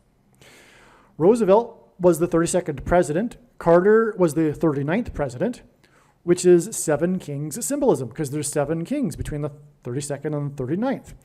And again, Carter, in turn, begins this chronology of 7 kings after his inauguration in 77. But to give us another witness, a second witness confirmation, we have the 32nd president connecting to the death of the 39th president through this mention of the New World Order. Okay, that's amazing, because again, the 8th king, that's it, actually. Because if you read the prophecy, the 8th king isn't actually a person. It's a system. It's not a nation, but it's a conglomeration of nations. It's a UN, if you will. But I don't know it's going to be. I personally think, well, no, I take that back. There will be some form of new UN, but the 8th king isn't even about the UN. It is about the revived Roman Empire. In other words, among the Western nations, the seat of power and the capital will once again be Rome, right? So another part of that prophecy is the 10 kings, which are different than the 7 kings, okay? But these 10 kings will give the 8th king their power. And what it's meaning is the leaders of these other nations handing over their power and authority to the seat of government in Rome, which will be the Vatican, after the aliens have come and the Pope claims that they have made him the ambassador for the world. All right? So the 10 kings are also only symbolism. I'm not expecting a literal 10 kings. It may be, but it certainly doesn't need to be. But the 10 kings are alluding to the 10 kings that will be together in on this, and they will be Western nations, which is why it will be a revived Roman Empire, because the West is the former Roman Empire. Okay? So, okay, so you get the idea. Now, Bush spoke at the, George H.W. Bush spoke of the New World Order in his address to Congress on March 6th, 1991, after the Persian Gulf War, exactly 400 months before 7/6, this date that God was using to point to Carter. This is amazing. Now, first of all, Carter was known for the Camp David Accords, which forced or pressured Israel to giving back to Egypt the Sinai Peninsula. Okay, so Carter is tied to Egypt. In the Bible, the king of Egypt is symbolic, is a type for the Antichrist. And the Israelites were afflicted in Egypt, and they were afflicted for 400 years, which is why the symbolic significance of 400 months. Okay, and so this speech about the New World Order given to Congress after the Persian Gulf War, which is in the area of Egypt, it's the Middle East, was exactly 400 months before this date that God was using to point to Jimmy Carter, which was the 78th birthday of George H.W. Bush's son. Okay, so that's amazing. As a first step toward his ambition of a new world order, Bush announced the Madrid Peace Conference, okay, which ended on the same date of the 1991 Perfect Storm. Now, a Hollywood blockbuster movie starring George Clooney was made titled Perfect Storm. It was made after this storm in 1991. It was based on real life. And so this storm covered the entire east coast of the U.S., and I forget the details. But I made a video about this in the first 5 videos I ever made, a series of 5 videos that talked about how these record-setting weather events coincided with the U.S. and the world, these symbolic moments of the world seeking to divide Israel, God's land. And this is an example of it, okay? So that's why the perfect storm occurred on the very day of the end of the Madrid Peace Conference that was organized by Bush as a first step for his New World Order. So the New World Order is this system that's coming, but the big thing that it'll do that will be the big transgression against God is the division of Israel and the making of Jerusalem an international city.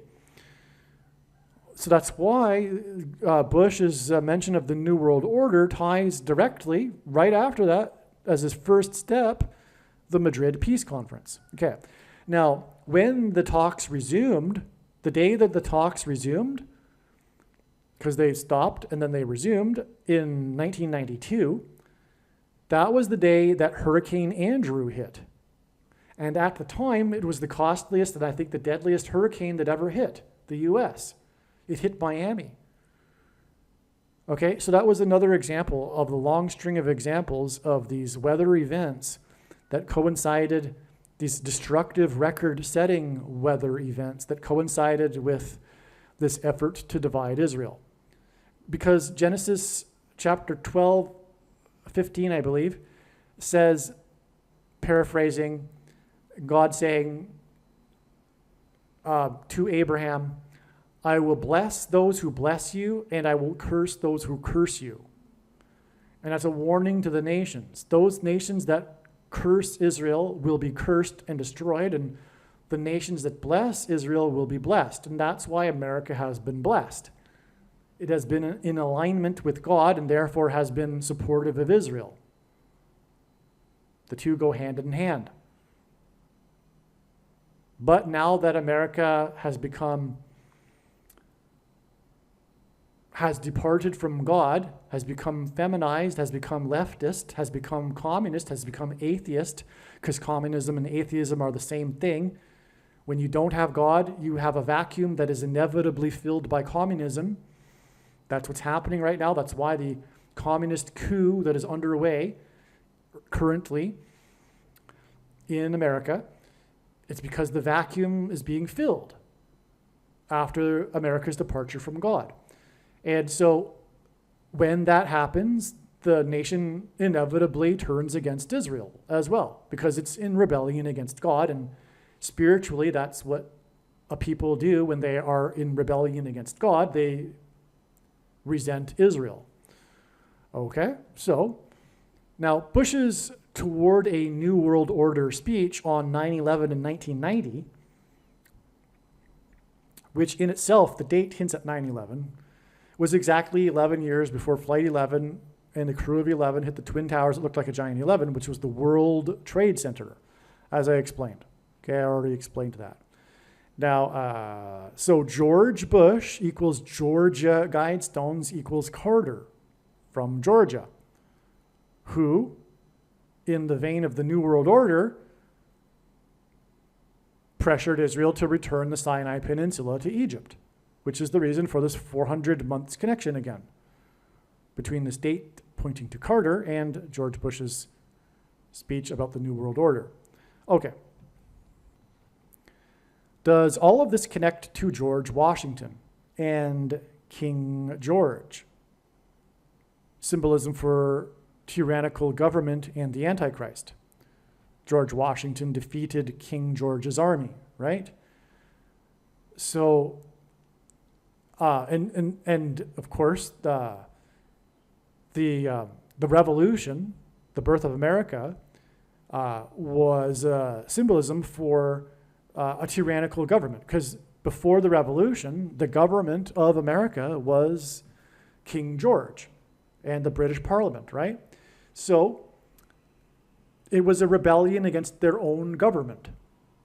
But that's what's coming. The tyranny will be coming from our own government. The Antichrist for America is a president. It has to be. It's King George. It'll be the new King George. The tyranny from the centralized government, in Washington, George Washington, D.C. Okay, on 9/11 in 1813, the British landed at Washington's Mount Vernon estate and then proceeded to burn down the Capitol building and the White House. The portrait of George Washington was famously rescued by Dolly Madison. The only other time a foreign enemy attacked the nation's capital was exactly 188 years later on 9/11 in 2001. And this is huge, okay? So the two times that a foreign enemy attacked the nation's capital were exactly 188 years apart. All right? The reason why is because of the 188th word in Strong's Concordance, the Hebrew word that means woe exclamation mark, which is used in the context of extreme judgment from God in the Bible. Okay? Now, what I'm getting at here specifically, though, is this connection to George Washington, because the British landed at his estate. That's where they came in and then went to the Capitol to burn down the White House and the Capitol building. And also, in the process, George Washington's portrait was famously rescued by the First Lady, Dolly Madison. The ceremonial groundbreaking for the Pentagon was on 9/11 in 1941, exactly 128 years after 9/11 in 1813. Okay, so the Pentagon, which is symbolic of America's defense against a foreign enemy, the ceremonial groundbreaking was exactly 128 years after the time that a foreign enemy attacked the nation's capital. And of course, the Pentagon is located in the nation's capital. Now, the reason why 128 is because this identifies the Antichrist. Because the 128th word in Strong's Greek Concordance is the word the Ethiopian, and Barack Obama is the Ethiopian. He was born in East Africa, near Ethiopia. Okay, it might as well just say the East African. That's all it needs to say. Okay, so now let's see. Also, 9/11, 1941, the symbolic beginning of the Pentagon, was exactly 2 times 30 years, which since that Obama, whose jersey number in high school was number 23, the basketball president, before 9/11 in 2001, when a foreign enemy attacked the Pentagon. That's amazing, right? This also identifies Obama, who will take command of the Pentagon to use it against its own citizens. Yep. Which, by the way, is the reason for the obsession of the left to take away the guns. The people on the left, being as ignorant and as illiterate as they are, they have no clue as to the reason for the Second Amendment. But the Second Amendment, the reason for it, is for the protection of the individual's rights, which the left does not believe in because they're communists, against a tyrannical government. It's not only the Second Amendment wasn't only to protect against a foreign invading army, but against a tyrannical government. For example, King George's army, because that was the government until the Revolution. It became tyrannical, and the way that the Patriots defeated the Loyalists was through arming themselves. Okay? Not only that, though, the history of the Second Amendment goes back centuries in British culture. It, for centuries, was a requirement of every man capable of going into war to be armed and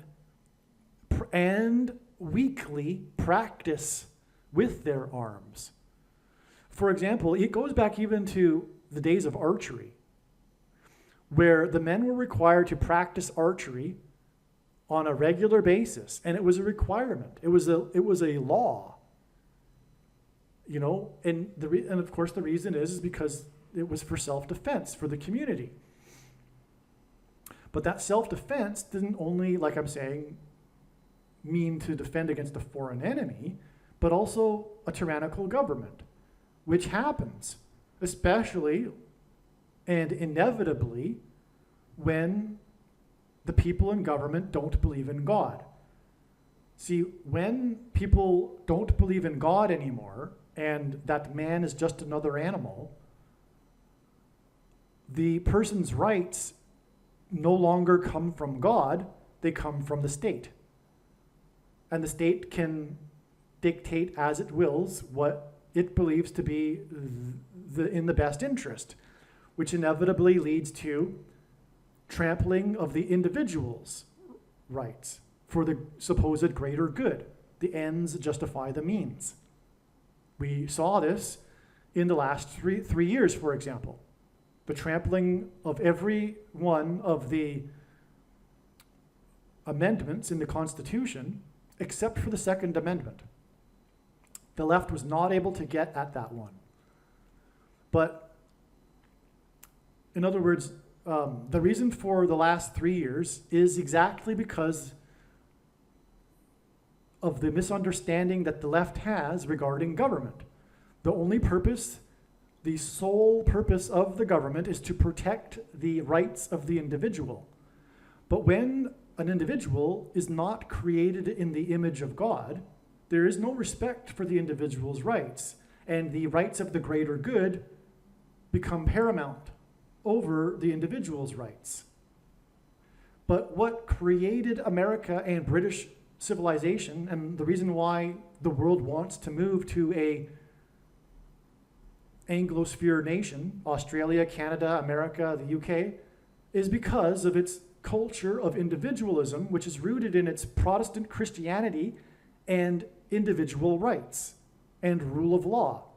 But the founders knew, and they even said so repeatedly, that what they had created was wholly unfit for an ungodly, unreligious people. A people, a culture that does not believe in the God of the Bible cannot have democracy. And that's what we are seeing currently with the left. In the name of supposedly protecting democracy, they're bringing it down because they have a spirit of Antichrist within them. They are evil. Communism and socialism and progressive liberalism, secular liberalism is evil. And they will do evil things, such as the oppression of individuals. But although they don't consciously know it, because for one, they're illiterate and they're ignorant, they know nothing, they're unenlightened people, they're really dumb, they do not understand the Second Amendment, but unconsciously they have a spirit of Antichrist, because it's all spiritual. And the reason for the drive to take away the guns is because the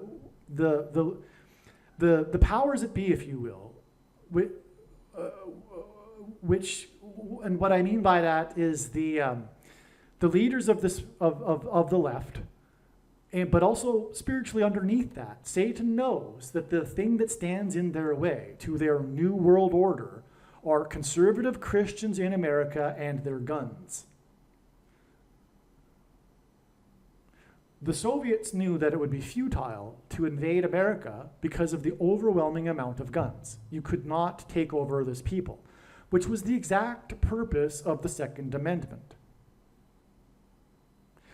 It's every man's duty and responsibility to be armed and own a gun, and all kinds of guns. No restrictions on the type of gun either, because there aren't restrictions on the types of guns that the government has.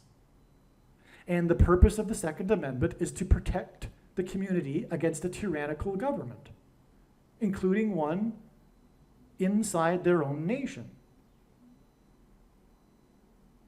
Right? You connect the dots and you put together what should have happened during the last few years. But in places like Australia, they were fooled into disarming themselves many years ago. They furthermore do not have the values to understand anything. Not only that, with the proof of that, and for the UK but for that matter, and France just yesterday, after all that happened, they tossed out their centrist governments and brought in an even further left government. This just tells you how sick the Anglosphere culture is at this point. And the emphasis is on, in God's wrath, on the Anglosphere countries. Let's just also clarify that.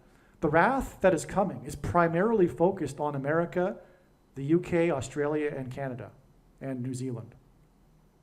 Because these were the nations that had received the most amount of light, the most amount of blessings. And the cursing will be commensurate with the amount of blessings it received. That's why Australia and Canada and the UK and the blue states in America were the worst in the world in the response to the CVD disease. These were the worst totalitarian, Australia being the worst of all. Okay, so, and by the way, another thing that the left is so ignorant about, the mass shootings are not the result of guns, they're the result of people no longer believing in God. As Nietzsche said, God is dead and it'll take generations for us to wash the blood off our hands.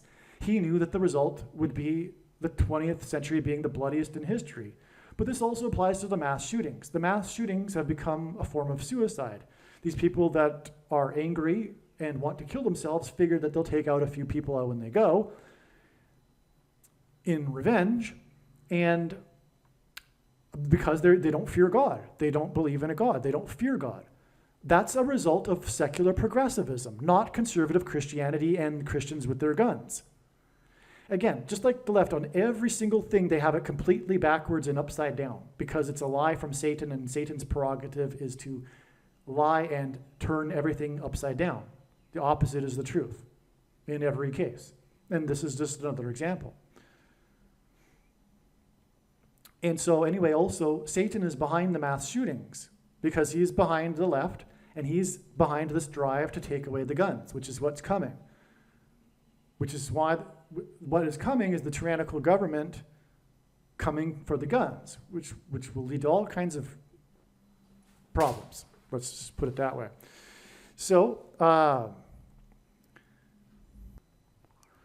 now I really got off track here, but I think it was worthwhile because, again, the globalist future cannot happen without taking down America. And to take down America, a big part of it is coming for the conservative Christians and their guns, right? Because the left hates it, but there's still enough red states to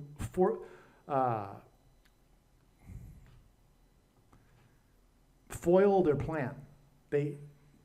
It's still frustrating for them to get what they want done. In this new world order plan, the globalist vision, the technocratic led left utopia government that they desire, and the reason for the left's hatred of America is rooted in this, but it's spiritual. America being God's Gentile nation is the reason why the left hates it, just like it hates Israel. It's like I said earlier, there's a spiritual reason why people on the left, the agnostic atheists and atheists and Islamists, the reason why they hate Israel is because, spiritually they're in rebellion against God. Well, the same applies to their sentiments toward America. And the thing that stands in their way is America, but really it's the red states, and really it's ultimately the conservatives and their guns. And so that's why it was worthwhile, I think, to go off onto this tangent when we were talking about this connection between the New World Order and the Pentagon and how it points to Barack Obama. With this, for example, exact 2 times 30 years connection from the symbolic beginning of the Pentagon and 9/11 and the collapse of the World Trade Center. The One World Order, New World Order, World Trade Center. Okay, so 9/11 in 1813 was also exactly 11,000 weeks, or 77,000 days, before July 6th, and George W.'s 78th birthday. It was Flight 11 that crashed into the World Trade Center, and it was Flight 77, which is 11 times 7, that crashed into the Pentagon. Okay, so on 9/11 we have a 77, because it was Flight 77. This connection is George Washington symbolism, because it connects to the day that the British landed at George Washington's Mount Vernon estate. Furthermore, through the 9/11 events, God pointed to George Washington. The death of Jimmy Carter, who was inaugurated in 77, will be 5 days after the 78th birthday of the symbolic 5th president, George Bush, George W. which hints at George Washington, which was 77,000 days after 9/11 in 1813 when the British landed at George Washington's estate.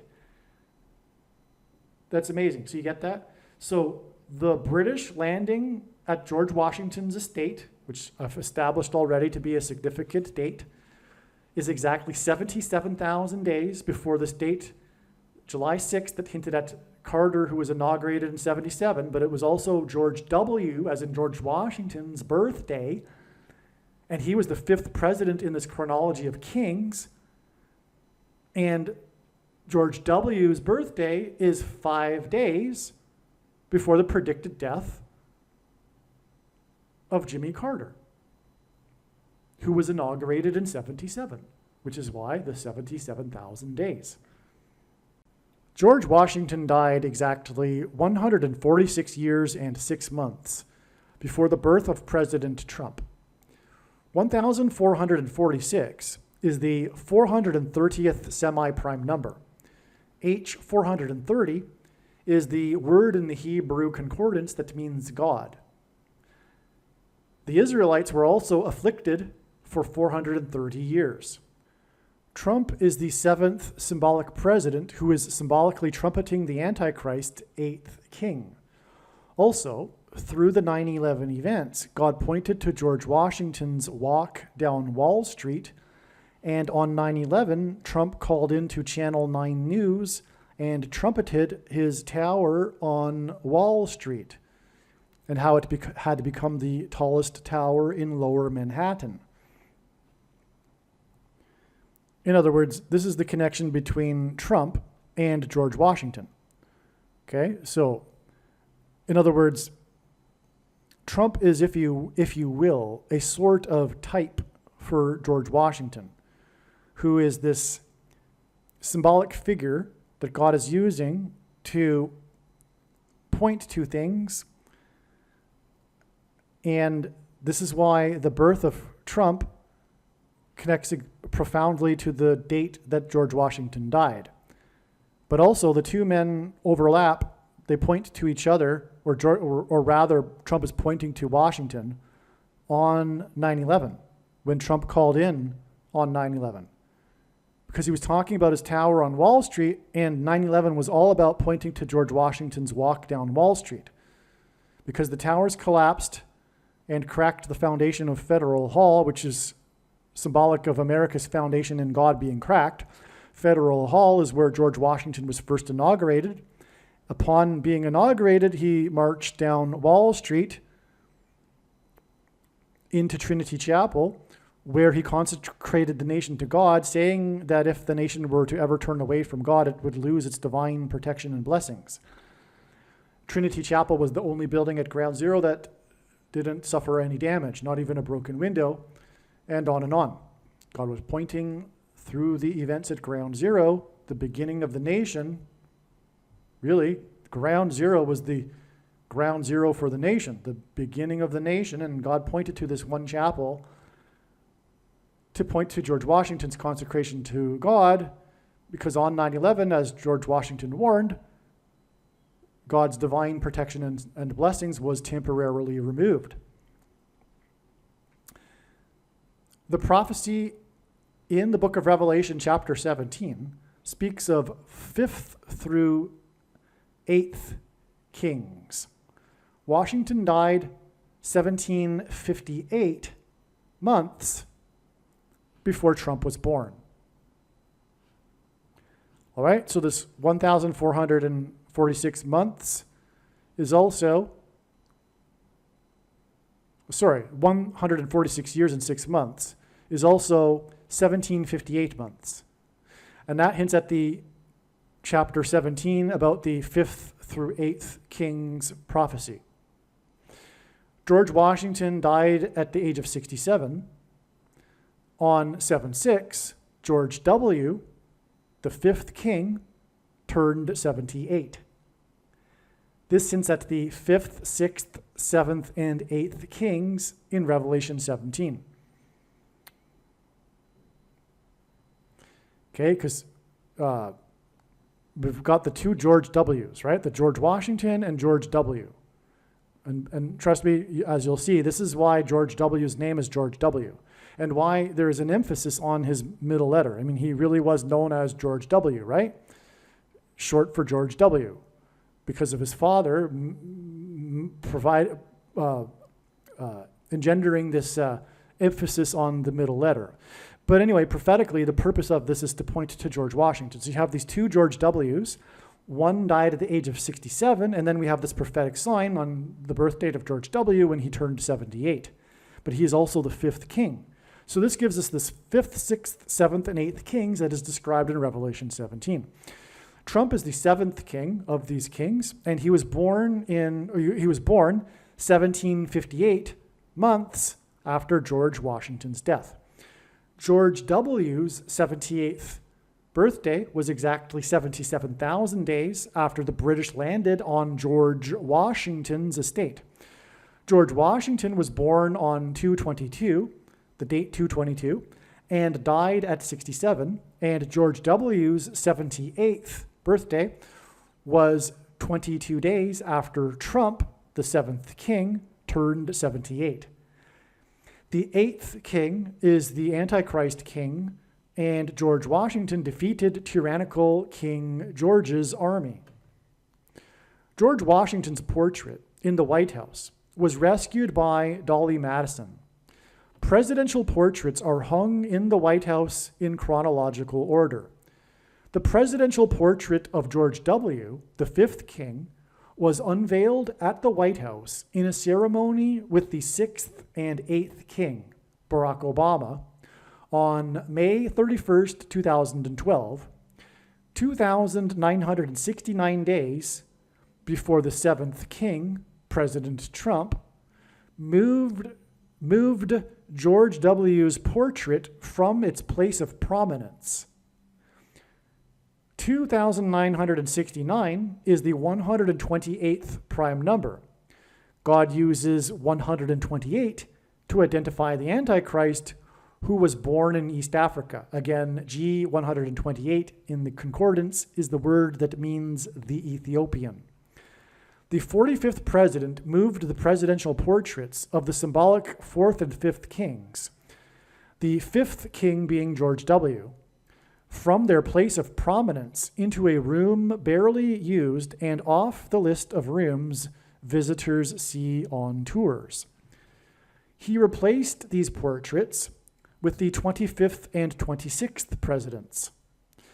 Bama is the Hebrew proper noun word that means high place. The 25th president was McKinley, and during Obama's presidency, America's highest mountain, Mount McKinley, was renamed Denali. Denali in Simple English Gematria is equal to 45. During the 45th president's presidency, he asked to have the mountain renamed McKinley again. The eighth king, Obama, will replace a president through the 25th Amendment, thus overcoming the 22nd Amendment, which is why the fifth king's birthday was 22 days after the 45th president's birthday. The day the news broke regarding the moved presidential portraits, July 17th, 2020, is exactly 400.00% of a year before the predicted date of Carter's funeral, when the presidents, the symbolic kings, will be lined up in chronological order. In the Bible, the Israelites were liberated from their persecution from the king of Egypt, who is Antichrist symbolism, which is Obama, after 400 years. That's why this 400.00% of a year from the day that the president's portraits were moved out of order to the date of the presidents sitting in their chronological order at the funeral is amazing beyond words. It's so amazing. It's so amazing. Not only that, we have a second witness to this, because Bama means high place, and the nation's highest place was renamed from McKinley. It was renamed from McKinley to Denali, And then President Trump, who moved McKinley's portrait in place of the fifth king's portrait, George W., wanted the mountain, the highest place in America, renamed back to McKinley. But it's also the 25th president, and that's because the 25th Amendment will be used to fool around with the chronology of presidents, making Barack Obama the president again. It's so amazing.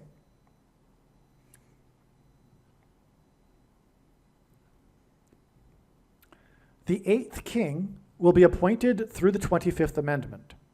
The 25th prime number, and that's how he'll get around the restriction in the 22nd Amendment on someone being elected to the office more than twice, he will be appointed instead. Okay, so the 8th king will be appointed through the 25th Amendment. The 25th prime number is 97. The 25th president died while in office, and that's how the president will become the president again. Well, I'm jumping ahead. So the 25th president died while in office exactly 97 years before a famous racehorse named Barack Obama died. Obama will become the president again through the death of Kamala Harris while she is in office. Barack Obama's presidential portrait was unveiled in the White House on the date 9/7 in 2022, exactly 97 weeks before it is predicted that the presidents will be lined up in chronological order at Carter's funeral. That's so amazing. Okay, so the president, because the portraits are all about them being hung in presidential order, right? The president Obama's got his unveiled on the date 9/7, which hints at 97 and the 25th prime number and the 25th Amendment. And this date, 9/7, is exactly 97 weeks before Carter's prophetic funeral, in which the presidents will be lined up in chronological order. This 97 weeks is also 1 year, 1 month, and 9 days, which hints at 9/11. And through the 9/11 events, God pointed to George Washington. It was George Washington's rescued portrait from fire and destruction by the enemy that began the tradition of hanging presidential portraits, which is why George W.'s portrait was unveiled by the enemy, Obama, and why it connects to the day that the 7th king, Trump, moved George W.'s presidential portrait. And to refresh your memory, that date that the George W. portrait was unveiled by Barack Obama in the White House was 2,969 days to the day that President Trump moved the portraits. And that hinted at the number 128, which hinted at the Ethiopian. Okay, so back to what I was saying here. Which in turn, okay, so Trump moved George W.'s portrait in July of 2020, and that was in turn, it connected to the predicted date of Carter's funeral with exactly 400.00% of a year, when the 7th king will sit next to the 6th king, who will also be the 8th king, Obama, who will be sitting next to the 78-year-old George W., which will be 5 days after the 5th king, George W., turned 78. Well, actually, no, it'll be 10 days. The funeral will be 10 days. It'll be 5 plus 5 days. 5 days later will be Carter's death, and then 5 days after that will be the funeral. Okay, so 5 days after the 5th king, his birthday, will be the date of the death, and then 5 days after that will be when the 5th king, will be sitting next to the 6th king, who will be sitting next to the 7th king, which trumpets the 8th king, Obama. The day that the 45th president moved the 25th president's portrait into a place of prominence was exactly 25 plus 25 days before the Kentucky Derby on the date 9/5, September 5th, which hints at 9 times 5 equals 45, and the 45th president. As the horses were being led out to the track, the horse named Thousand Words reared back and fell over onto its trainer, fracturing his arm. The horse was scratched from the race. The name Thousand Words hints at the saying that a picture is worth 1,000 words, which is why Thousand Words was scratched on the date 9/5, which hints at 45, 25 plus 25 days after the 45th president moved the 25th president's picture. Thousand Words' number in the race was number 10. The winner of the Kentucky Derby, the horse named Authentic, was horse number 18. In the winner's circle, this horse behaved erratically and again knocked over its trainer, which was Hall of Famer horse trainer Bob Baffert, who that year was the trainer of both Thousand Words, number 10, and Authentic, number 18. In Luke 10:18, Jesus said that he saw Satan falling like lightning from heaven. The name Barack Obama in Hebrew means lightning from heaven. Barack means lightning, Obama means high place, which in the Bible is a metaphor for heaven, as it is said that Lucifer fell from the high place. And in the language Jesus would have spoken, Aramaic, the word for from is O. And so Barack Obama means lightning from heaven. Either Jesus didn't know what he was saying when he said this, or he said this knowing that there would be a president, famous one, named Barack Obama, and said this anyway, knowing that it would confuse us, or he was revealing the identity of the Antichrist. Obviously, the latter option is the only one that makes any sense. And so, okay, on the same day that the Kentucky Derby sign pointed to Bama, a high place, was the day that Trump boats sank to the depths of a lake in Texas at a Trump boat rally. These Kentucky Derby and Trump boat signs that pointed to Luke 10:18 and high place, Bama, involving 1,000 words, were 25 plus 25 days after Trump moved the 25th president's picture. The 25th president was McKinley, whom the nation's highest mountain was named after until Obama changed it, followed by Trumpet's request to have the highest peak changed back to McKinley. Methuselah died at 969. Does this hint at 9 plus 6 plus 9 equals 24, and therefore 1924 and 2024, the years that Carter was born and will die, and G2424, the word that means Jesus in the Greek concordance, JC, Jesus Christ, Jimmy Carter. Is there another way to connect Methuselah to Carter? Okay? So I'm looking for how. So the thing is, like I've explained already, Methuselah or Carter is symbolism for Methuselah. When Carter will die, it'll be the beginning of judgment. Just like when Methuselah died, it was the beginning of judgment, which is what the name Methuselah means. All right, so what can connect Methuselah to Carter? Now, I was just brainstorming here. It could be this, but there's more, okay? There's also this too, which is that Jimmy Carter is predicted to die on 7/11, which hints at Genesis 7:11, which was when the flood began and when Methuselah died. Okay, but there's probably another way, and yes, there is. I'll just get to that.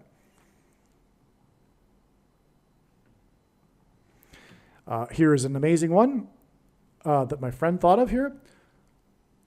Methuselah links to Carter, who is the longest living president in U.S. history, while Methuselah was the oldest person in the Bible. That's amazing. Because I explained already the profound reason why, prophetically, Jimmy Carter is the longest living president. It hints at this theme of immortality, the first lie ever told, and will be again the last lie at the end of the age. And so Methuselah also is connected to Carter in this way, because Methuselah was the oldest person in the Bible. Jimmy Carter is the oldest president ever to have lived. Okay, so Methuselah is also the 8th generation from Adam. Okay, and well, again, the storm Beryl is pointing to Carter, and it's the 8th storm named Beryl, and the Beryl usage in the Bible is the 8th stone used in the foundation of the New Jerusalem.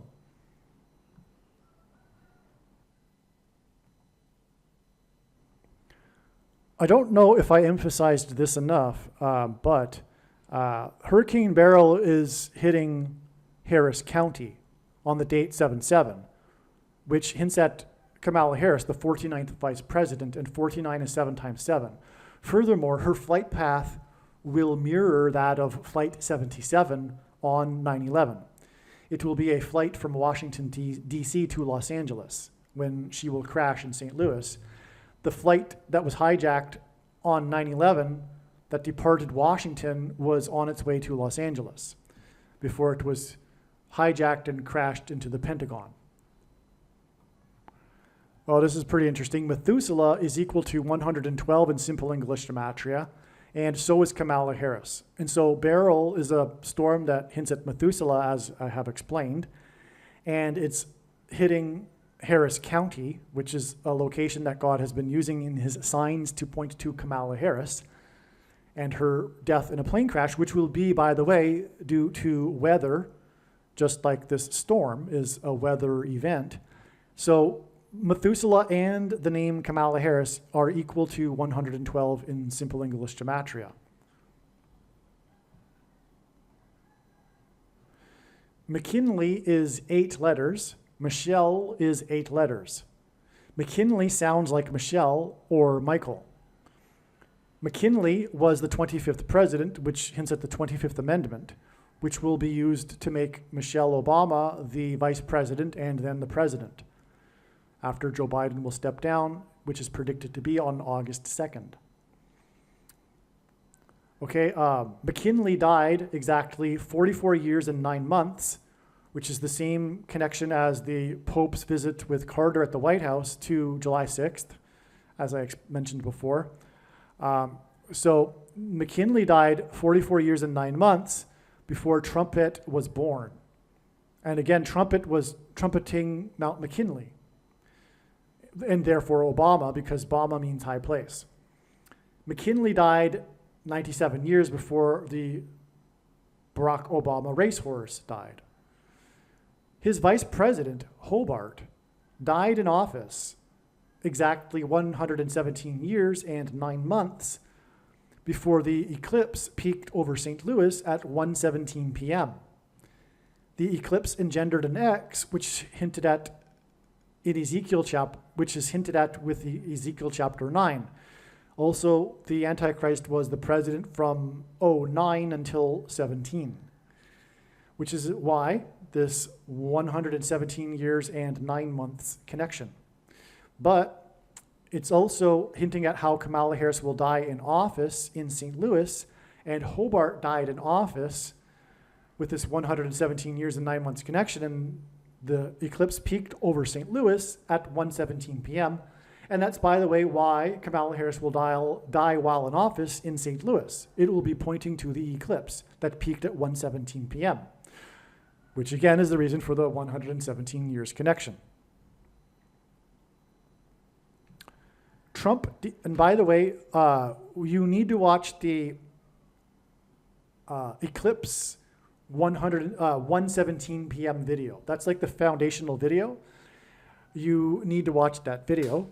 I'll say it again. There is a video titled something to the effect of eclipse equals peaked at, Kamala Harris will die on July 22nd equals eclipse peaked at 1:17 p.m. Trump descended the golden escalator of Trump Tower exactly. This isn't related to this video, so let's move on. July 6th, 2024. Okay, this is amazing. July 26th, 2024, the date we are talking about in this video, was 1,880 days exactly, which hints at H188 in Strong's Hebrew Concordance, which again is the word that means woe, exclamation mark, used in the context in the Bible of extreme judgment from God. So, therefore, this is important. Very important. July 6th, 2024 was 1,880 days after the heritage tree fell on May 14th, 2019 at the Washington Monument due to the soil being too wet. Okay, so we were talking about earlier. What we were talking about? We were talking about how George W. and his birthday on July 6th could connect to George Washington, which would just confirm everything. This is it, because it's the Washington Monument we're talking about. So there was this heritage tree, I forget the type of tree, but it was like a 200-old or more tree that was there at the time of the construction of the Washington Monument, all right? It fell over due to the soil being too wet, all right? Exactly 1,880 days before this prophetic birthday of George W., as in George Washington. In the news that day, it was reported, the day that the tree fell at the Washington Monument, it was reported on that same day how Washington, D.C. had received its wettest 365-day period in history with 71.05 inches. This was on the exact 71st anniversary of the rebirth of Israel. So in other words, this 365-day period coincided with the 71st year of Israel, and it was the wettest period in Washington, D.C. that resulted in, at the end of the year of the 365-day period, with the falling over of the tree at the Washington Monument. And in the Bible, the felling of trees is symbolic of God's judgment. The National Park Service, which gives this national symbolism, posted on Twitter about the fallen tree at the Washington Monument at 9:20 a.m. In Genesis 9:20, Noah began to be a man of the soil and planted a vineyard. That could have been, that's a quotation there, okay? He began to be a man of the soil and planted a vineyard. George Washington was known for being a man of the soil and for the vineyard at his Mount Vernon estate that he planted. Truly, after he left the president's office, he became a horticulturalist. He is famous for it. If you visit the Washington, the Mount Vernon estate, it's largely focused on the horticulture that Washington had there. Okay, so and part of that known history is how he tried to start a grape vineyard, but it didn't work out. But today, still to today, the area of the estate in which there are produce, where there is produce growing, is called the vineyard area. Okay, so there's still an area of the estate called the vineyard. And anyway, Noah began to be a man of the soil and planted a vineyard in Genesis 9:20, and the tree fell at the Washington Monument, as in George Washington Monument, at 9:20 a.m. Or it was officially recognized by the National Park Service at 9:20 a.m. Okay, this was also the day that Trump trumpeted a return to the moon by 2024. The moon is a giant rock, and in the Bible, rock is symbolic of Jesus, and that's why this communicated the Lord Jesus Christ's return in 2024. All of the return to the moon by 2024 signs have been hinting at Christ's return in 2024. But this was the big one. And the big one occurred on a date that was expected in advance to be a date for very, very big signs. And we had the falling over of the tree and Trump trumpeting the return to the moon by 2024 on this date. Huge. And it was an Israel date. because the Lord is returning to rule from Israel for the 1,000 years of peace. Okay, so this was a huge date. Now, this huge date that was about George Washington was 1,880 days before this George W. Day, the birthday of George W., the 78th, and the prophetic reason being it pointing to the death of Carter 5 days later, the 5th president in the chronology, and also pointing to, at Carter's funeral, the lineup of presidents and hinting at the 7th and 8th king, Barack Obama. Okay, Carl Weathers, we talked about him earlier, right? The actor in the movie Rocky. Carl Weathers died 22 weeks and 2 days before the birthday of Sylvester Stallone. And Washington was born on the date 2/22. God pointed to Washington through the 9/11 events, and 22 weeks and 2 days is 156 days, and the 156th prime number is 911. Which I mentioned earlier. I mentioned the connection between Carl Weathers and the birthday of Sylvester Stallone and how it hints at 9/11. I mentioned all of that earlier. But now I want to revisit this because of this connection here, pointing back to the George Washington Monument and how George Washington was a man of the soil. We have clear connection between George Washington and George W. But a second witness to this is that Carl Weathers died with this connection of 22 weeks and 2 days, which hints at 9/11, or George Washington, who was born on the date 2/22, and the connection is a number that hints at the 156 days, hints at 9/11, and through the 9/11 events, God pointed to George Washington. And again, this connects to the date of Sylvester Stallone's birthday, which is the reason for the connection from Carl Weathers. So it all confirms itself. It's like everything is a second witness to everything else. The name George means farmer, earth worker.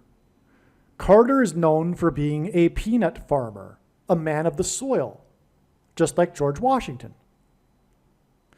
Before he was the governor, he was a peanut farmer. Okay, so, and George also hints at this. This is why the birthday of George W. on this date that God was using to point to Carter, the date 7/6, because Carter was the 76th governor of Georgia after he was a peanut farmer. Okay? This connection confirms that the birthday of George W. at 78 was a prophetic sign. Was there a sign in Washington, D.C. on the date 7/6 to confirm this? Because now it's clear we're focusing in on Washington. We have this connection from the tree that fell at the Washington Monument. God is connecting clearly George Washington to George W. here. The presidential paintings, for example, which began with the rescued George Washington painting and included the connection from the George W. painting. But we even have the 1,880 days to this date, July 6th, from the Washington Monument. Could there be a prophetic sign bookending the 1,880 days connection from the Washington Monument in Washington, D.C. to another prophetic sign that occurred in Washington on July 6th? That's when the light bulb went off in my mind, and I checked to see, and sure enough, it was correct.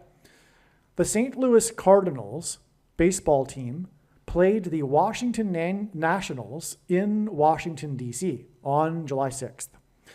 The score was 6-14. The Washington team won.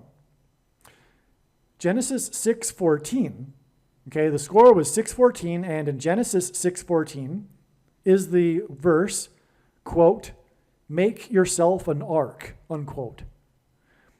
And then it says out of gopher wood. And that's it. That's all there is for this verse, 6:14. Make yourself an ark. The ark that one needs, that a person needs, is Jesus. Jesus is the only way to weather the coming storm. which is symbolized by the coming beryl storm the following day after the 6-14 game. The 6-14 game score is a difference of 8 runs. Beryl, Hurricane Beryl, is the 8th stone in Revelation. Beryl is the 8th stone. Hurricane Beryl is the 8th storm named Beryl.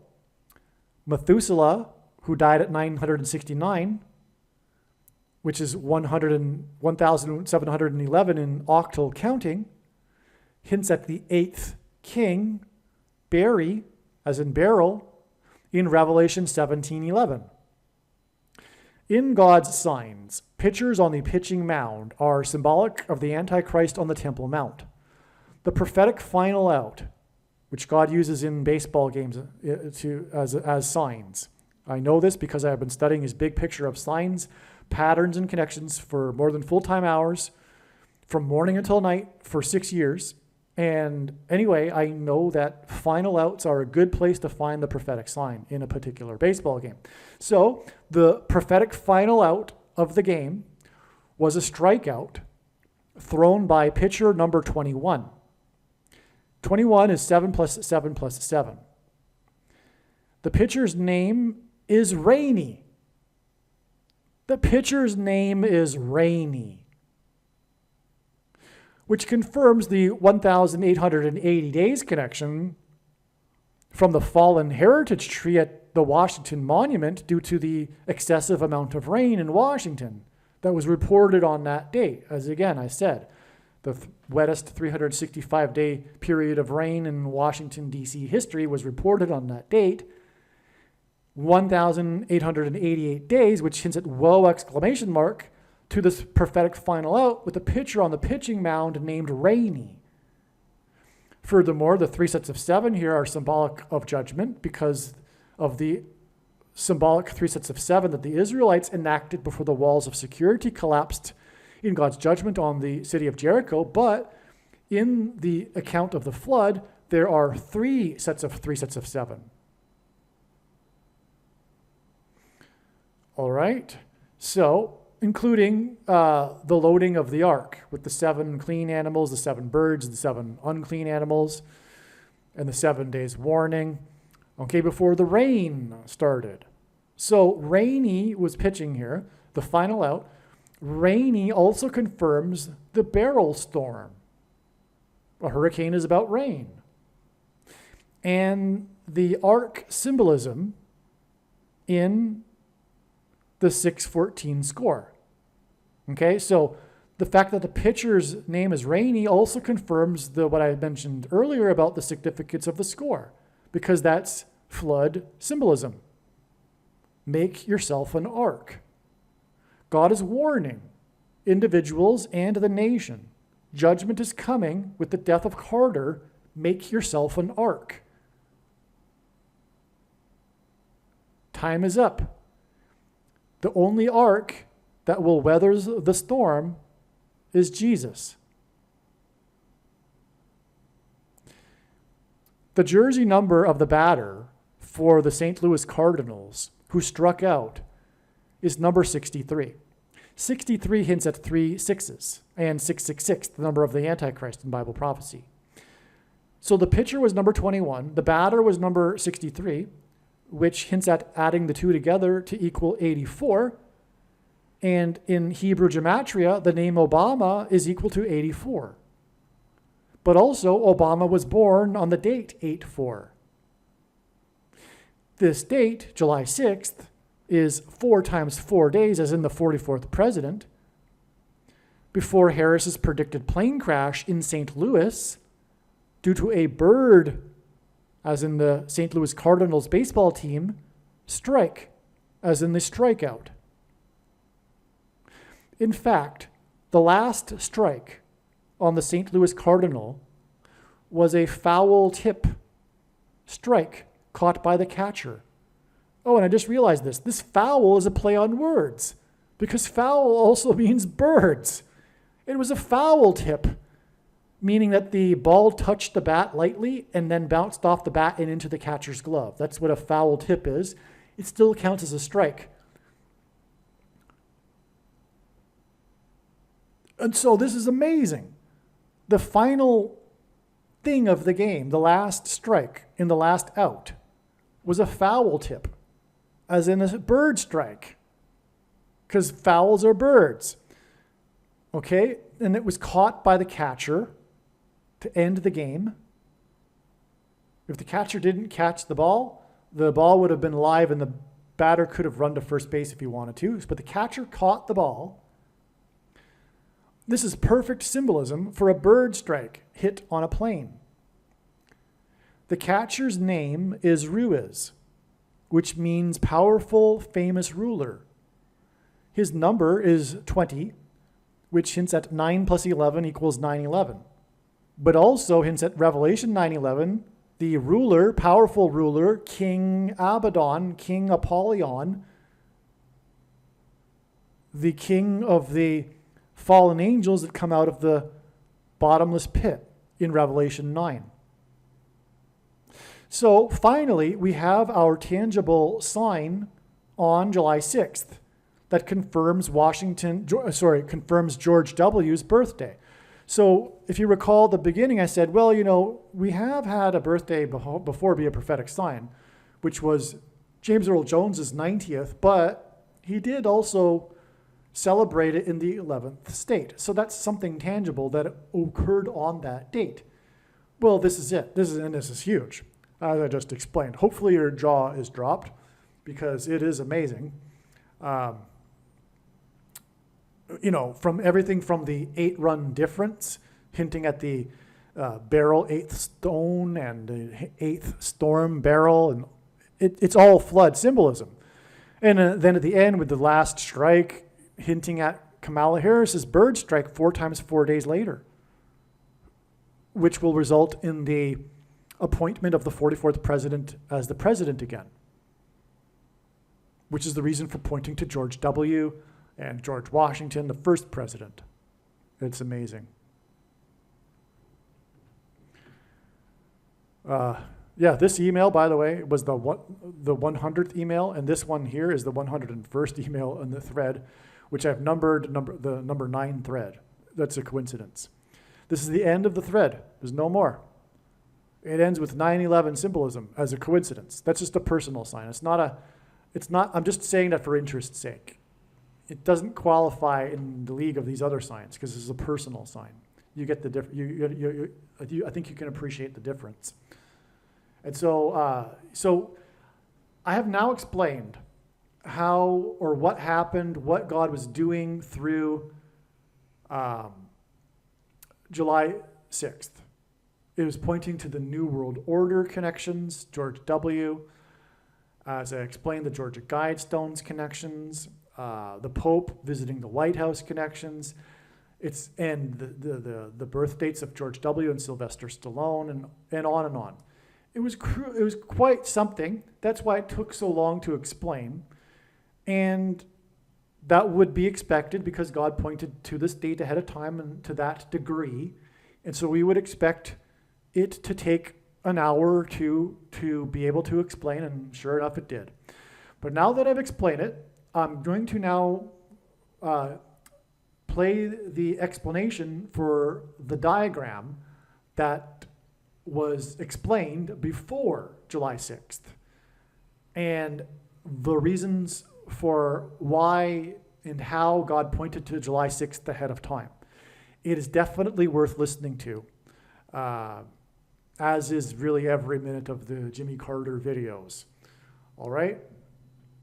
All right, folks. I thought the video was finished yesterday, but a new revelation, a new epiphany came to me last night or early this morning, and that led to so much else regarding what happened on July 6th and the importance of July 6th. It is so amazing. It's going to take what has already been explained to an even higher level, as if that were possible. Okay, and so what happened was, it occurred to me, because this is the thing. The biggest thing about the tangible sign that I was just talking about at the end of the video yesterday wasn't even fully explained, because the biggest thing about the tangible sign, which was this baseball game in Washington, D.C. with the Washington Nationals, is about this. And so this is what I wrote to a friend this morning. The video is already posted, unfortunately, but it occurred to me that at the end of the highlights video of the game, after the final prophetic out, the announcer said, "A big curly W for the record books." Okay? This is because the guy speaking is a broadcaster for the Washington Nationals baseball games. And so in Washington Nationals culture, it's recognized what he's talking about, because the logo for the team, the Washington Nationals, is a big curly W. All right? It's this font. Maybe I should just pause here. Okay, so you can see it here. This is the logo for the Nationals. It's this big W. It stands for Washington, obviously. And so the sportscaster said, "A big curly W for the record books," was like his signing off statement after the Washington Nationals had won the baseball game with that final prophetic strikeout with the foul tip that hinted at foul birds in the bird strike, and the team is Cardinals, and it was from St. Louis, the team, and Harris is predicted to die in a plane crash due to a bird strike in St. Louis, and on and on. Well, the big curly W. Now, what were we talking about for the last couple of hours, really? We were talking about how it was the birthday of George W. And George W. used to go by the nickname W, if you recall. That was his nickname from his friends, and he would even joke about it sometimes, from what I recall. There was this ongoing, well-known thing about George W. Bush being nicknamed W. He would even say it in the Texas accent, W, right? W, right? So that's, and again, we were looking for this tangible sign on July 6th to go with the prophetic birth date of George W. And this was it. And it was the big curly W win, because the W also stands for win. So that's why it was a double entendre when the sportscaster said a big curly W for the record books, because it was a W for the record books, which stands for win, but it's also the Washington Nationals, whose logo is the big giant curly W. All right, now, the W letter is the 23rd letter in the alphabet. And Barack Obama's number is 23. He is the basketball president who wore jersey number 23 when he played basketball in high school, and his jersey was auctioned off in a big prophetic sign in August of 2019, number 23. And Michael Jordan and LeBron James, the GOATs of basketball, also wore 23, and on and on. I've explained it many other times in other videos, okay? So this number is associated with Barack Obama, but we have this big W. So the sign is pointing to the W, the Washington Nationals, on W's birthday, right? That's clear, I think, right? Okay, so now I'm just going to start reading what I started writing as the revelation started coming to me, and I wrote it down in this email thread. I think we're on to something here.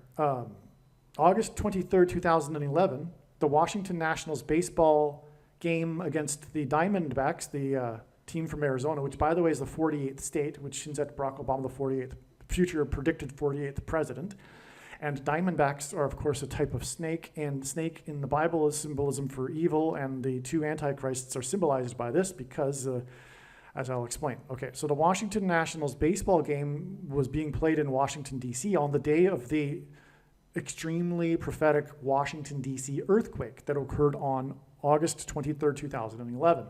This was the strongest earthquake east of the Mississippi, and I forget how many ever years. It was felt by 1/3 of the U.S. population because of the amount of people that live on the eastern seaboard, but the earthquakes on the East Coast are felt at long distances because of the way in which the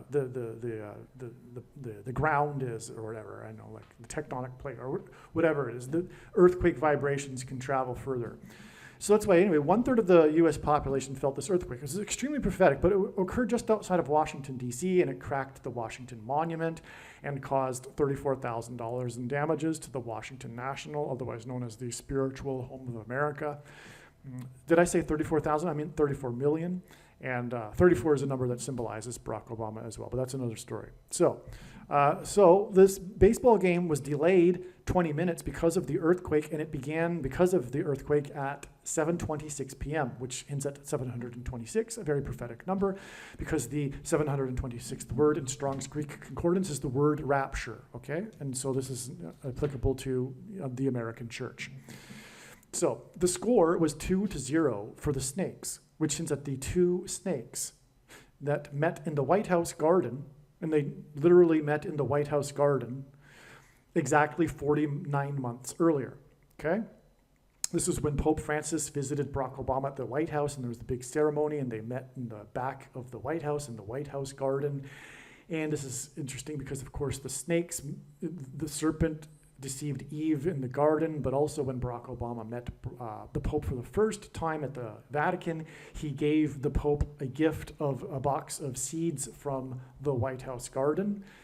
And in appreciation for the Pope being the first Pope to open the papal gardens for the first time to the public. And when the Pope came to the US, he held Mass in Madison Square Gardens, and he met the other Antichrist, Barack Obama, in the the White House garden. Okay, so August 23rd, 2011, pitcher number 49 for the team from Washington State. Now, this is a different baseball game on the same day. This is the Seattle Mariners, but they are from Washington State, okay? And during the earthquake, pitcher number 49 on the pitching mound, and God uses pitchers on the pitching mound to symbolize the Antichrist on the Temple Mount in Bible prophecy, okay? And so he, during the earthquake, he was on the pitching mound, okay? And the earthquake was felt in Cleveland, which is where the game was being played, and President Grover Cleveland was the 22nd president, and during the earthquake, a double was hit off this pitcher by a 22-year-old batter on a pitch count of 2-2 with 2 outs. And again, Cleveland was the 22nd president. The teams played a doubleheader, which means that they played 2 games in one day that day. And, okay, and also, what was I going to say?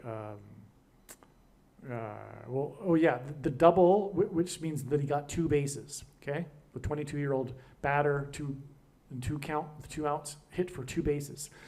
Now, George Washington was born on the date 2/22, and again, this game in Cleveland was against the team from Washington State on the same day that the Washington Nationals lost their game to the Snakes 2-0 in Washington during the earthquake, or just prior to the earthquake. This game was played during the day because they were playing 2 games in one day. What they do when they do that is they're making up for a previous day in which the game was rained out. So they had an evening game, which is typical on a weekday, which is what this was, and then the other game was during the day, which made it conveniently during the earthquake for this prophetic sign. Now, July 6th, 2024, the date we are talking about in this video, is 50 days before August 25th, when it is predicted that Barack Obama will become the 48th president. Okay, the Washington Nationals won the World Series in their 50th year, exactly their 50th year as a franchise. Okay, so that's why it would be relevant from this Washington Nationals sign on July 6th to add 50 days to get the date of the president, the Antichrist president, and his second presidency.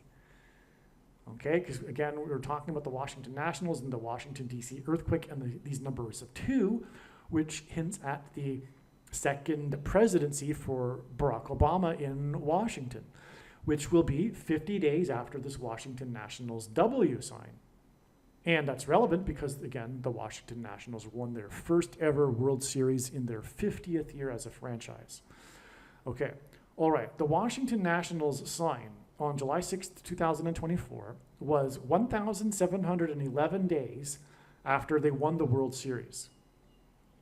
Okay, this is amazing. What were we talking about for the last few hours? We were talking about how Carter is symbolism for this prophecy in Revelation 17:11. We were talking about how Carter is symbolic of Methuselah, who died at the age of 969, and in octal counting, 969 is equivalent to 1,711. Okay, and Beryl, the eighth named Storm, the 8 run difference in the prophetic sign in the game, because again, the prophetic sign was the score of the game, and it was an 8 run difference. 8 storms named Beryl, Beryl being the 8th stone described in the book of Revelation. And octal counting makes that relevant. That gives us the number 1,711, as we were saying earlier. Okay, well, so and again, it's all about this prophecy about the 5th through 8th kings, and George W. was the 5th king in this prophecy, in this parallel with the prophecy. Carter beginning this 7 kings prophecy, right? So that's all in Revelation 17:11, which is why it's amazing that we have the day that the Washington Nationals won their prophetic World Series, there's more to be said about that in a second, was 1,711 days before this Washington Nationals sign on July 6th. That, my friends, completely confirms the significance, the relevance of this prophetic sign. And but what I mean is it confirms that it is a prophetic sign, this Washington Nationals game with the last prophetic out and the score 6-14, hinting at Genesis 6:14, make yourself an ark, the last pitcher named Rainey, right? All that, right? Okay. So that's huge. So let's move on though. The final prophetic out was a strikeout by pitcher number 44. This is in the World Series, okay? In the Washington Nationals World Series win in October of 2019, again, as I mentioned, God uses the final outs of these games for prophetic significance. So the final prophetic out of the World Series that won the World Series, and then they celebrated, was a strikeout by pitcher number 44. And again, pitchers on the pitching mound in God's signs are symbolic of the Antichrist on the Temple Mount in Bible prophecy, who is the 44th president, the Antichrist. So in this prophetic sign, the pitcher is number 44. And who is he striking out?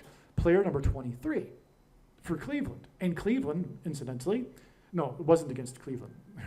Why that I said that though? Okay, so this player was playing for the team from Harris County, the Houston Astros, and God uses Harris County to point to the coming death of Kamala Harris in a plane crash, okay? And also Houston is the 4th biggest city, and that goes with this number 44 right here. Okay, now this player was number 23, and God pairs the numbers 23 and 44 together to confirm his big picture of signs, patterns, and connections. This is how God's big picture of signs, patterns, and connections works. It works on the principle of second and third and multiple witnesses confirming a matter, as the Bible says is required.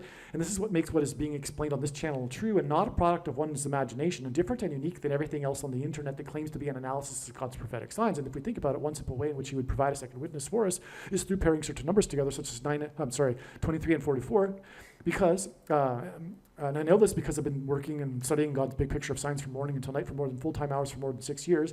And the reason is because the 44th president is the basketball president who wore jersey number 23. So he pairs number 23 and 44 together, and so we have the 44th pitcher here, number 44, striking out for the final prophetic out, number 23. Now this player for the Houston Astros, the Harris County batter, number 23, also played for Cleveland, and he was in the final out of the prophetic last out when Cleveland lost the World Series to the Chicago Cubs. And that's a whole other story, which I'm not going to get into here. But that also points to Barack Obama, who's from Chicago. That was dramatic because the 2 teams with the longest droughts without having won the World Series were Cleveland and Chicago and on and on. Well, anyway, this player played for Cleveland in that team, and then he's playing in this World Series again, and he's the last batter to strike out here. Now, I think he was involved in the last out, from what I recall. I could be wrong, though. I just want to I don't want to say something that isn't true. I'm not 100% sure that he was the final out in that World Series, but I know that he played for Cleveland in that World Series. And again, Cleveland skipped the 23rd presidency, which is why God is using Grover Cleveland, the only president to serve non-consecutive terms, having skipped the 23rd presidency, which is why Barack Obama wears number 23, because he will also serve non-consecutive terms. Well, anyway, okay, so this batter, though, he struck out swinging on his knee. He fell onto his knee as he swung the bat. All right, he couldn't maintain his balance, if you can picture that. I don't think it's necessary to get the video out, although I used to have it. I don't know if I still do. It's in other videos, in the other really old videos.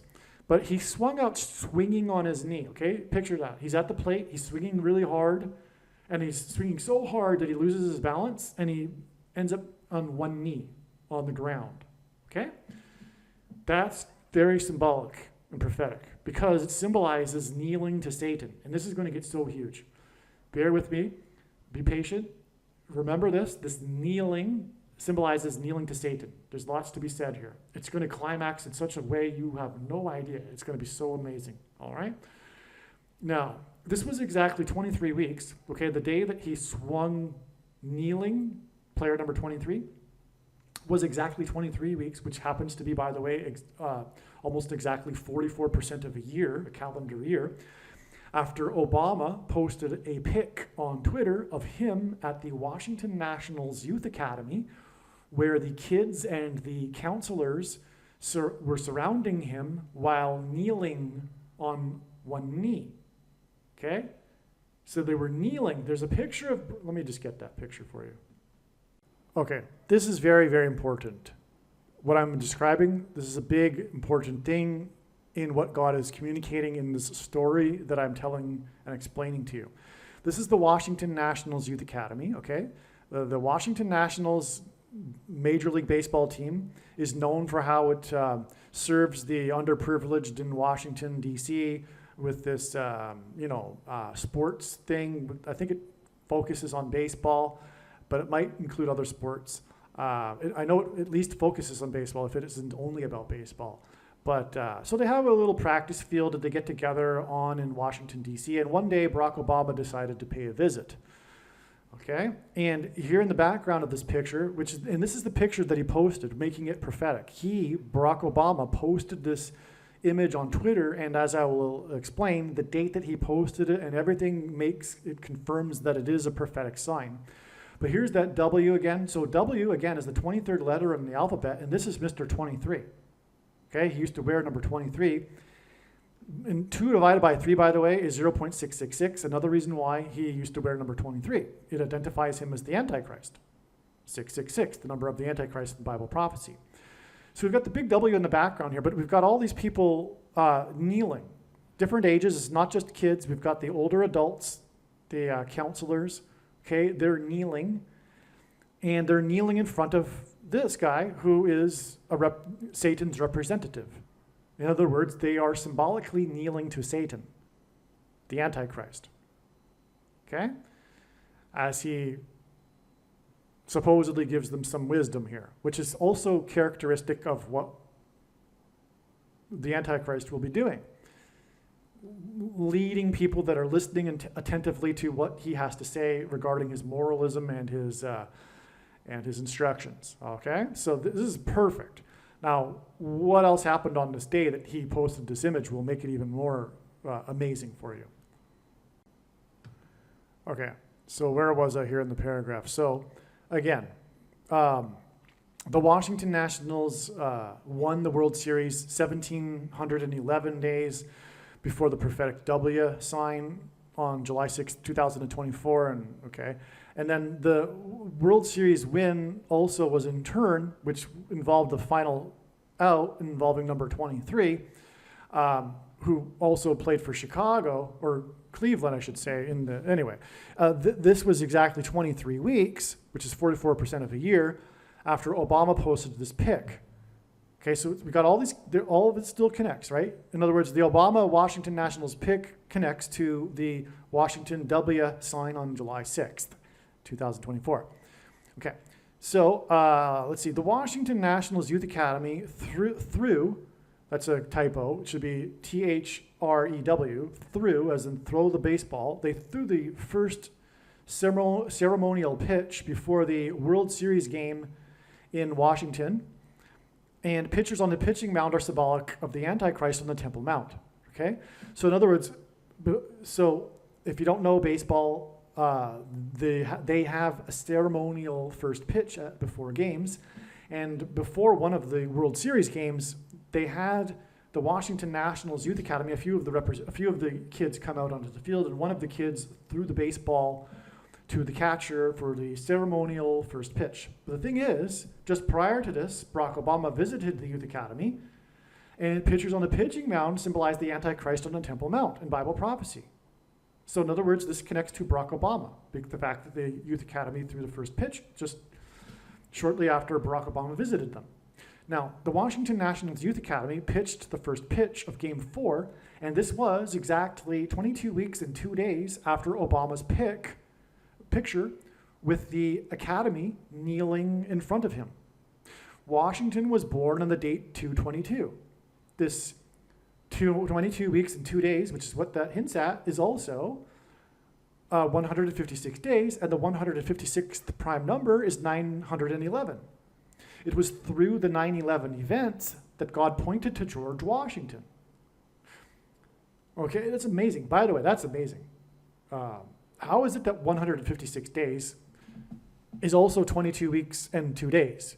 Because it hints at 9/11, and through the 9/11 events, God pointed to George Washington, who was born on the date 2/22. Which is why, by the way, exactly 222 months after 9/11 was CVD Disease Day, when the World Health Organization officially declared the CVD to be a pandemic, etc. It was a date that I predicted in advance, by the way, as explained in many other videos. So, okay. So anyway, this is amazing because it's clearly we've got a clear connection here with George Washington. And of course, the city Washington is named after George Washington, and the baseball team is the Washington Nationals. All right, now, the Washington Nationals went on to win their first World Series after the first pitch in Game 4. I think they won in 6 games. No, it was 7 games. The Washington Nationals went on to win their first World Series in franchise history. Oh, and by the way, that's significant because this is like a strange World Series when every game that was played in the home field, the home team lost. And I think that might have been the first time that ever happened, or something. I would want to look back into that, but there's too much going on. I'm not going to. But anyway, that was interesting in itself. So the Washington Nationals went on to win the first World Series in franchise history, and their franchise began in Montreal.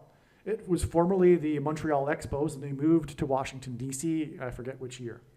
So Montreal is French for Royal Mount, which hints at the Temple Mount in Jerusalem. It is the Royal Mount. The King of Kings will dwell in the Temple Mount, or on the Temple Mount in the temple, in the 1,000 years of peace on earth. It is the Royal Mount, and that's what the name Montreal means. The Montreal Expos, that's the team, baseball team, were named after the 1967 World Expo in Montreal. The 1967 was the year that the Jews recaptured the Temple Mount after 19 centuries. What a coincidence. Which is why God pointed to this team that began its French franchise in Montreal 50 years ago. And 50 years, by the way, 50 years is extremely prophetic in the book of Leviticus, and it symbolizes 50 years, the returning of God's people to their original land and inheritance, which is what happened in 1967, which was, by the way, 50 years after the Balfour Declaration in 1917,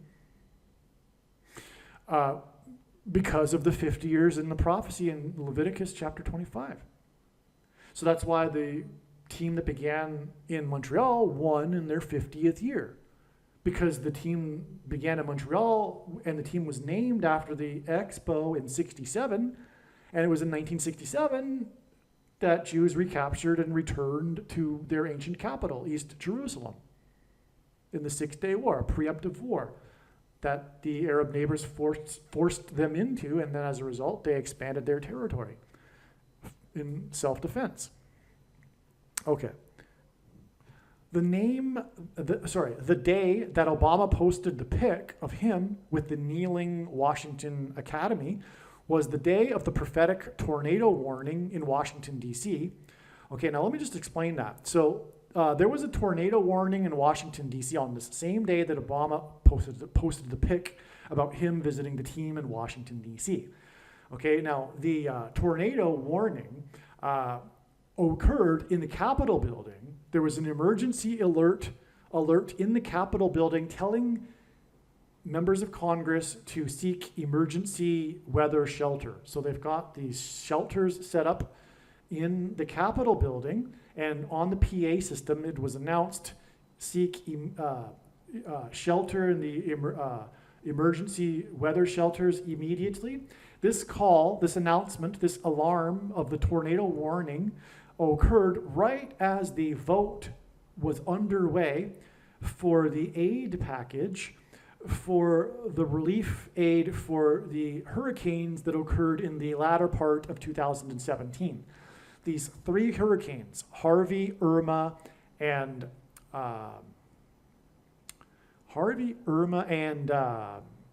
Maria, which spelled out him, as in the Lord, him. And so they in themselves were second, third, and they were second witnesses, three witnesses to the prophetic significance of the eclipse that passed over America in 2017. Because the eclipse exited the US and made a bullseye. It ended precisely where Hurricane Harvey was forming in the open Atlantic.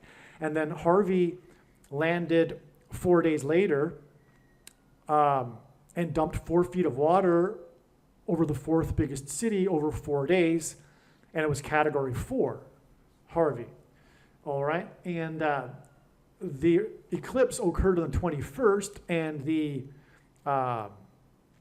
Harvey landed on the 25th, and Luke 21:25 is there will be signs in the sun and the sun and the moon, and the roaring of the waves. You know, I haven't memorized the passage, but it talks about the sign in the night sky, or it's not the night sky, but the sign in the sky of the sun and the moon, which is an eclipse, and then the roaring of the waves, which is Hurricane Harvey. All right, so anyway, back to what I was saying. So that's when the tornado warning occurred, right when that vote was going underway for the relief aid for the victims from these hurricanes. Okay, and so anyway, in other words, God was pointing to the eclipse and the hurricanes as the prophetic signs, warning of judgment and destruction, with the tornado warning. Okay, now.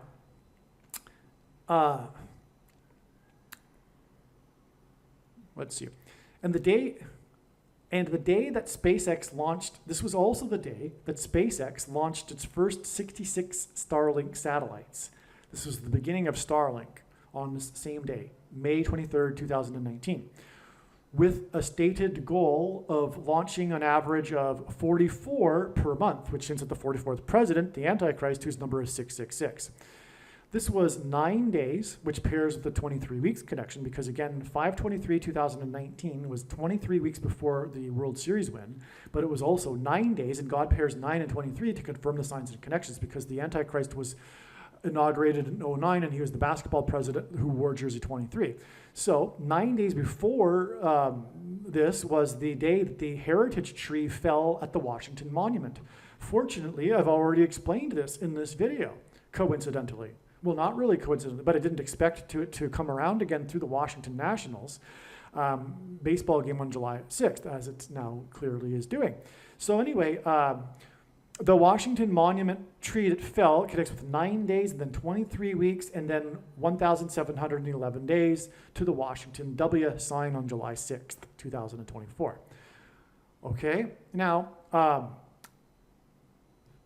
also in that wind storm, the tornado warning, the tree fell for a second time 9 days later. because they were in the process of trying to erect it and make it stand up again, and then it was propped up, but the wind knocked over the apparatus that was propping it up, and it fell over again a second time. And again, in the Bible, fallen trees are symbolic of judgment on the nation. So on May 23rd, 2019, 9 days after the tree fell, it fell a second time in a wind storm during an attempt to upright the tree. This storm included the tornado warning at the Capitol building, which was during the vote of the aid package for the victims of the 2017 hurricanes, which were prophetic signs that pointed to the eclipse. The eclipse engendered an X over the nation, the two eclipses, the one in 2017 and the one in 2024, which hints at the mark of the Antichrist, which is why SpaceX, because SpaceX is symbolic of this X and the mark of the Antichrist, launched its first 66 Starlink satellites on the day of the kneeling before Obama pic posted on Twitter. Okay, that's SpaceX did that on the same day as this kneeling to Satan. And what is taking the mark of the Antichrist tantamount to? Kneeling to Satan, kneeling to the Antichrist. All right? It's amazing. I hope you got that. Also, Elon Musk, who owns Neuralink, is symbolic of transhumanism technology. And, well, anyway, let's move on. The tornado warning in Washington and in the Capitol building on the day of the fallen tree and 66 SpaceX satellites was exactly 110 months after Obama signed his Obamacare law. All right? 110, Joshua died at the age of 110 after the walls of security collapsed on Jericho. Well, the 110-story World Trade Center towers that collapsed symbolized the two arms of a chromosome. How to prove this? Well, exactly 70 weeks, the most central prophecy in the Bible, Daniel chapter 9, involves a period of the 70th week, a prophecy of 70 weeks, and the 70th week being the symbolic period of the Antichrist in the end times. Well, exactly 70 weeks after the World Trade Center officially opened was the day that Philip Petit evaded security and stretched a tightrope between the two towers and walked across the two towers. Quite something. Anyway, Philip Petit, because petite is a French word that means small. This is why one of the two arms of a chromosome, because chromosomes are made of two arms, is named petite. Okay, and that's a hint that the two towers are actually symbolic of these two arms.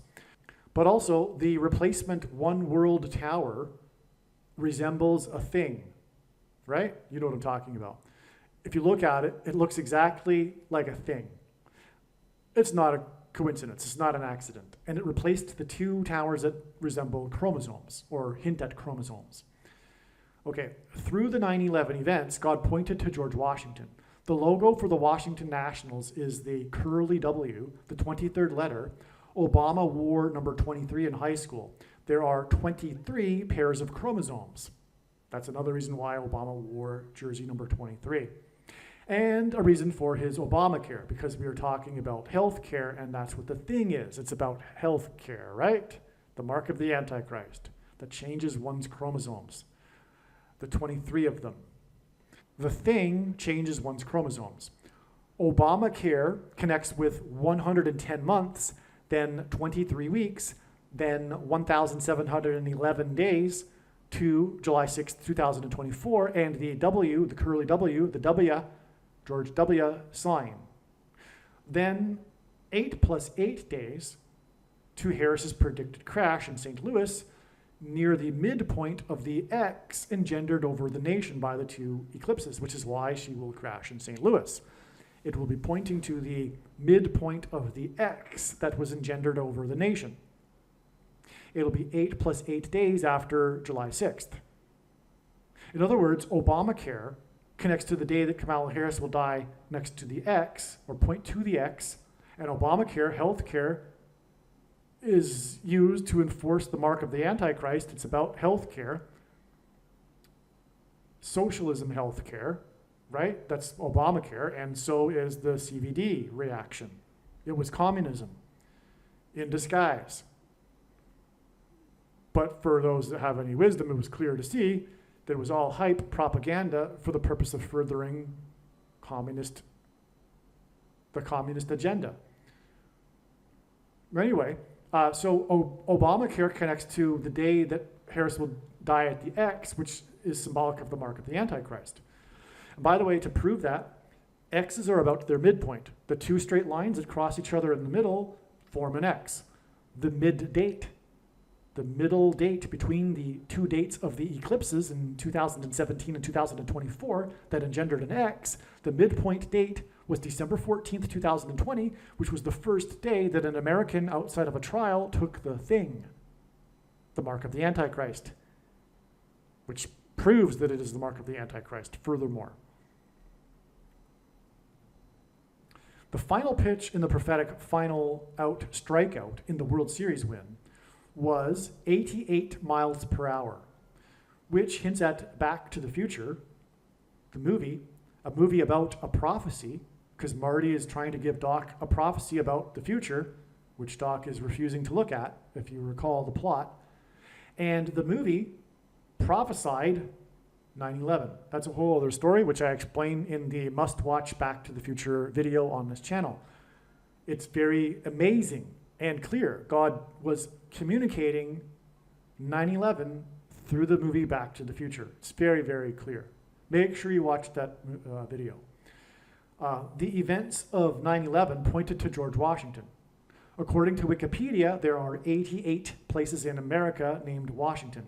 And again, the iconic scene in the movie Back to the Future, which is why the 88 miles per hour, is when Doc jumps up and down excitedly after the DeLorean first time travels after hitting 88 miles per hour in the parking lot of the mall. Doc jumps up and down shouting 88 miles per hour, 88 miles per hour, right? And so that's the iconic scene of the movie Back to the Future.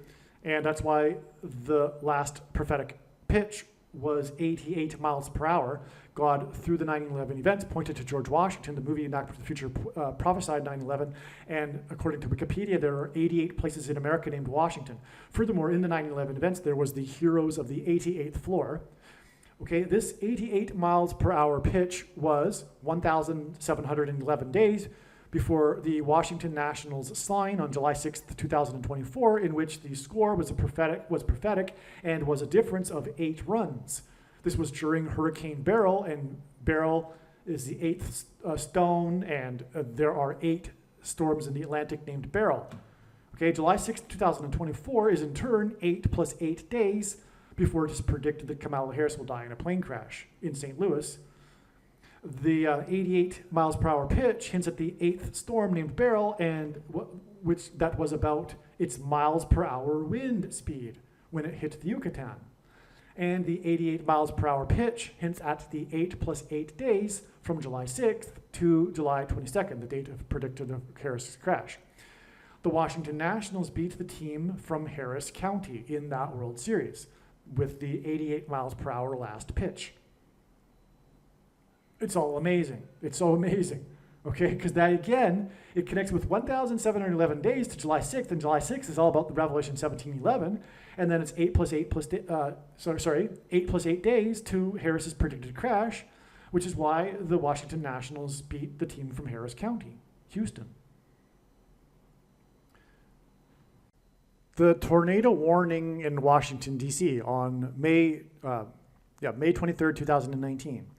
The day that Obama posted his pic of him with the kneeling Washington Nationals Youth Academy was exactly 23 weeks before they won the World Series for the first time in franchise history, which was exactly 44 months after the two antichrists met in the White House garden. Sorry, I phrased this incorrectly. The 44 months is actually from the day that Obama visited or posted the pic about him, of him visiting the Washington Nationals Youth Academy, okay? Okay, so this, in other words, it's in reverse. So the Washington Nationals won the World Series 23 weeks after Obama posted the pic of him visiting the Washington Nationals Youth Academy, which was in turn exactly 44 months after the two antichrists met in the White House garden. That's amazing because it's a pairing of 23 and 44 that confirms the signs and connections. This is how God's true big picture of signs, patterns, and connections works, which is only being explained on this channel, okay? So I know this from years of experience now. It's very, very simple, and it's amazing how it's so simple to understand how it works because God just frequently pairs these 23s and 44s to confirm for you what's going on. You don't have to really think about it too much and guess whether, is this really correct or is it just my imagination here? It's so clear, right? Okay. So the Washington Nationals won the World Series, and the last out was number 23, and it was 23 weeks exactly, which is also 44% of a year after the day that the president who used to wear number 23 was at the Washington Nationals Youth Academy, and that in turn was 44 months after he and the other Antichrist met in the White House garden. Okay, and that day that they met in the White House garden was exactly 49 months after player number 49 of the team that from Washington State was pitching on the pitching mound in Cleveland. Cleveland was the only president to serve non-consecutive terms. Cleveland, the 22nd president, was the only president to serve non-consecutive terms. Was the only president to serve a second presidency. Hence the double, which is two bases, by the 22-year-old batter with the pitch count at 2-2 and with 2 outs in Cleveland, the 22nd president, against the team from Washington State during the Washington, D.C. earthquake. All right? Literally, the double, the hit was made, the play was ongoing during the earthquake. Okay? There's a nickname for it. It's the baseball earthquake. I don't know. It is through the death of the 49th vice president that Obama will serve a second presidency. That's the reason for the 49 months connection from pitcher number 49. Okay, and he will overcome the 22nd Amendment. That's another reason for all the 22s and Cleveland 22nd presidency. He will overcome the 22nd Amendment after the 49th vice president dies in a plane crash. Barack Obama will be appointed instead of elected. That's how he will overcome the 22nd Amendment's restriction on someone being elected to the office more than twice. He will be appointed instead. The two Antichrist snakes met in the White House garden exactly 66 months.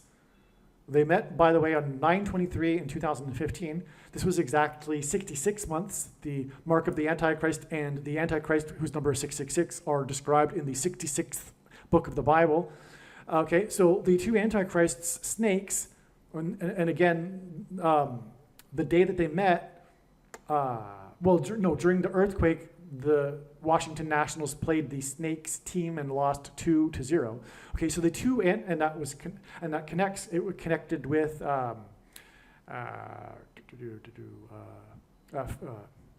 49 months. Okay. So the two Antichrist snakes met in the White House garden. So it's in other words 49 months from the earthquake in Washington D.C. to the day that the Antichrist snakes met in the White House, and then in turn it is exactly 66 months before the Suez Canal ship got stuck, clogging the world's trade artery, the Suez Canal, which was symbolic of the clogged arteries that people get from taking the thing. That's what God was communicating there. And when did that happen? It happened, and which is why the ship got stuck when the things first started to be thinged, put into people, right at the beginning. It was March 2021, right? Okay. Now, it was actually March 23rd, to be precise. And by the way, that date was exactly 42 months after the Revelation 12 rapture sign was fulfilled in the night sky. And the rapture will be an escape, a rescue from the Antichrist who will be enforcing the thing. Okay, and so that's why, another reason why the ship got stuck on that date, it was symbolic of what people are being raptured from. Okay, the thing, the mark of the Antichrist, which was what was being hinted at, obviously. I mean, not obviously, but also the ship became free, got unstuck due to the moon tide. And the moon symbolizes Jesus. The moon is a giant rock, and in the Bible, rock is symbolic of Jesus. So, okay. Which is why in the Bible, watching for the timing of the moon is important, and why watching for the Lord's signs, including moon signs for the Lord's return, is important. So, the ship got stuck in the Suez Canal 32 days, which since at 4 times 8 and the 48th president, Antichrist, after Hank Aaron died. The 32nd prime number is 131, and G131 in Strong's Greek Concordance is the word that means blood disease, which is what a person gets when they take the thing. The home run king, Hank Aaron, number 44, as in the 44th president, died 6 plus 6 plus 6 days after he took the thing publicly at the request of the agency in Atlanta.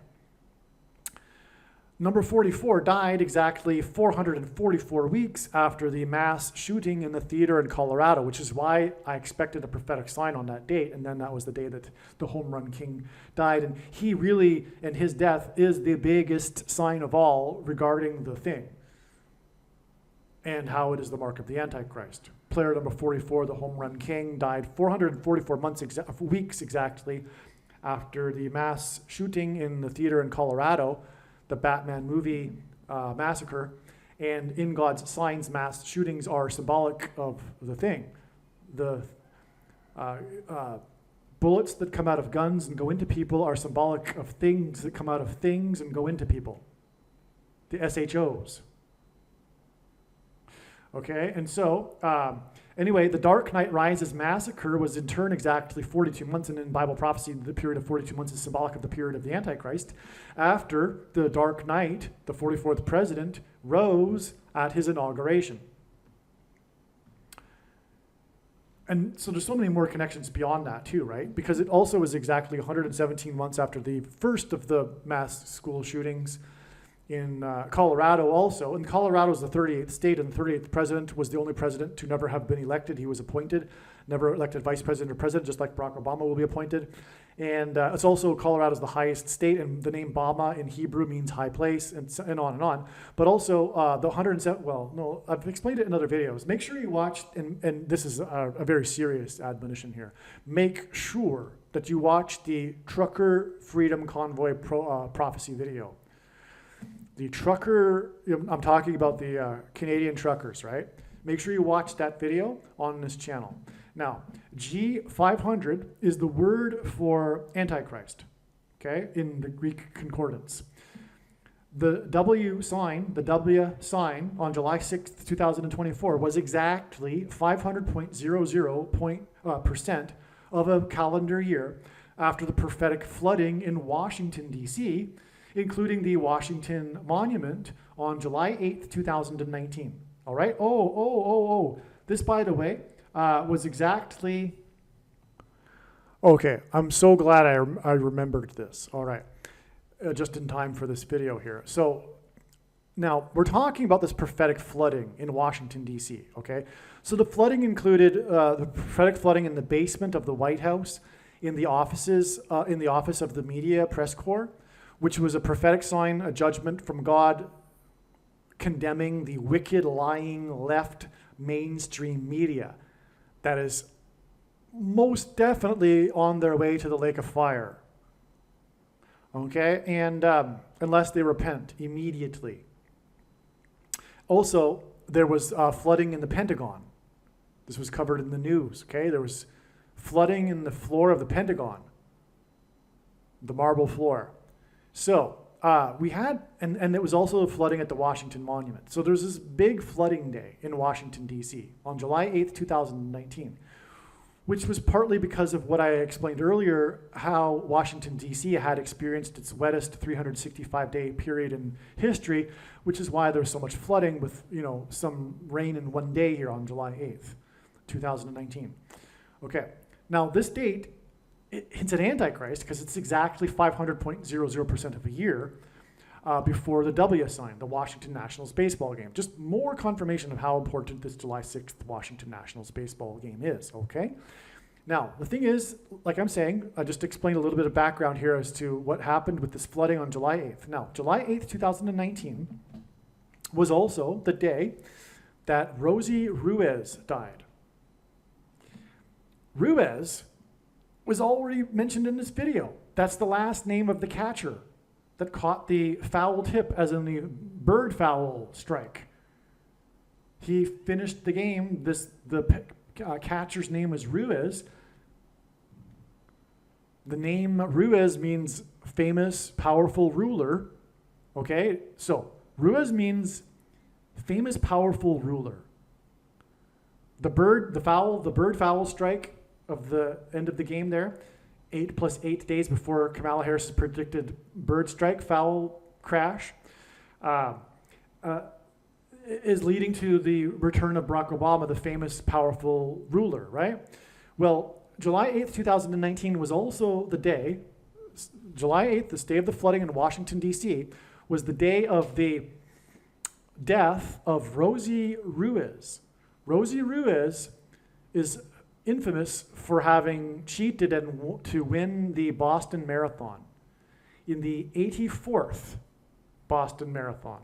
The 84th Boston Marathon, what she did, and I used to live in Boston, she ducked into one of the subways, and she got on a subway and got ahead in the Boston Marathon, came out of the subway entrance, and snuck her way onto the marathon road, and then crossed over the finish line pretending to be out of breath and all of that. And she wasn't caught right away. The only reason why she was caught as well is because she tried to also steal the New York City Marathon and then got caught. Otherwise, she wouldn't have been caught probably with the Boston Marathon theft. So Rosie Ruiz got caught for cheating. She died at the age of 66, which hints at the Antichrist, 666. Her name is Ruiz, which means powerful, famous ruler. But Ruiz died and we're talking about Washington here because she died on the day of the flooding in Washington, D.C., the prophetic flooding. And what she's famous for? For cheating. And how is Obama going to become the president again? Through the shoplifted referendum in the year that ends with 20, the 2020 referendum that was exactly 999 weeks after 9/11, and the number 9 is the most important number in God's signs. It's from the Bible. It symbolizes God's judgment. Okay, so Rosie Ruiz died at the age of 66 on the day of the Washington flooding sign, with the Washington, D.C. monument even being flooded. Okay, and that date, July 8th, 2019, was exactly 60 plus 60 plus 60 years after the birth of John Rockefeller. And 60 plus 60 plus 60 years, first of all, the 84th marathon is the one she cheated on. Well, the name Obama in Hebrew gematria is equal to 84. And he was born on the date 8/4, which is the 216th day of the year of the calendar year, which is why July 8th, 2019 was also exactly 2,160 months, which is a 216, after the birth of John Rockefeller. Okay, and 216 is 6 times 6 times 6. Barack Obama was born on the 6 times 6 times 6th day of the year. Okay, and in other words, John Rockefeller was born exactly 6 times 6 times 60 months before Rosie Ruiz died at the age of 66 on the day of the Washington flooding sign. And obviously, flooding is a warning sign for the nation because it's the nation's capital, right? And also, it was 60 plus 60 plus 60 years exactly, which also hits at 666, the number of the Antichrist, to the date that Rosie Ruiz died at the age of 66. Why John Rockefeller? Well, it was John Rockefeller's institute that pioneered the thing industry. And the thing is the mark of the Antichrist. Furthermore, John Rockefeller's Institute is responsible for the flu that was named after people from Spain. The 50 to 100 million, which is a gross exaggeration, it's not even close to that amount. But according to the story, that all of those deaths, regardless of however many there was, are the result of the Rockefeller Institute, because of the experiments they were doing in, I don't want to say too much. The place that begins with the fort, the fort Riley, okay? Anyway, before we get off track too much more, if you if you want to learn more, you can find this information. It's not a conspiracy theory. This is actually a fact. There's all kinds of documented evidence for this. That's where it all began, and it was because of what the Rockefeller Institute was doing to the unaware soldiers on the way to battle in Europe, and which is why it spread throughout Europe and all that. But anyway, so, okay. So, and also there's a parallel with our time because, of course, the CVD thing, the thing that was supposed to combat the CVD disease, will and has already killed millions of people, but we haven't seen anything yet, because the ver begins with the ver, ends with an eons. Okay, ver begins with the ver, ends with the eons of the CVD disease are the result of the CVD thing, right? CVD would be gone by now, would be ancient history. We wouldn't even have it still going around if it weren't for the CVD thing. And that's basic virology, by the way. Anyway, but the masses are hypnotized. Spirit of Antichrist. That's another whole explanation. But anyway, so, but not everyone. And anyway, including reputable virologists, okay?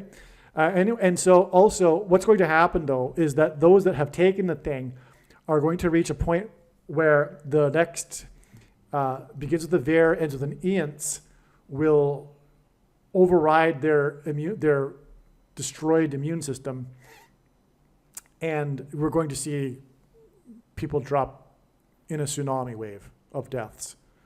But only those who have taken the thing. I don't know what the story is going to be, though. They're not going to say, you're not going to admit it. I doubt. And they're going to say we need another thing, but it'll be because of the thing that they took that the next begins with the ver, ends with an eons thing is coming soon. That's going to wipe them out. Lots of people. And there's a. You can find, I'm going to give you his name, but I'm going to spell it out for you. It's Gert, Vanden, and then you got a bush, okay? You got it, okay. You can find out more from him, and what he'll explain this to you more. He is the world-class virologist, used to work with the WEF and the UN and things like this. He's got his credentials, right? So anyway, getting off track here, but I wanted to get into that because I've been wanting to get back to this July 8th, 2019, and I didn't even expect it. This has just happened, and I totally forgot that I wanted to get this back into a video somehow, this connection between Rockefeller and July 8th, 2019. And I just remembered just as we were speaking here. So this is great. And again, the mark of the Antichrist, which is what we were talking about with the connection with John Rockefeller, is connected with 500.00% of a year, and 500 is symbolic of the Antichrist because of the 500th word in the Greek concordance meaning Antichrist. And it connects to July 6th, which again connects with 8 plus 8 days to the date it is predicted Kamala Harris will die near the X in a plane crash, which will point to the mark of the Antichrist. All right, so, wow, okay. So, this was, okay, so the flooding in Washington, D.C. was exactly 4 times 4 weeks, which is the 44th president, before the day that Tiger Woods became the GOAT, greatest of all time, as in GOAT Antichrist symbolism, with his 82nd PGA tournament win. This was at the Zozo tournament in Japan, and in English, Zozo is derived from, I believe, Greek, meaning it's a name for a demon. Okay, but just so happens that this tournament in Japan is named Zozo, which actually means demon. But anyway, it was Tiger Woods' 82nd win, and it tied him with Sam Snead for most wins. But Sam Snead took a lot more time to win all of his 82nd wins and 82 wins, and also it was in an era that wasn't nearly as competitive as today. So anyway, this tournament in Japan is the only one in the PGA that's played in Japan, in the PGA Tour. This tournament that year, in 2019, was delayed a day due to epic flooding of the golf course from a typhoon. Okay? And it was exactly 4 times 4 weeks after the other flooding in Washington, D.C., and God uses 4 times 4 weeks because of the 44th president who was in Washington, D.C. This golf course, God pointed to this golf course. It is the only location in the world in which, because the golf course was flooded, it is the only location in the world in which a particular microbe is found.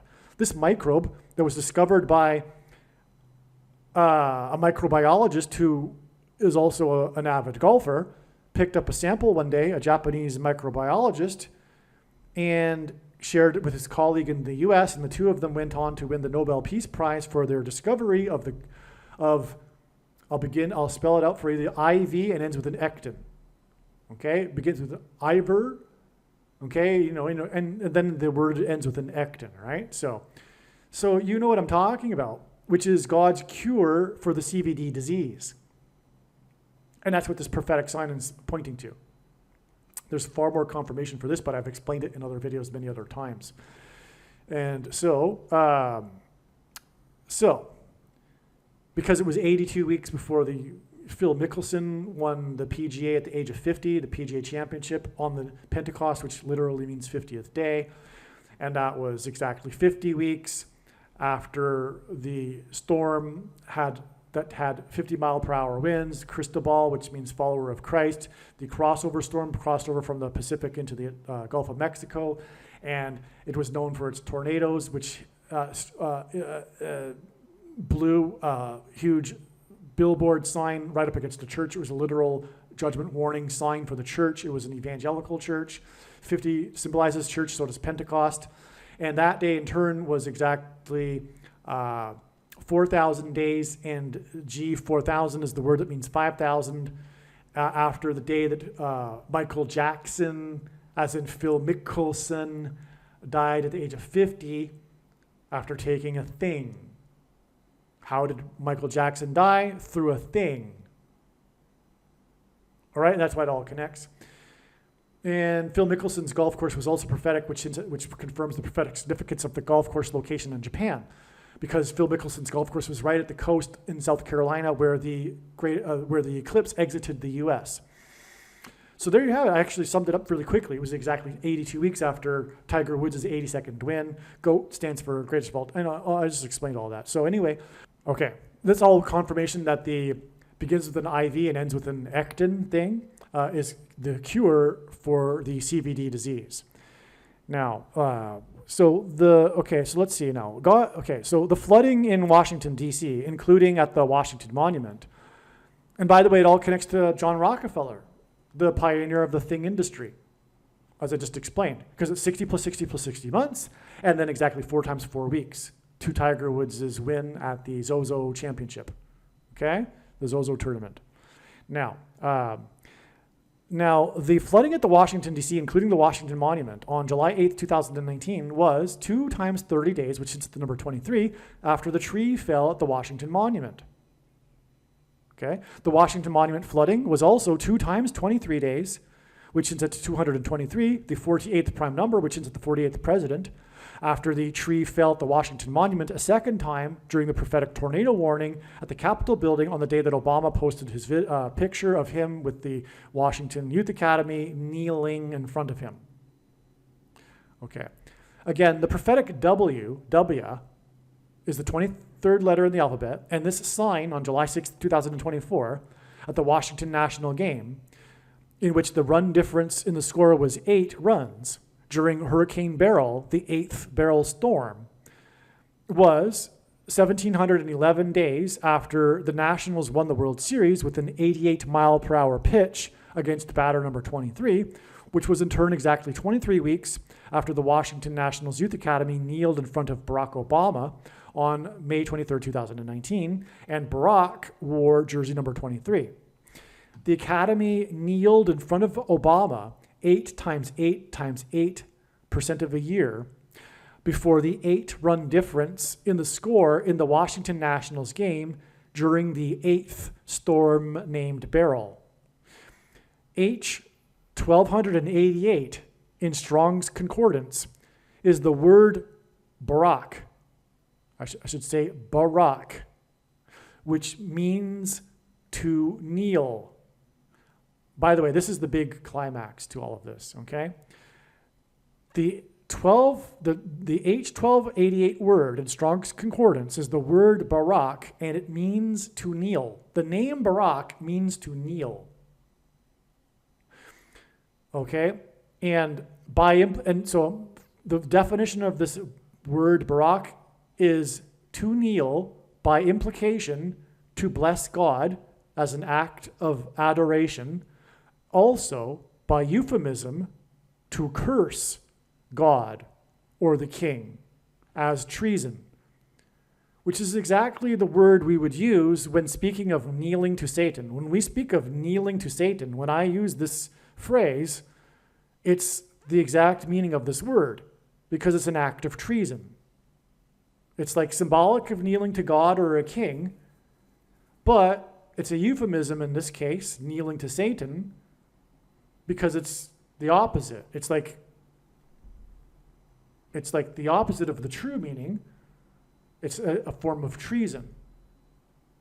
When one kneels to Satan, it's a form of treason.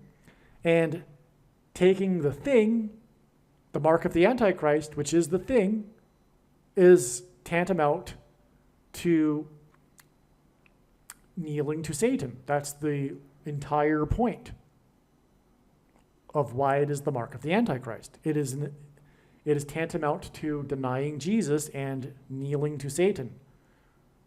Okay, and that's this word here, okay? 1288.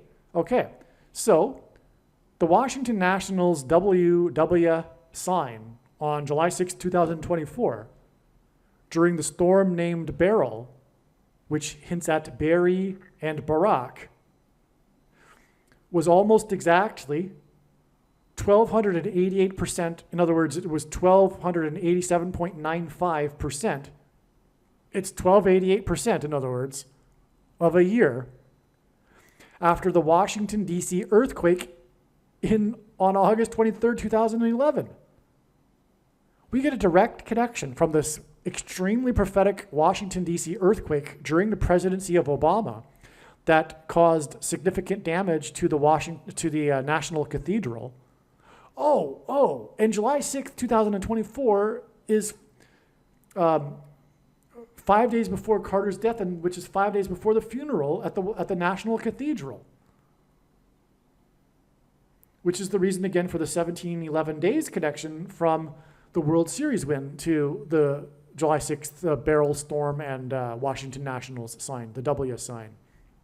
And W will be at the funeral. He'll be the 5th king lined up. Okay, and he turned 78, right? Again, the big reason we're talking about all of this is because George W. turned 78, which hints at the 7th and 8th kings, and he turned 78 on the date 7/6, July 6th here, on the day of this W, Washington W sign. Okay, but this is the climax. This is the big jaw-dropping thing here, okay? So the Washington Nationals W sign on July 6, 2024, during the storm named Beryl, which hints at Barry and Barack, was exactly 1,288%, and the 1,288th word is Barack, of a year after the Washington, D.C. earthquake. Again, this earthquake that cracked the Washington Monument was on the day that the Snakes team beat the Washington Nationals 2-0. The game that started at 7:26 p.m., which hints at the rapture, the escape from the mark of the Antichrist, the thing. Okay, and this was the day of the double, the two-hit base, hit by the 22-year-old in Cleveland, 22nd president, with the pitch count at 2-2 with 2 outs. Jesus said to look for earthquake signs of his return. Not only is the extremely prophetic Washington, D.C. earthquake 1,288% of a year before the Washington Nationals WW sign on July 6, 2024, and the storm named Beryl, which hints at Barry and Barack, which is what that word means, 1,288th word, Barack. But it was also 4,701 days. 4,701 is the 1,288th semi-prime number. 8 exclamation marks. Okay, so there's this connection between the earthquake and the Washington Nationals sign on July 6th is 1,288% of a year, but the number of days also hints at 1,288 because 4,701 is the 1,288th semi-prime number. Even the 88 in 1288 seems to hint at the 8 plus 8 days from the 8-run difference score and the 8th storm named Beryl, meaning Barack, to the date of Harris's predicted plane crash in the 8 plus 8 plus 8th state, the 24th state, Missouri, which will lead to Obama's second presidency, which is predicted to begin on August 25th, 2024, 50 days after the Washington Nationals W sign, and the Washington Nationals won the World Series in their 50th year. All right, in this truly profound video, I will explain this truly profound diagram that you were looking at. This video, unlike the other Jimmy Carter videos, will be talking about the Lord's signs that are communicating, predicting the date of Jimmy Carter's funeral. The post date of this video is before the death of Jimmy Carter, which is predicted to be on July 1st. This video is predicting the date of his funeral in the National Cathedral in Washington, D.C. Okay, as I mentioned in the beginning of this video, the video was originally produced prior to July 1st and July 6th. And I did just give you the update, of course. We now know that July 1st was a step, and it revealed adding 10 days, as I explained, to get to the date of Jimmy Carter's death, predicted death on July 11th. Now, regarding July 6th, as you can see, this diagram is clearly, and I'll explain this diagram, and it is amazing. It's clearly pointing to July 6th in regards to Jimmy Carter. The Lord did not disappoint with the signs that occurred on July 6th, which is what I'm about to explain now. It's going to take a few minutes. It's amazing. And then after this explanation as to what happened on July 6th, then I will come back to this and explain to you how God pointed to July 6th. And it is relevant because, as I said, I didn't say necessarily in this video yet.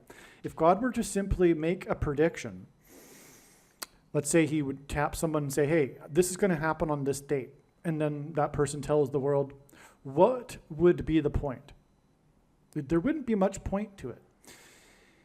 God, through his big picture of signs, on the other hand, is communicating extremely important knowledge that could only come about through connecting relevant prophetic signs that end up giving the signs their full intended meaning, because the prophetic signs cannot be properly understood without their connections and context with the other prophetic signs, like what is being illustrated with this diagram.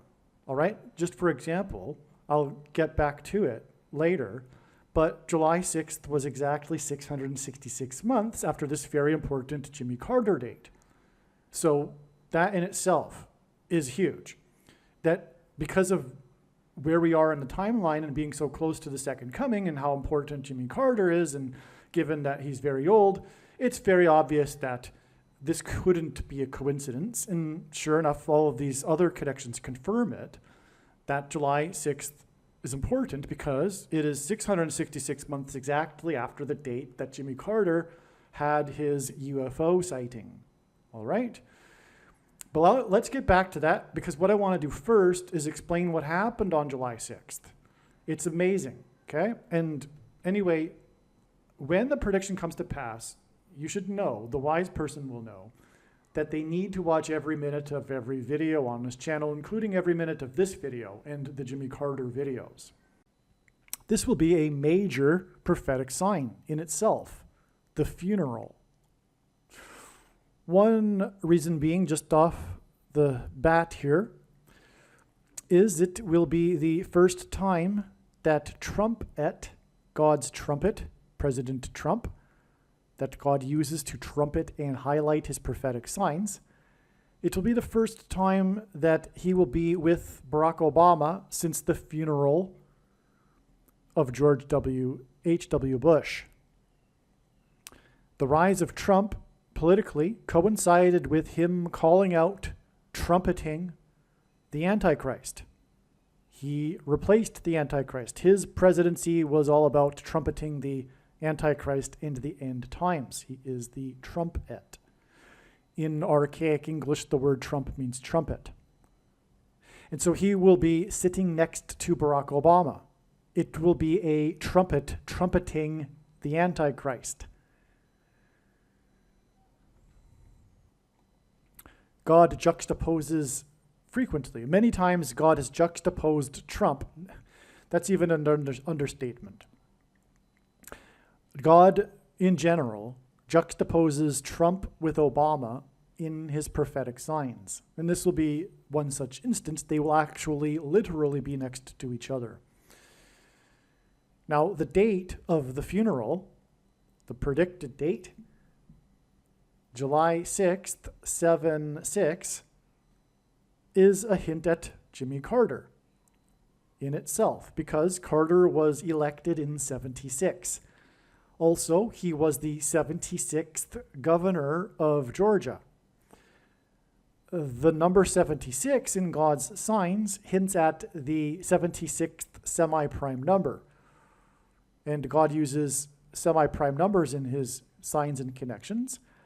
The 76th semi-prime number is 226, which hints at H226, the 226th word in Strong's Hebrew Bible Concordance, which is the Hebrew word that means prophetic sign.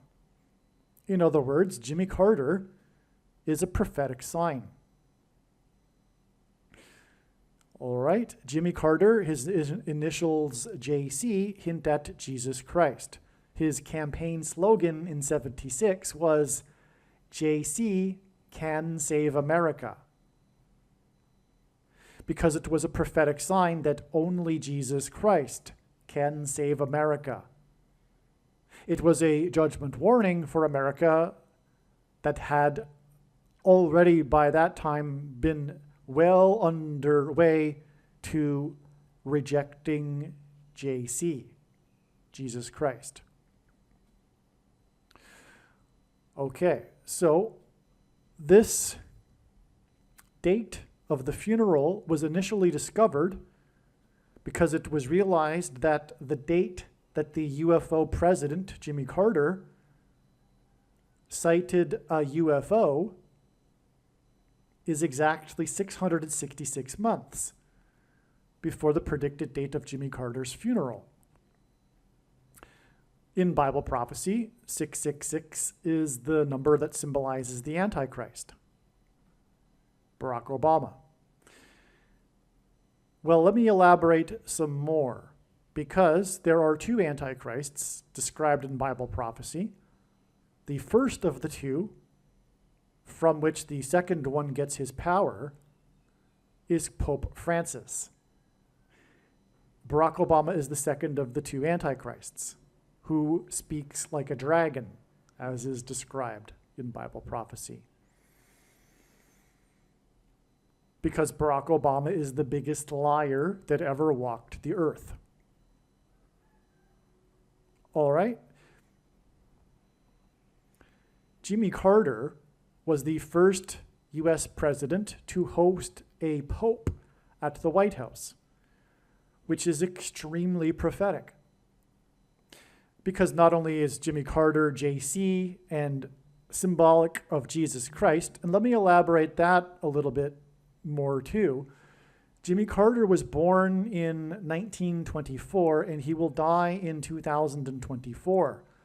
It's a 24 to 24 because the 24th word, 2424th word, in Strong's Greek Concordance is the word Jesus.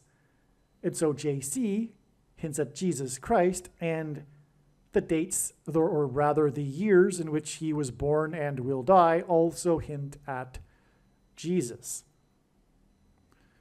Okay, but that's not to say that Jimmy Carter is symbolic of Christianity or anything like that. In fact, it's quite the opposite. But I've already explained this more than enough in the other Jimmy Carter videos. He is, in fact, Jimmy Carter in God's signs, a foreshadow, someone with many, many parallels with Barack Obama. Deceivers. Moralism people. Jimmy Carter's presidency was known for his moralism. He was known for his actions during his presidency were motivated by his moralism. Everyone knows this about Jimmy Carter. This is the big thing about Jimmy Carter.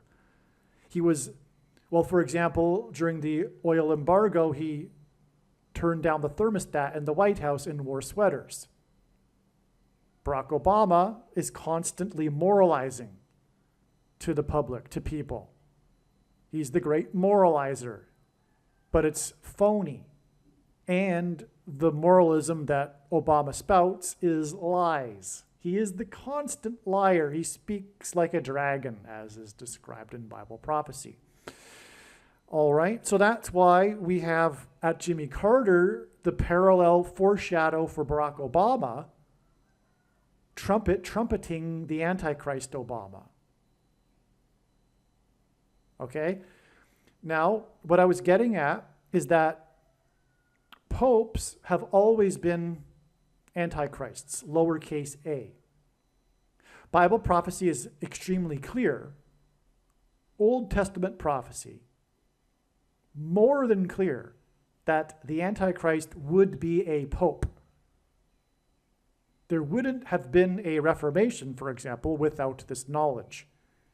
That knowledge, of course, has been conveniently lost right before the end times so that the Pope can fool the masses. But the office of papacy is in itself the height of blasphemy. The Pope claims to be the representative of God. That is the office of the papacy. That's why he has the authority. Catholics think that he is the representative of God and that he can make up doctrine, etc. Okay, so popes have always, in Bible prophecy is clear that one day the Antichrist would be a pope, which is Pope Francis.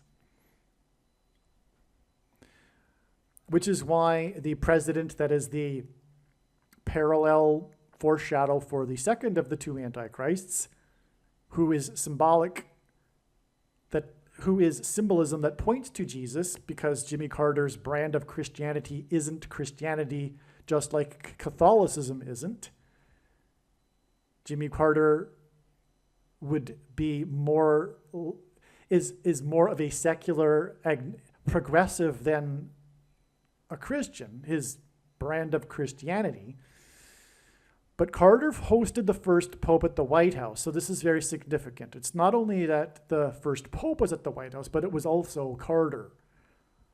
And that date points to Barack Obama too, because October 6th, the date of this visit of the Pope, John Paul II, is exactly 44 years and 9 months to the date that it is predicted that Jimmy Carter's funeral will take place at the National Cathedral, known as, also nicknamed, the spiritual home of America, which is why it suffered massive damage in the Washington, D.C. earthquake during Obama's presidency.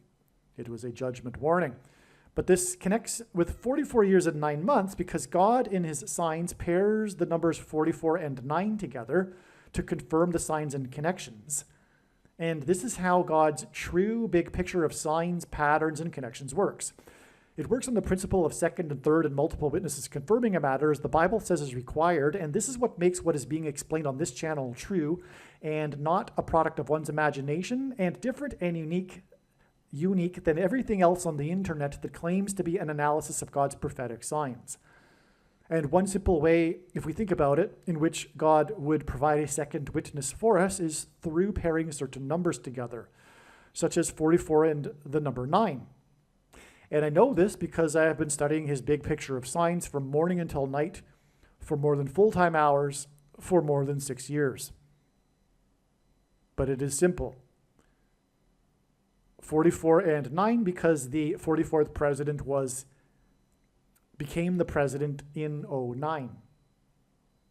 That is only scratching the surface of the 44 and 9 and why they are paired together.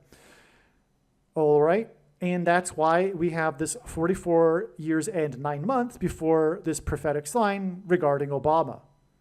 In fact, maybe Obama will say something prophetic at the funeral. I wouldn't doubt it. There probably will be even more to this prophetic sign. But the fact that he will be in attendance along with Trump is in itself the sign. All right. Now, Bible prophecy describes in chapter 17 of the book of Revelation the 7th and 8th kings. Okay, the 7th king in the prophecy is Pope Francis. That's also more than clear because the 7 kings are symbolic of Rome. It's widely known. Rome is known for having been founded after the 7 kings that ended in 509 BC. Okay? And 509 because it hints at the 7th super prime number, 59. Right? If God were to confirm this prophecy for us, he would choose a year which would hint at this.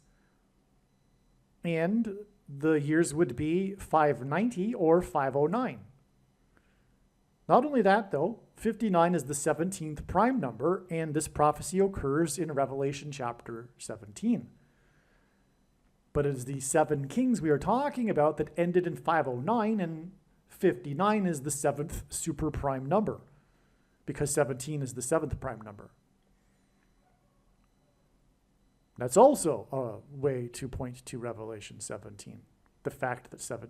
But also in the prophecy, the beast that is the metaphor for this has 7 heads and 10 horns, which hints at the number 17 also, which again is hinted at with Rome, with its foundation beginning in 509 BC after the 7 kings. Well, so the 7th king is Pope Francis. It's very clear that it's the Pope. It's the prostitute that rides the beast.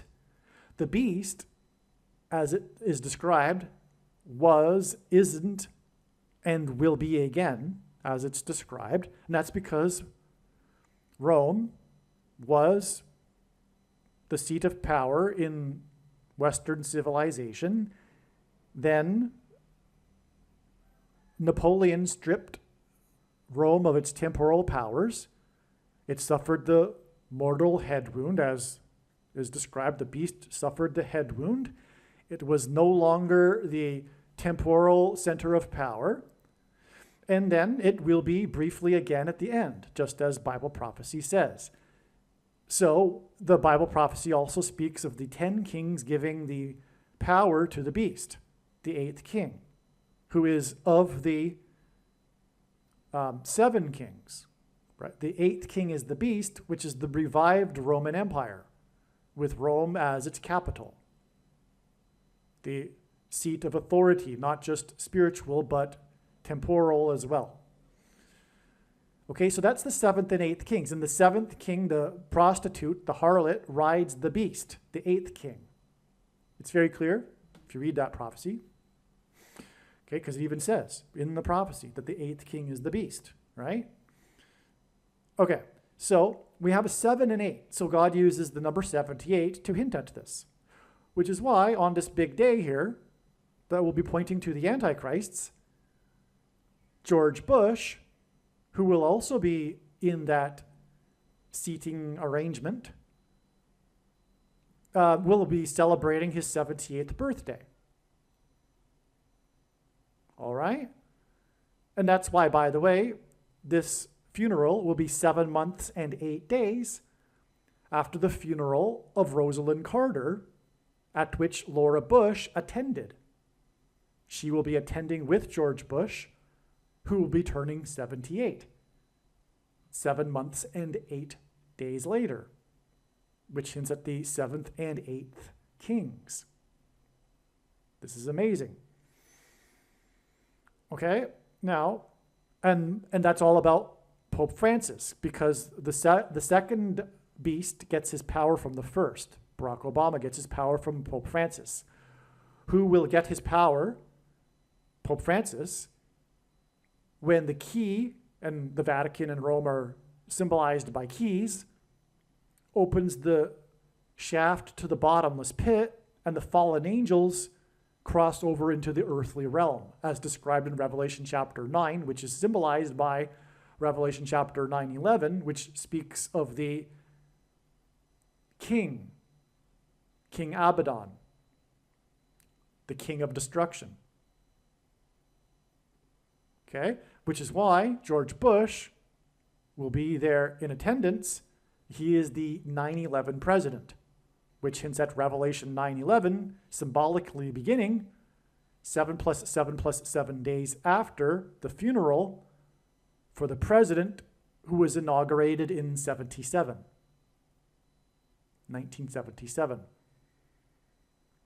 See how all of this is amazing? Now, Bible prophecy is clear that the first Antichrist is first apostate and only then political from his seat of apostate power. That's the Pope. That is not anyone else. Okay, it's very clear. 2 Thessalonians chapter 2, he's first the deceiver from his apostasy, which is Catholicism and the papacy, and only then political, right? So many people are confused about this. They think that because of the wording of false prophet that it somehow alludes to a religious figure and that therefore is Pope Francis. No. Pope Francis, it's very clear from all sorts of Bible, it's overwhelmingly clear that Rome, Mystery Babylon is Rome, and on and on. All right? So, and he's the 7th king, okay? That's on the city of 7 hills, Rome, right? Again, and the scarlet that they wear, the scarlet and purple that's worn by cardinals. It's Rome. Okay? And the beast is scarlet as well. Okay? So, and on that note, ancient Rome was known in the ancient world famous for its production of purple fabric. Jimmy Carter, who was inaugurated in 1977, was the beginning of a symbolic 7 kings that is mentioned in Bible prophecy. If we count 7 presidencies, beginning with Jimmy Carter, who was inaugurated in 77, which is the clue to begin this 7 kings prophecy, the fact that he was inaugurated in 77, the 7th president, which would symbolically be the 7th king in this prophecy, is President Trump, who on Inauguration Day was 70 years, 7 months, and 7 days old. And Trump's inauguration was 73, which hints at 3 sets of 7, the 3 and the 7 and the 73. And I'll just explain why that's important, because God frequently uses 3 sets of 7 in his signs to hint at judgment, because the Israelites marched around the walls of security of the ancient city of Jericho, and before they collapsed in God's judgment, they enacted a symbolic 3 sets of 7. And Trump's presidency was synonymous with his border wall of security, which collapsed after he left office. He was trumpeting, and also the Israelites blew trumpets before the walls of security of Jericho collapsed. Okay? So, on Inauguration Day, Trump was 70 years, 7 months, and 7 days old exactly, and it was 73 days, which hints at 3 sets of 7, after he was elected by a margin of 77 electoral votes. The day he was elected by 77 electoral votes was in turn exactly 73 weeks after he first descended the golden escalator and announced his candidacy for president. In the context of Jimmy Carter's funeral, this provides an astounding prophetic sign. At Carter's funeral, the 5th king, George Bush, and I'm talking in the future, this is a prediction, but at Carter's funeral, the 5th king, George Bush, will be 78 years old. This will be 7 months and 8 days after the funeral of Jimmy Carter's wife, which Laura Bush attended. Trumpet, God's trumpet that he uses to trumpet and highlight his prophetic signs, especially trumpeting the Antichrist and the arrival of the Antichrist, Trumpet will be sitting next to Obama for the first time since the funeral of Bush Sr. All of this seating arrangement, this order of presidents on the bench at the funeral, or in the seats, this will hint at the 5th, 6th, 7th, and 8th kings described in the prophecy in the book of Revelation. And that prophecy is all about their chronological order. That's what the prophecy is about. In the prophecy, the 8th king is said to have been, is not, and will be again. This prophecy is about a revived Roman Empire. The Vatican in Rome was stripped of its temporal powers by Napoleon at the end of the 18th century, but in the last days, Rome will again be the capital seat of power of the Western nations. However, in this Jimmy Carter sign and 7 presidents sign, God has demonstrated a secondary fulfillment, a symbolic overlap that identifies the second of the 2 antichrists described in Bible prophecy. Because that is the primary purpose of the prophecy about the 7th and 8th kings. It identifies Pope Francis as the 7th king and the revived Roman Empire as the 8th king that is said to be of the 7 kings but isn't quite the 7th king, and in other parts of the prophecy make it clear that it is the Roman Empire. All right. Just like how Rome was, is not, and will be again, Barack Obama was, is not, especially at this moment of the funeral, with the chronological order of the presidents sitting next to each other, and will be the president again. Just like Rome. Barack Obama was, is not, and will be the president again. The reason why Biden is not the 8th president in this symbolism, in this prophetic sign, is because Biden isn't really the president. All of the people in the current administration are Obama's people, and it is in reality a second Obama presidency.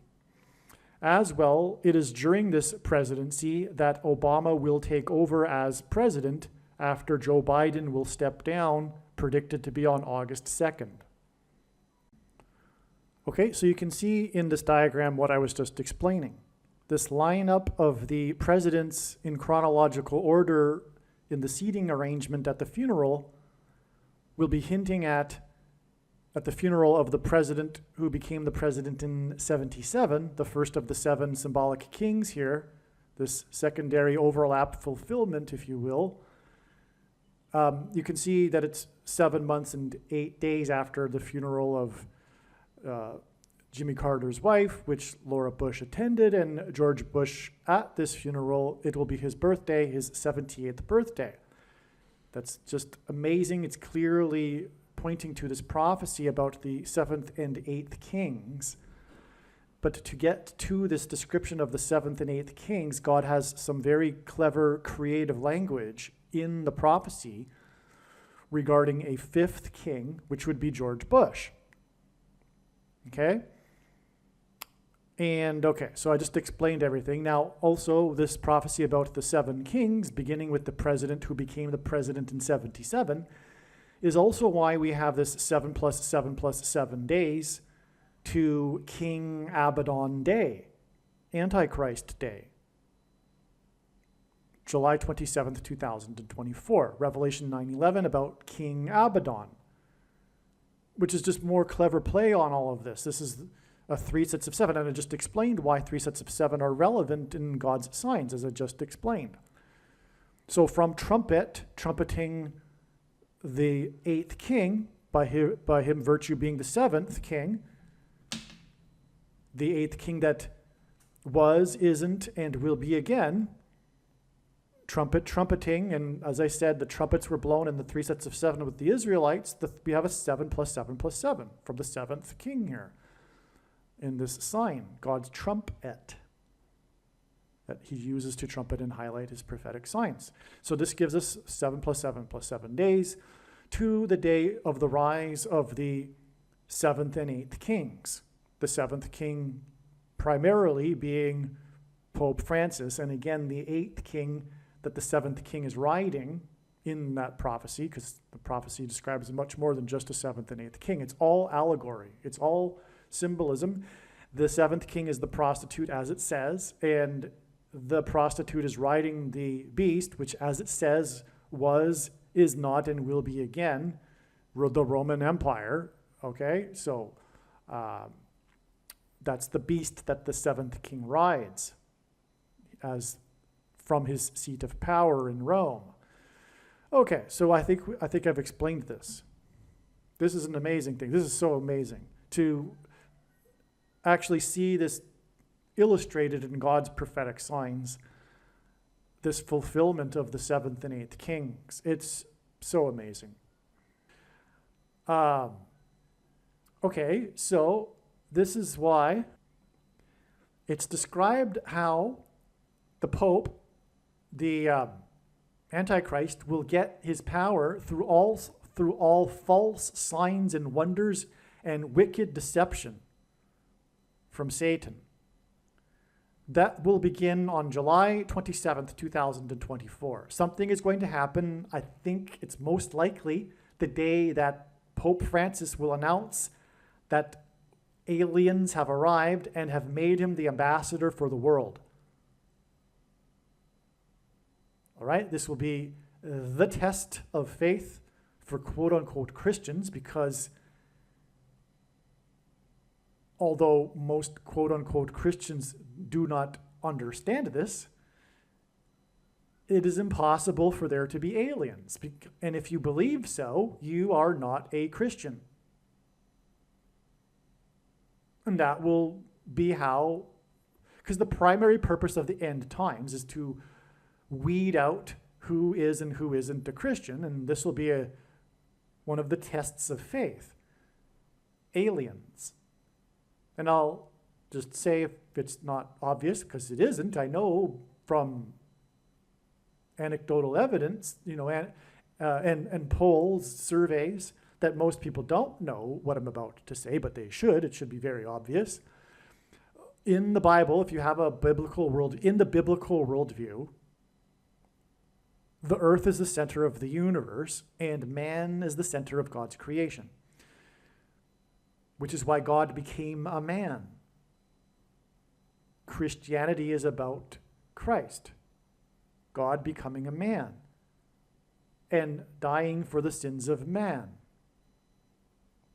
and conquering death by resurrecting himself in a body of a man. And if there are aliens, and if they visit us, it would imply that they are superior to us. What does that mean? Does that mean that God took the form of other aliens and hopscotched around the universe, dying on crosses and paying for the sins of other aliens as well? Or does the atonement of him as a man apply to other aliens too? Okay, so it's silly to think that it's compatible in Christianity for there to be aliens. Okay? But the Pope will announce likely on July 27th, whether or not he does do so on that day, something symbolic is going to happen on this day that will begin this period of the demonic realm colliding with the earthly realm. Okay? And this will be how Pope Francis becomes the Antichrist and leader of governments overnight. All right? When I believe, it's quite logical, that it's because aliens will make him the ambassador for the world, but it'll of course be demons pretending to be aliens. All wicked deception. All right, now, regarding this connection here, we had left this out. It's exactly 129 months between Carter's UFO sighting and the day that Carter hosted the first Pope at the White House. That's relevant because God uses 129 to hint at G129 in Strong's Concordance, which is the word for blood. And God also uses the word for blood disease in his signs because the thing, which is the mark of the Antichrist, gives people blood disease. And the thing is the mark of the Antichrist in its current form. It does not need an additional something to go with it, such as an additional technology or false form of religious worship. And it does not need a supposed new age of dispensation after supposedly all quote-unquote Christians will be raptured. In fact, one of the main reasons for why most quote-unquote Christians have already taken the mark of the Antichrist is that it is judgment for this doctrine,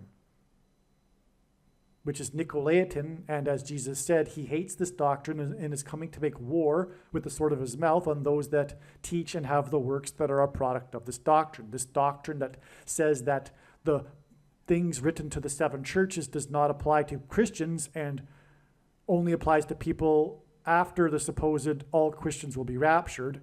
Nonsense. It is nonsense because, first of all, the letters were written to the churches in Asia Minor who were Christians before the rapture. And anyway, this dispensationalism is rooted in sovereign grace and Calvinism and free grace, which both lead to once saved, always saved, our righteousness is as filthy rags, one verse that was taken out of context by Luther to develop his entire theology, etc.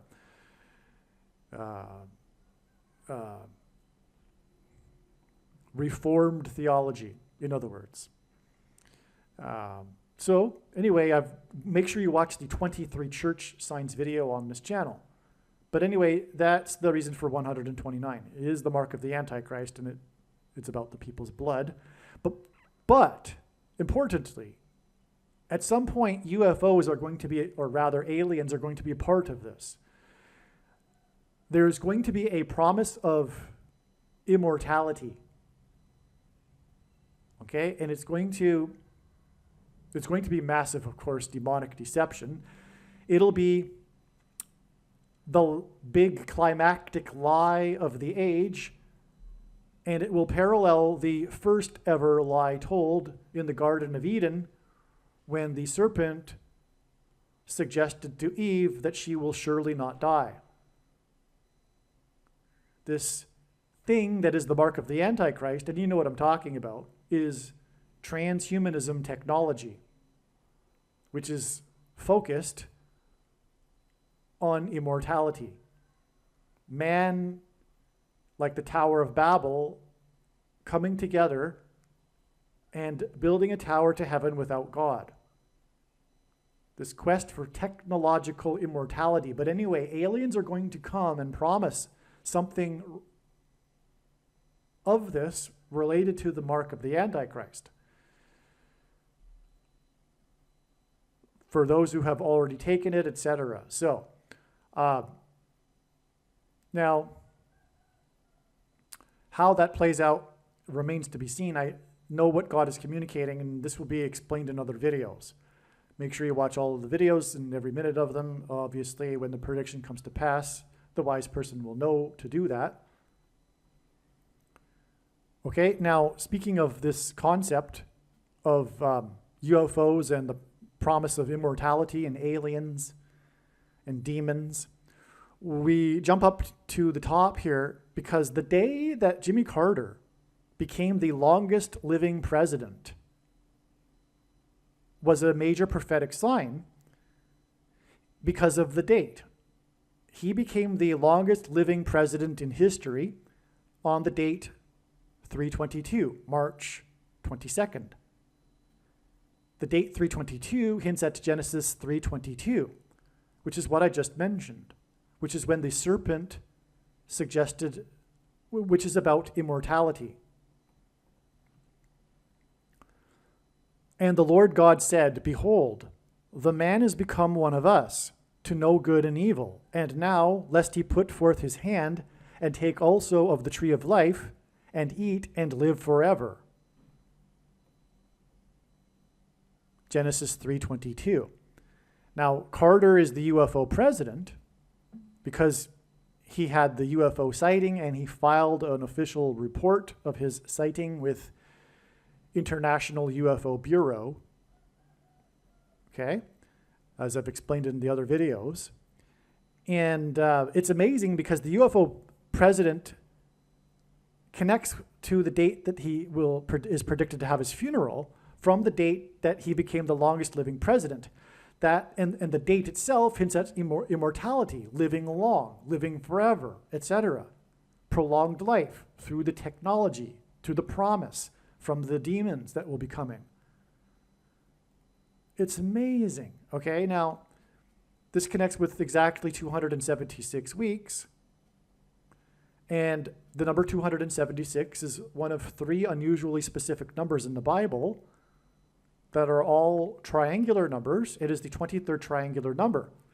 The number 23 is the 9th prime number, and the number 9 is the most important number in God's big picture of end time signs because from the Bible it symbolizes God's judgment. Okay?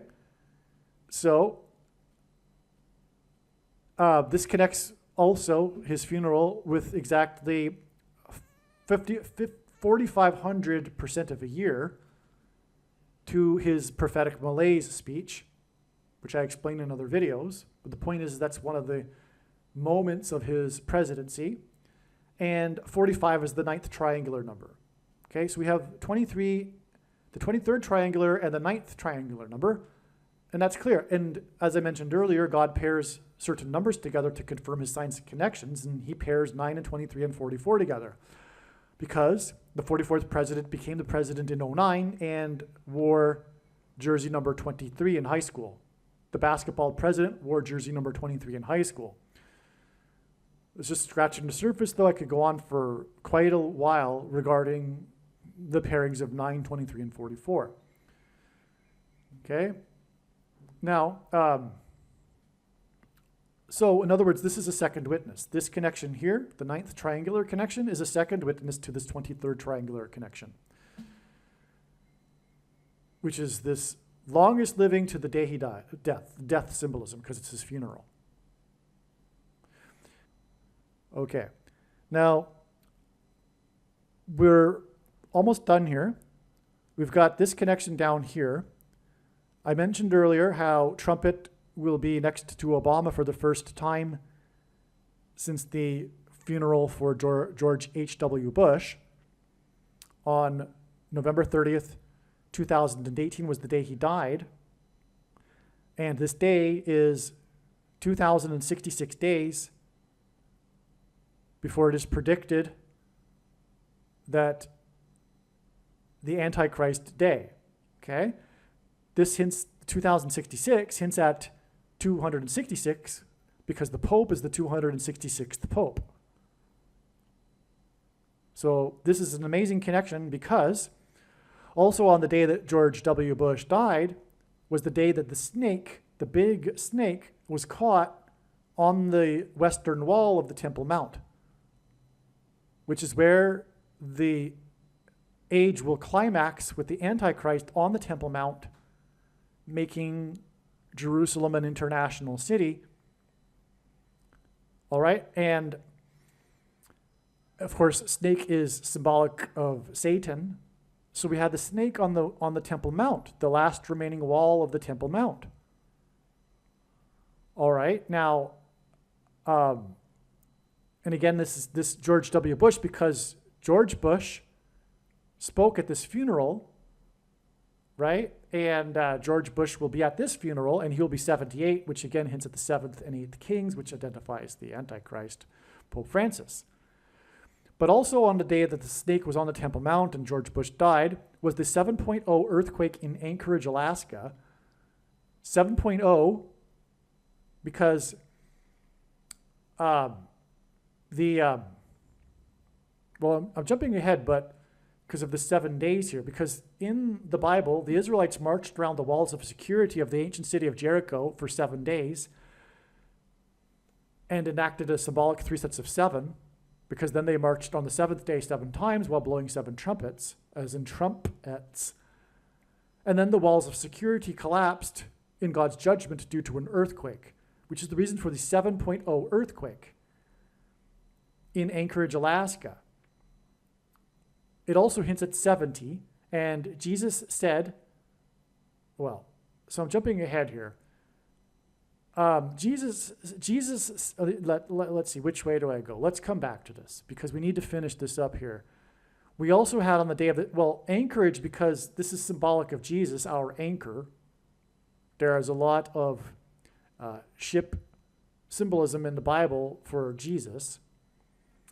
And the only building that burned as a result of the earthquake was an evangelical church. It was the roof of the church, which hints at the church because the church age began in the upper room on Pentecost. Okay? So this was a judgment warning for the church, one of many church roof destruction signs, including, for example, the cathedral in Paris that burned, which is another story.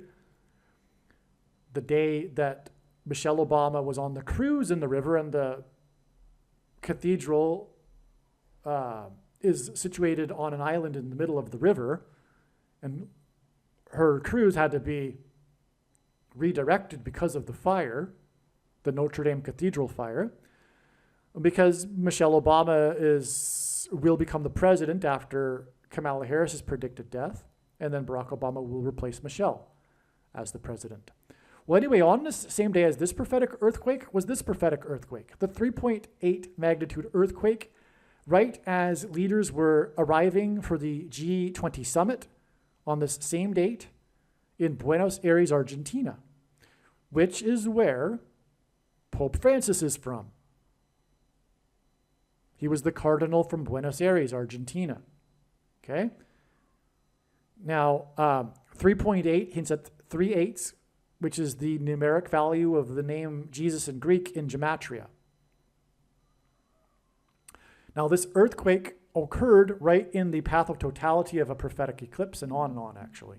But this is sufficient. This was also the 69th something regarding an international yoga festival in Buenos Aires. It coincided with this, which, by the way, in the most central prophecy is a 69 period followed by a 70th period.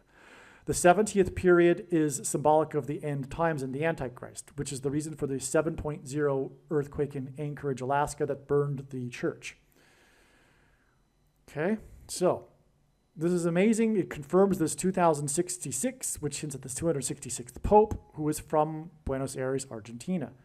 This earthquake in Buenos Aires, Argentina, with the gathering of the leaders at the summit, is 2,066 days before Antichrist Day. This connection is huge, all right? I want to emphasize that. Not only that, though, on this day, Pope Francis was sitting in Rome, and he got very angry with things that Trump was saying, and he was angry with America, like all leftists are. They hate America, they hate individualism, they hate freedom, they hate capitalism. Okay? Because Pope Francis is a Marxist. That's not even controversial. Everyone should know that. There's evidence for that. He used to subscribe to communist magazines delivered to his house that's come out, he is a Marxist. And anyway, that's why he was very angry. And on this day of this earthquake and everything that I'm describing, the snake on the Temple Mount, etc., he called for a reporter to the Vatican to be interviewed. And in the interview on this day, he spoke of his anger, his discontent with America, and said that the world needs a government body with teeth in order to rein in America. Okay. All right. So, and that's the thing about America, is it's God's Gentile nation, which is spiritually why the left hates it and wants to bring it down, to bring in the global order. America is the thing that stands in the way of the global order, the sovereign nation of America. Furthermore, more specifically, it is the conservative Christians that are, and conservatives that aren't Christians, that stand in the way of the global order that Pope Francis desperately desires. That's why America must be brought down and destroyed by the Antichrist and evil and the left, which is evil. Now, the 3 sets of 7 and the earthquake that I mentioned in the Bible with Jericho's walls of security collapsing is why, from this 7.0 earthquake, it is 7 days on the death of George Bush to the day of the 77th anniversary of Pearl Harbor, which was the first time ever that no one was in attendance that was at Pearl Harbor when Pearl Harbor was attacked in 41. The people that were still alive that were at Pearl Harbor in 41 could not make it. They were too old. So this was the first time. The reason for this relevance is George Bush is known for World War II symbolism. He was the youngest pilot. And in the Pacific Theater, which began with Pearl Harbor. Now, Pearl Harbor was on the date 12/7 because of Revelation 12:7, which says that war broke out in heaven and Satan and his angels were cast down to earth, which is this day here. Okay? Now, war broke out in heaven in Revelation 12:7, which is why war broke out for America on 12/7 in 1941. Now, George Bush was the last of the GI generation presidents. Carter will die after him, but in chronological order of presidents, the last of the GI generation presidents was George Bush. He, in other words, symbolized the passing away of a generation. The first time that no one was president at the ceremony that was alive during Pearl Harbor also represented a passing away of a generation. That's because Jesus said that when the fig tree puts forth its leaves in the springtime, and in the Bible, the fig tree represents Israel, and Israel was reborn in the spring, May of 1948, Jesus said that a generation would not pass away before the second coming. Psalm 90:10 tells us that a generation is 70 years, which is why on the day of George Bush's death, the passing away of a generation was the 70.0 earthquake in Anchorage. It's an amazing, and it was 7 days before the 77th Pearl Harbor passing away of a generation. This is huge. This is so huge. This is like, it should be made, a video in itself should be made about this because it's that important. And then, as I'm saying now, it's now known that this date connects with the date that symbolizes the Pope to the Pope Day, the Antichrist Day. It's amazing beyond words. Now, what's also amazing is that exactly this number of days that in Bible prophecy is mentioned 7 times as symbolizing the period of the Antichrist, we subtract this number of days back and we get the day of this earthquake in the Gulf of Aqaba between the Sinai Peninsula and Saudi Arabia on the beach of Nuweiba. Nuweiba Beach is the beach of the Exodus. It is where the 1 million or so Jews gathered in their escape of Pharaoh of Egypt and his army when the Dead Sea, the Red Sea parted. Right at Nuweiba, so the Gulf of Aqaba is quite deep, but right at Nuweiba Beach, there is this underwater land bridge, this shallow underwater land bridge between the Sinai Peninsula in Egypt and Saudi Arabia. There's all kinds of evidence that this is the location of the crossing, where the waters parted. The name Nuweiba in the native language is rooted in Moses parted waters. That's what Nuweiba means, in fact. There's evidence at the bottom of the sea of chariot wheels of the drowned Egyptians, as it says. There's inscriptions on the other side of ancient Paleo-Hebrew talking about the crossing. And those weren't put there in modern times because no one is allowed to go there because of Saudi Arabia. No one, the Saudi Arabia knows full well what's there. There's all kinds of ancient Hebrew inscriptions in that area of the desert.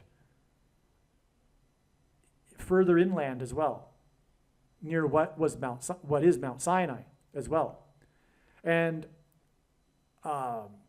Islam is the spiritual enemy, and it knows what all of it means. It means it's evidence for the Bible, and so that's why it's set up shop there with Saudi Arabia and prevents any form of tourism whatsoever from going and investigating that, but some people have gone and found it.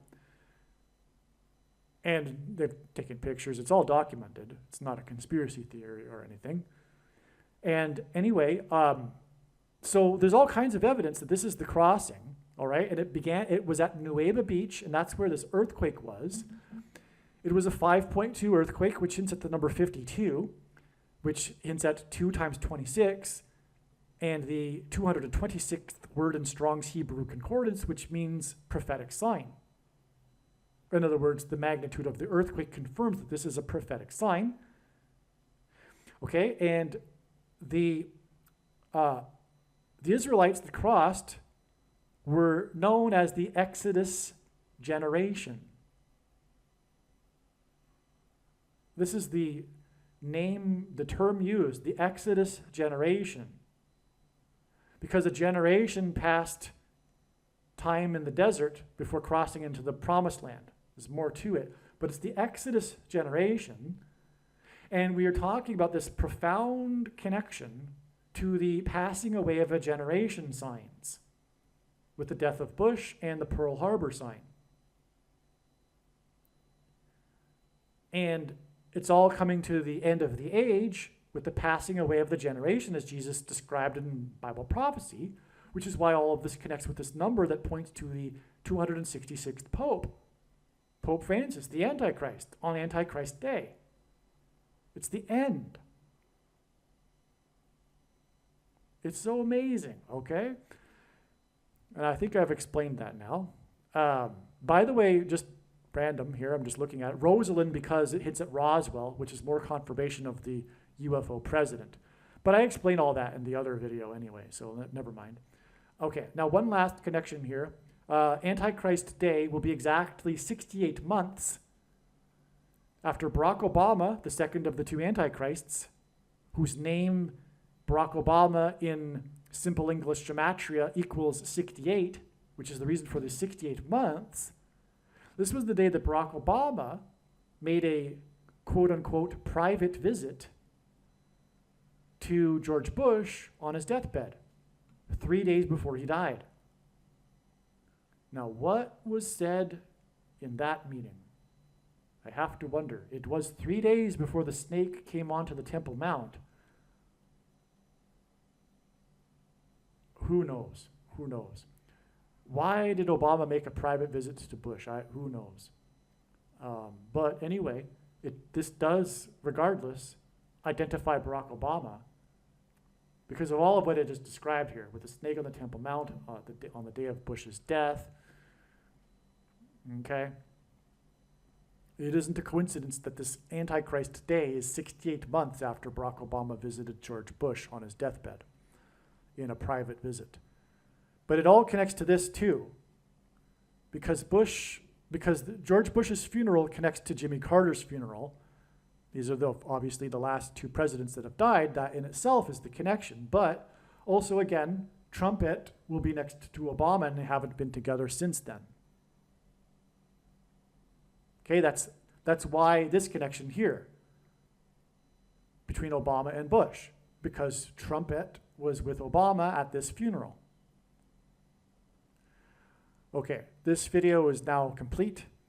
When the prediction comes to pass, you should know that you need to watch every video on this channel. I think a wise person would know that.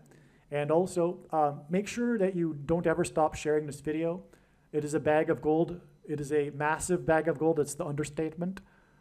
And as Jesus said to the Christian that did nothing with his bag of gold, Jesus banished this Christian to hell. It's quite clear. One needs to use their bags of gold, which represents a Christian's opportunities and abilities, and there is no bag of gold like this. Being able to predict the death of Jimmy Carter and James Earl Jones in the same video, okay? Because obviously, it's not, the skeptic isn't going to believe much about the prediction for Jimmy Carter other than it being a coincidence and chance. But when we combine it with the prediction of James Earl Carter with the prediction for James Earl Jones, well, that's not possible. It's obviously from God. This proves Christ. And it proves all of the other controversial things that Jesus wants other people to know. And so anyway, what I suggest you do is post the link to this video nonstop. Just work at it. Dedicate hours to it. Okay? And don't just put it into other Christian videos. Put it everywhere into videos that you would never watch. The enemies videos, the New Ager videos, the Catholic videos, the Islamic videos, everywhere. Secular videos. Just keep posting the link and put an interesting a catchy statement like, this video predicted Jimmy Carter and James Earl Jones's death. It's amazing, exclamation mark, whatever, right? Okay, so enough said. God bless, and catch you in the next video. Believe me, I know far better than you how the prediction made in this video was derived. And more importantly, I know far better than you why the righteous Christian God of the Bible has made this prediction. If you are a quote-unquote Christian or Muslim, this prediction was not learned through a demon. Be warned that blaspheming the Holy Spirit is the unforgivable sin. I want to be very clear about this. If you conclude that the reason for how this prediction was known was through a demon, it is willful ignorance on your part, and you will be judged for it. The videos on this channel provide countless hours of clear and easy to understand explanations for how these predictions are known based on reasoning that is derived from God's prophetic signs and the Bible. If you dismissively label this as astrology or numerology, it is willful ignorance on your part. The wise men recognized the prophetic sign in the night sky that was the Star of Bethlehem. Were they practicing demonic astrology? If you ask the average quote-unquote Christian today if they can name one single prophetic sign, they wouldn't even understand the question. Yet Jesus repeatedly commanded his disciples to watch for the signs of his return, which obviously implies that the signs contain revelation regarding the timing of his return, just as the Star of Bethlehem signaled the first coming. The most quoted verse in the Bible, "No one knows the day," is imprecisely translated from the original Greek. And this verse occurs in the context of Noah, who knew the exact date of the impending judgment, as did other servants of God in the Bible, such as Lot, know the exact timing of the impending judgment destruction. Lot and Noah also knew the exact timing of their rescue from the impending judgment destruction. Furthermore, Amos 3:7 tells us that God does nothing without first informing his servants. Many passages in the Bible flatly contradict the mainstream understanding of "no one knows the day" and the doctrine of imminence, such as Daniel chapter 12, which speaks of a specific number of days until the second coming. As well, Jesus warned that the 5 out of 10 bridesmaids in his parable that were left behind and shut out from entering the wedding supper were the 5 out of 10 Christians that were sleeping and not watching for the signs of his return, which is why the doctrine of imminence is deception from Satan. Also, Revelation 3:3, in which Jesus warned to watch for his return, otherwise he will come at an hour that those that are not watching will not expect. Therefore, if we are watching, we will know the hour that he is coming. The prediction made in this video proves this. I want to be very clear. If you tell others that this prediction is from a demon, you are blaspheming the Holy Spirit. You will be judged. This applies to people that claim to be anointed by God and call themselves quote-unquote pastors, something Jesus strictly forbid. Read the links in the description box below this video regarding this very serious subject of so-called pastors. Pastors are the many anointed ones that Jesus warned would lead many astray. The word Christ comes from the word Messiah, which means anointed one. And there are other instances of anointed ones in the Bible, such as King Cyrus, that aren't references to Lord Jesus Christ. Jesus said that there would be many people claiming to be an anointed one that would lead many people astray. Exactly what has been happening ever since the institution of bishops, priests, reverends, and pastors. Obviously, Jesus could not have meant that there would be many people claiming to be Lord Jesus Christ that would lead many people astray. The few people that have ever claimed to be Lord Jesus Christ have been ridiculed and regarded as someone in poor mental health. In other words, Jesus could only have been referring to the supposedly anointed priests and pastors. That said, it is more dangerous than ever to be following a pastor in these last days. The word Nicolaitan is a Greek word that means ruling over the laity. In other words, it means leaders ruling over the common folk. Jesus strictly forbade the leader-laity model of assembling, and in Revelation chapter 2, Jesus said he is coming in the last days to make war with the sword of his mouth on the Nicolaitans for their doctrines and works.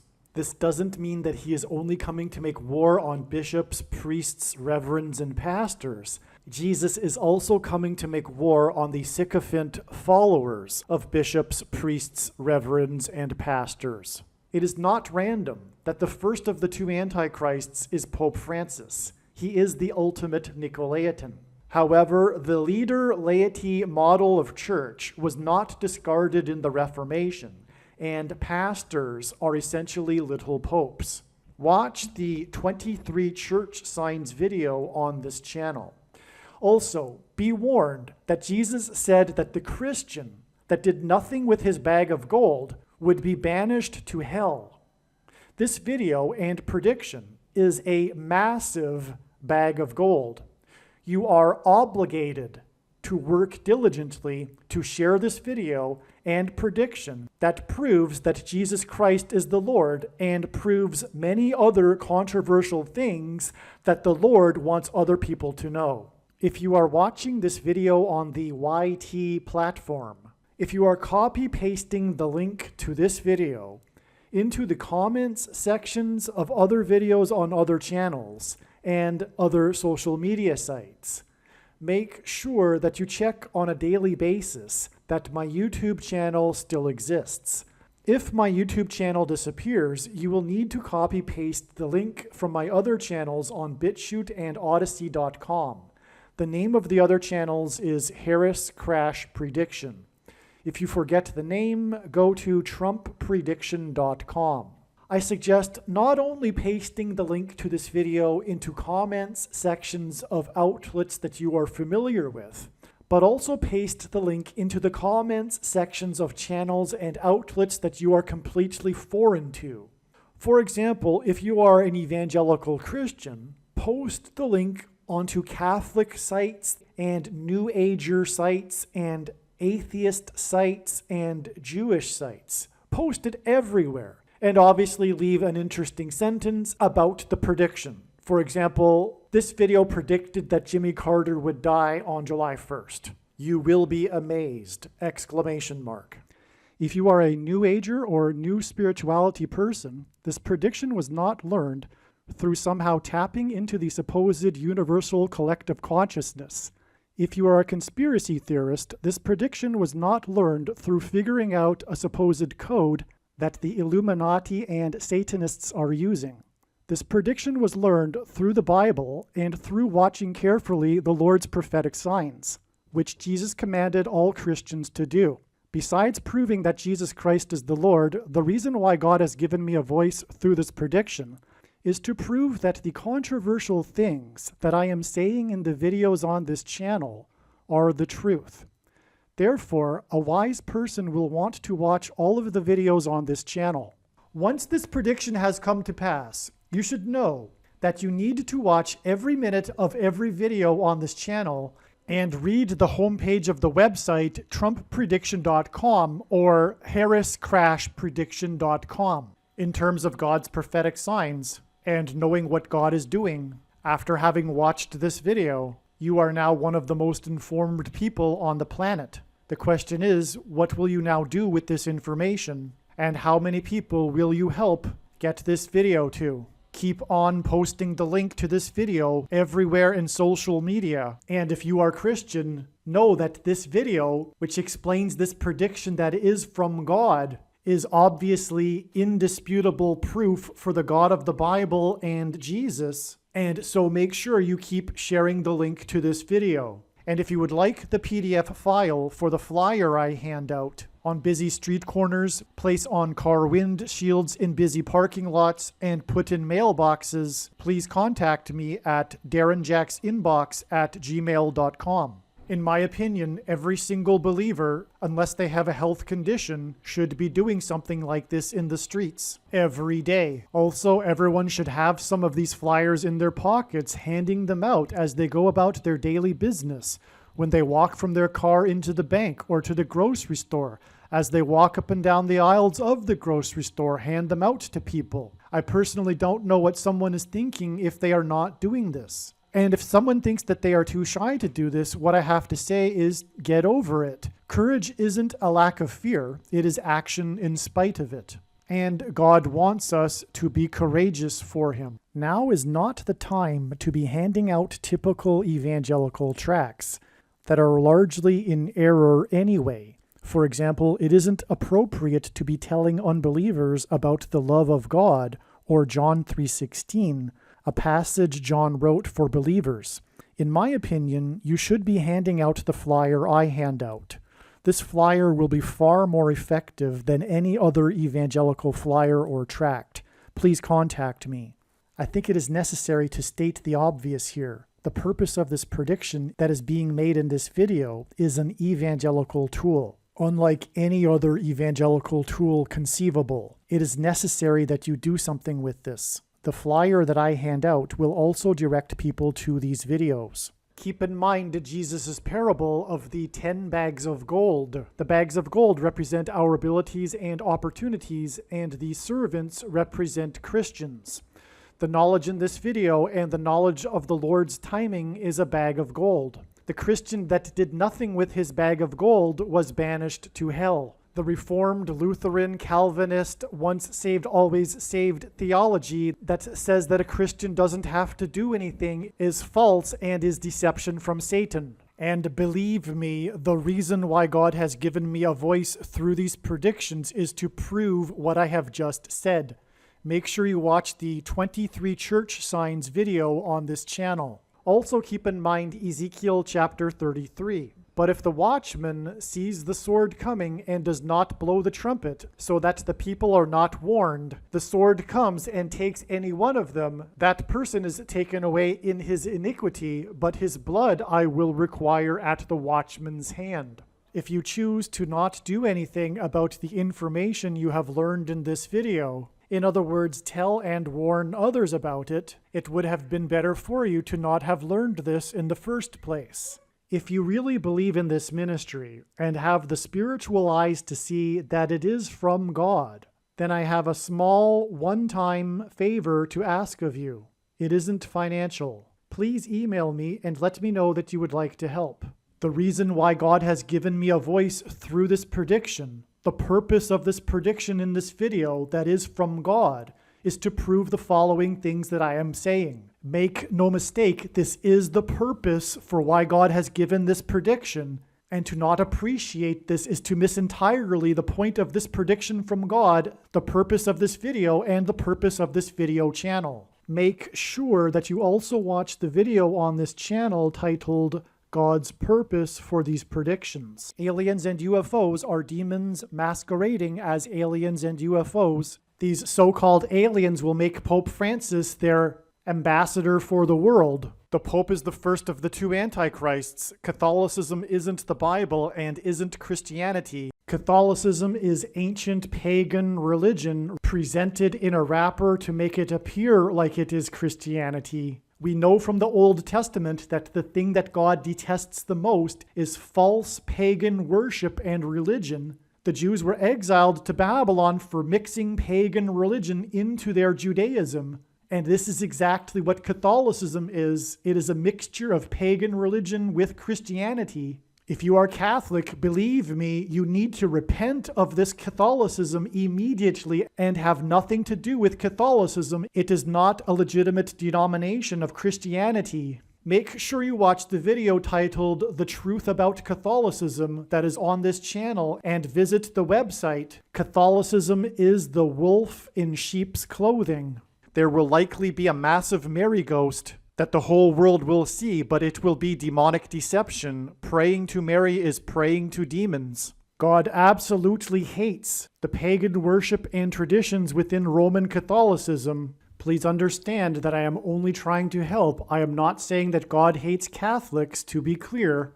The New Age or New Spirituality or Consciousness religion is evil deception from Satan. The supernatural experiences that Catholics experience that confirm for them that Catholicism is true are demonic deception. The same applies to all other false religions and New Age spirituality. In 2 Thessalonians, it says we get the deception we ask for. But these spiritual experiences are demonic deception for those that refuse to love the truth and so be saved.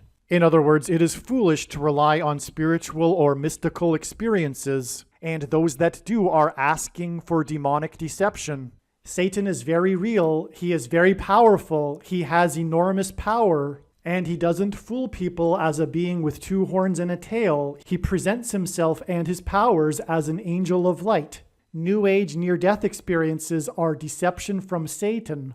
There are also many near-death experiences of hell. Why would you believe the New Ager ones and not the ones of hell?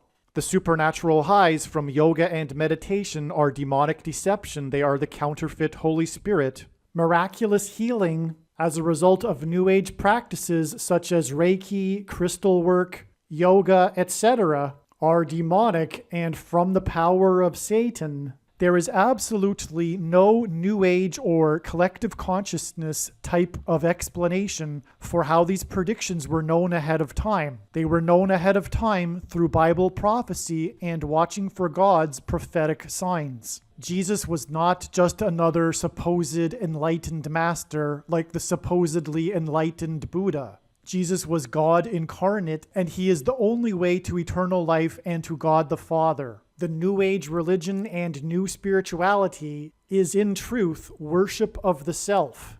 It is transgression of the first commandment, and it is the height of false idolatrous, false God worship. We are not God.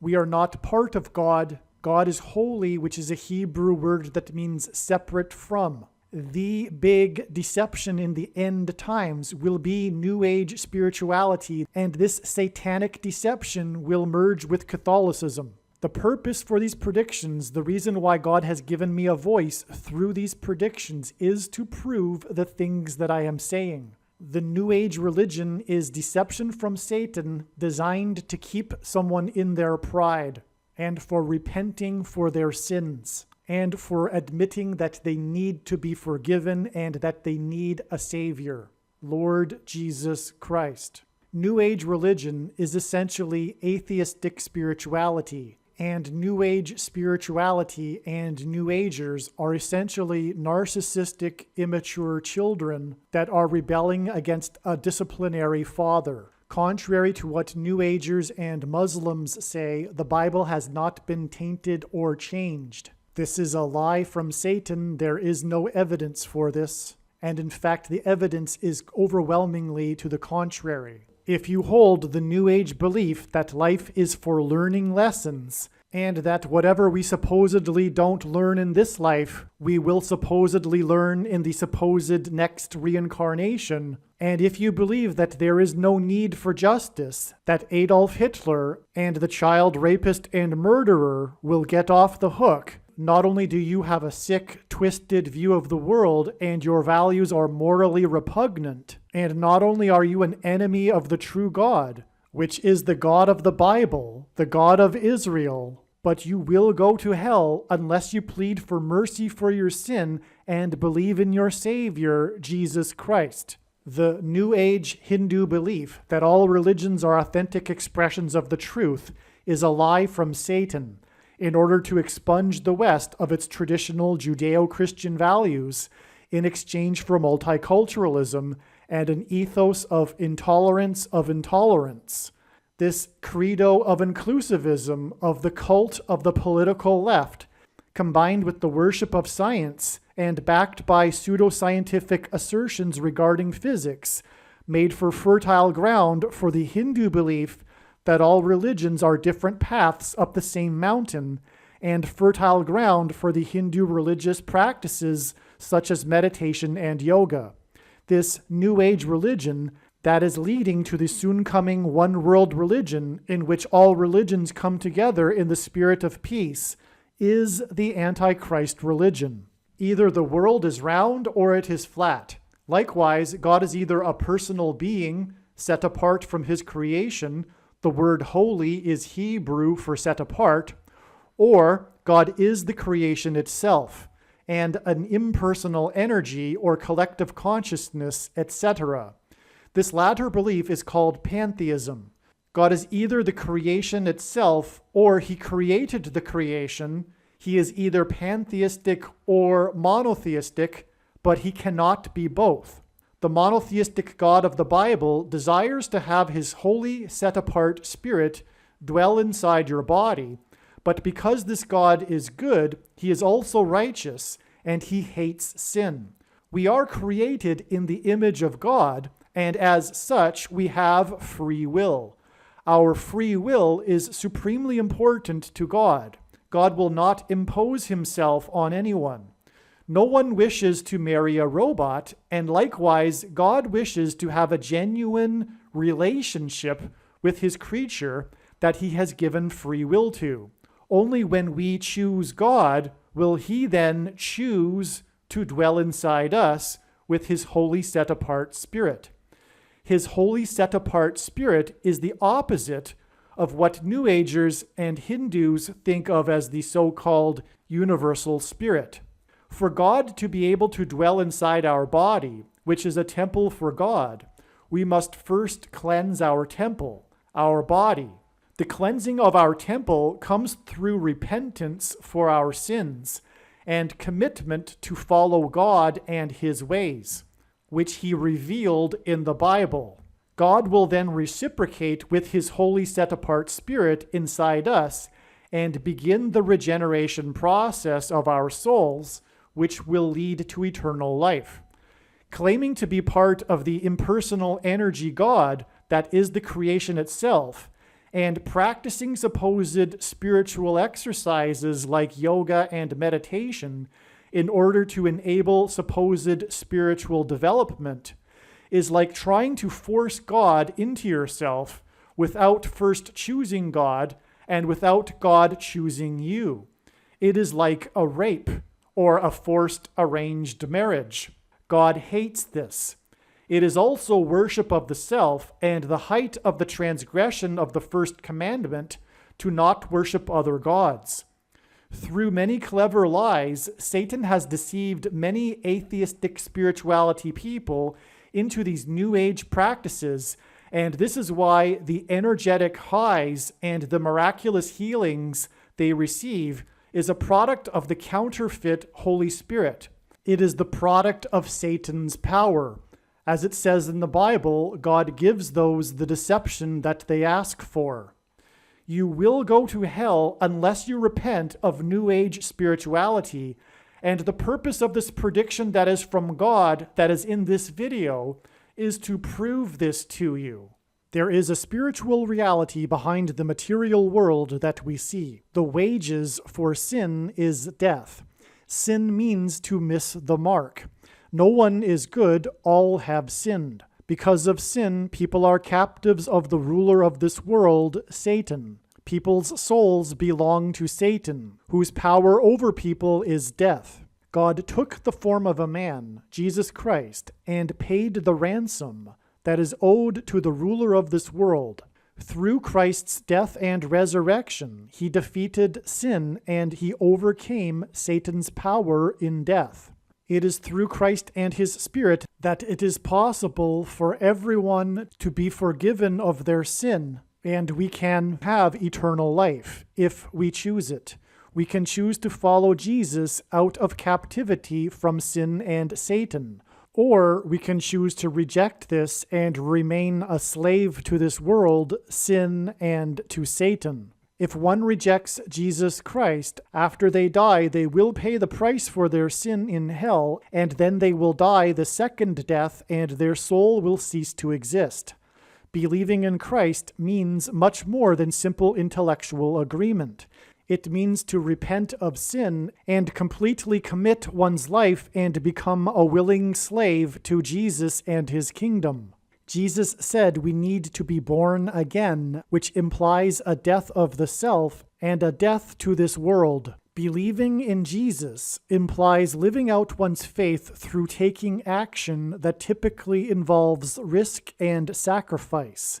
This demonstration of faith through action is what it means to have faith and to believe in Jesus. Some Christians will tell you otherwise, but they are deceived and they ignore countless passages in the Bible. This channel is not a daily or weekly update on the latest news. Rather, this channel is a library that has documented God's true big picture of signs, patterns, and connections. Hopefully you at least found this introduction video to be interesting, and if so, please leave a like and upvote the video, and please consider sharing the video. It is essential that everyone immediately read the homepage of my website, TrumpPrediction.com, or PredictionsProveIt.com, and also check out the other information that I have linked to on the website. You should also pause this video right now and make a note of my other social media outlets. You never know when you will need them, and you might not be able to find them later. Also, if you want to download these videos as podcasts, I now have a podcast channel at Podbean, which is named Predictions Prove It.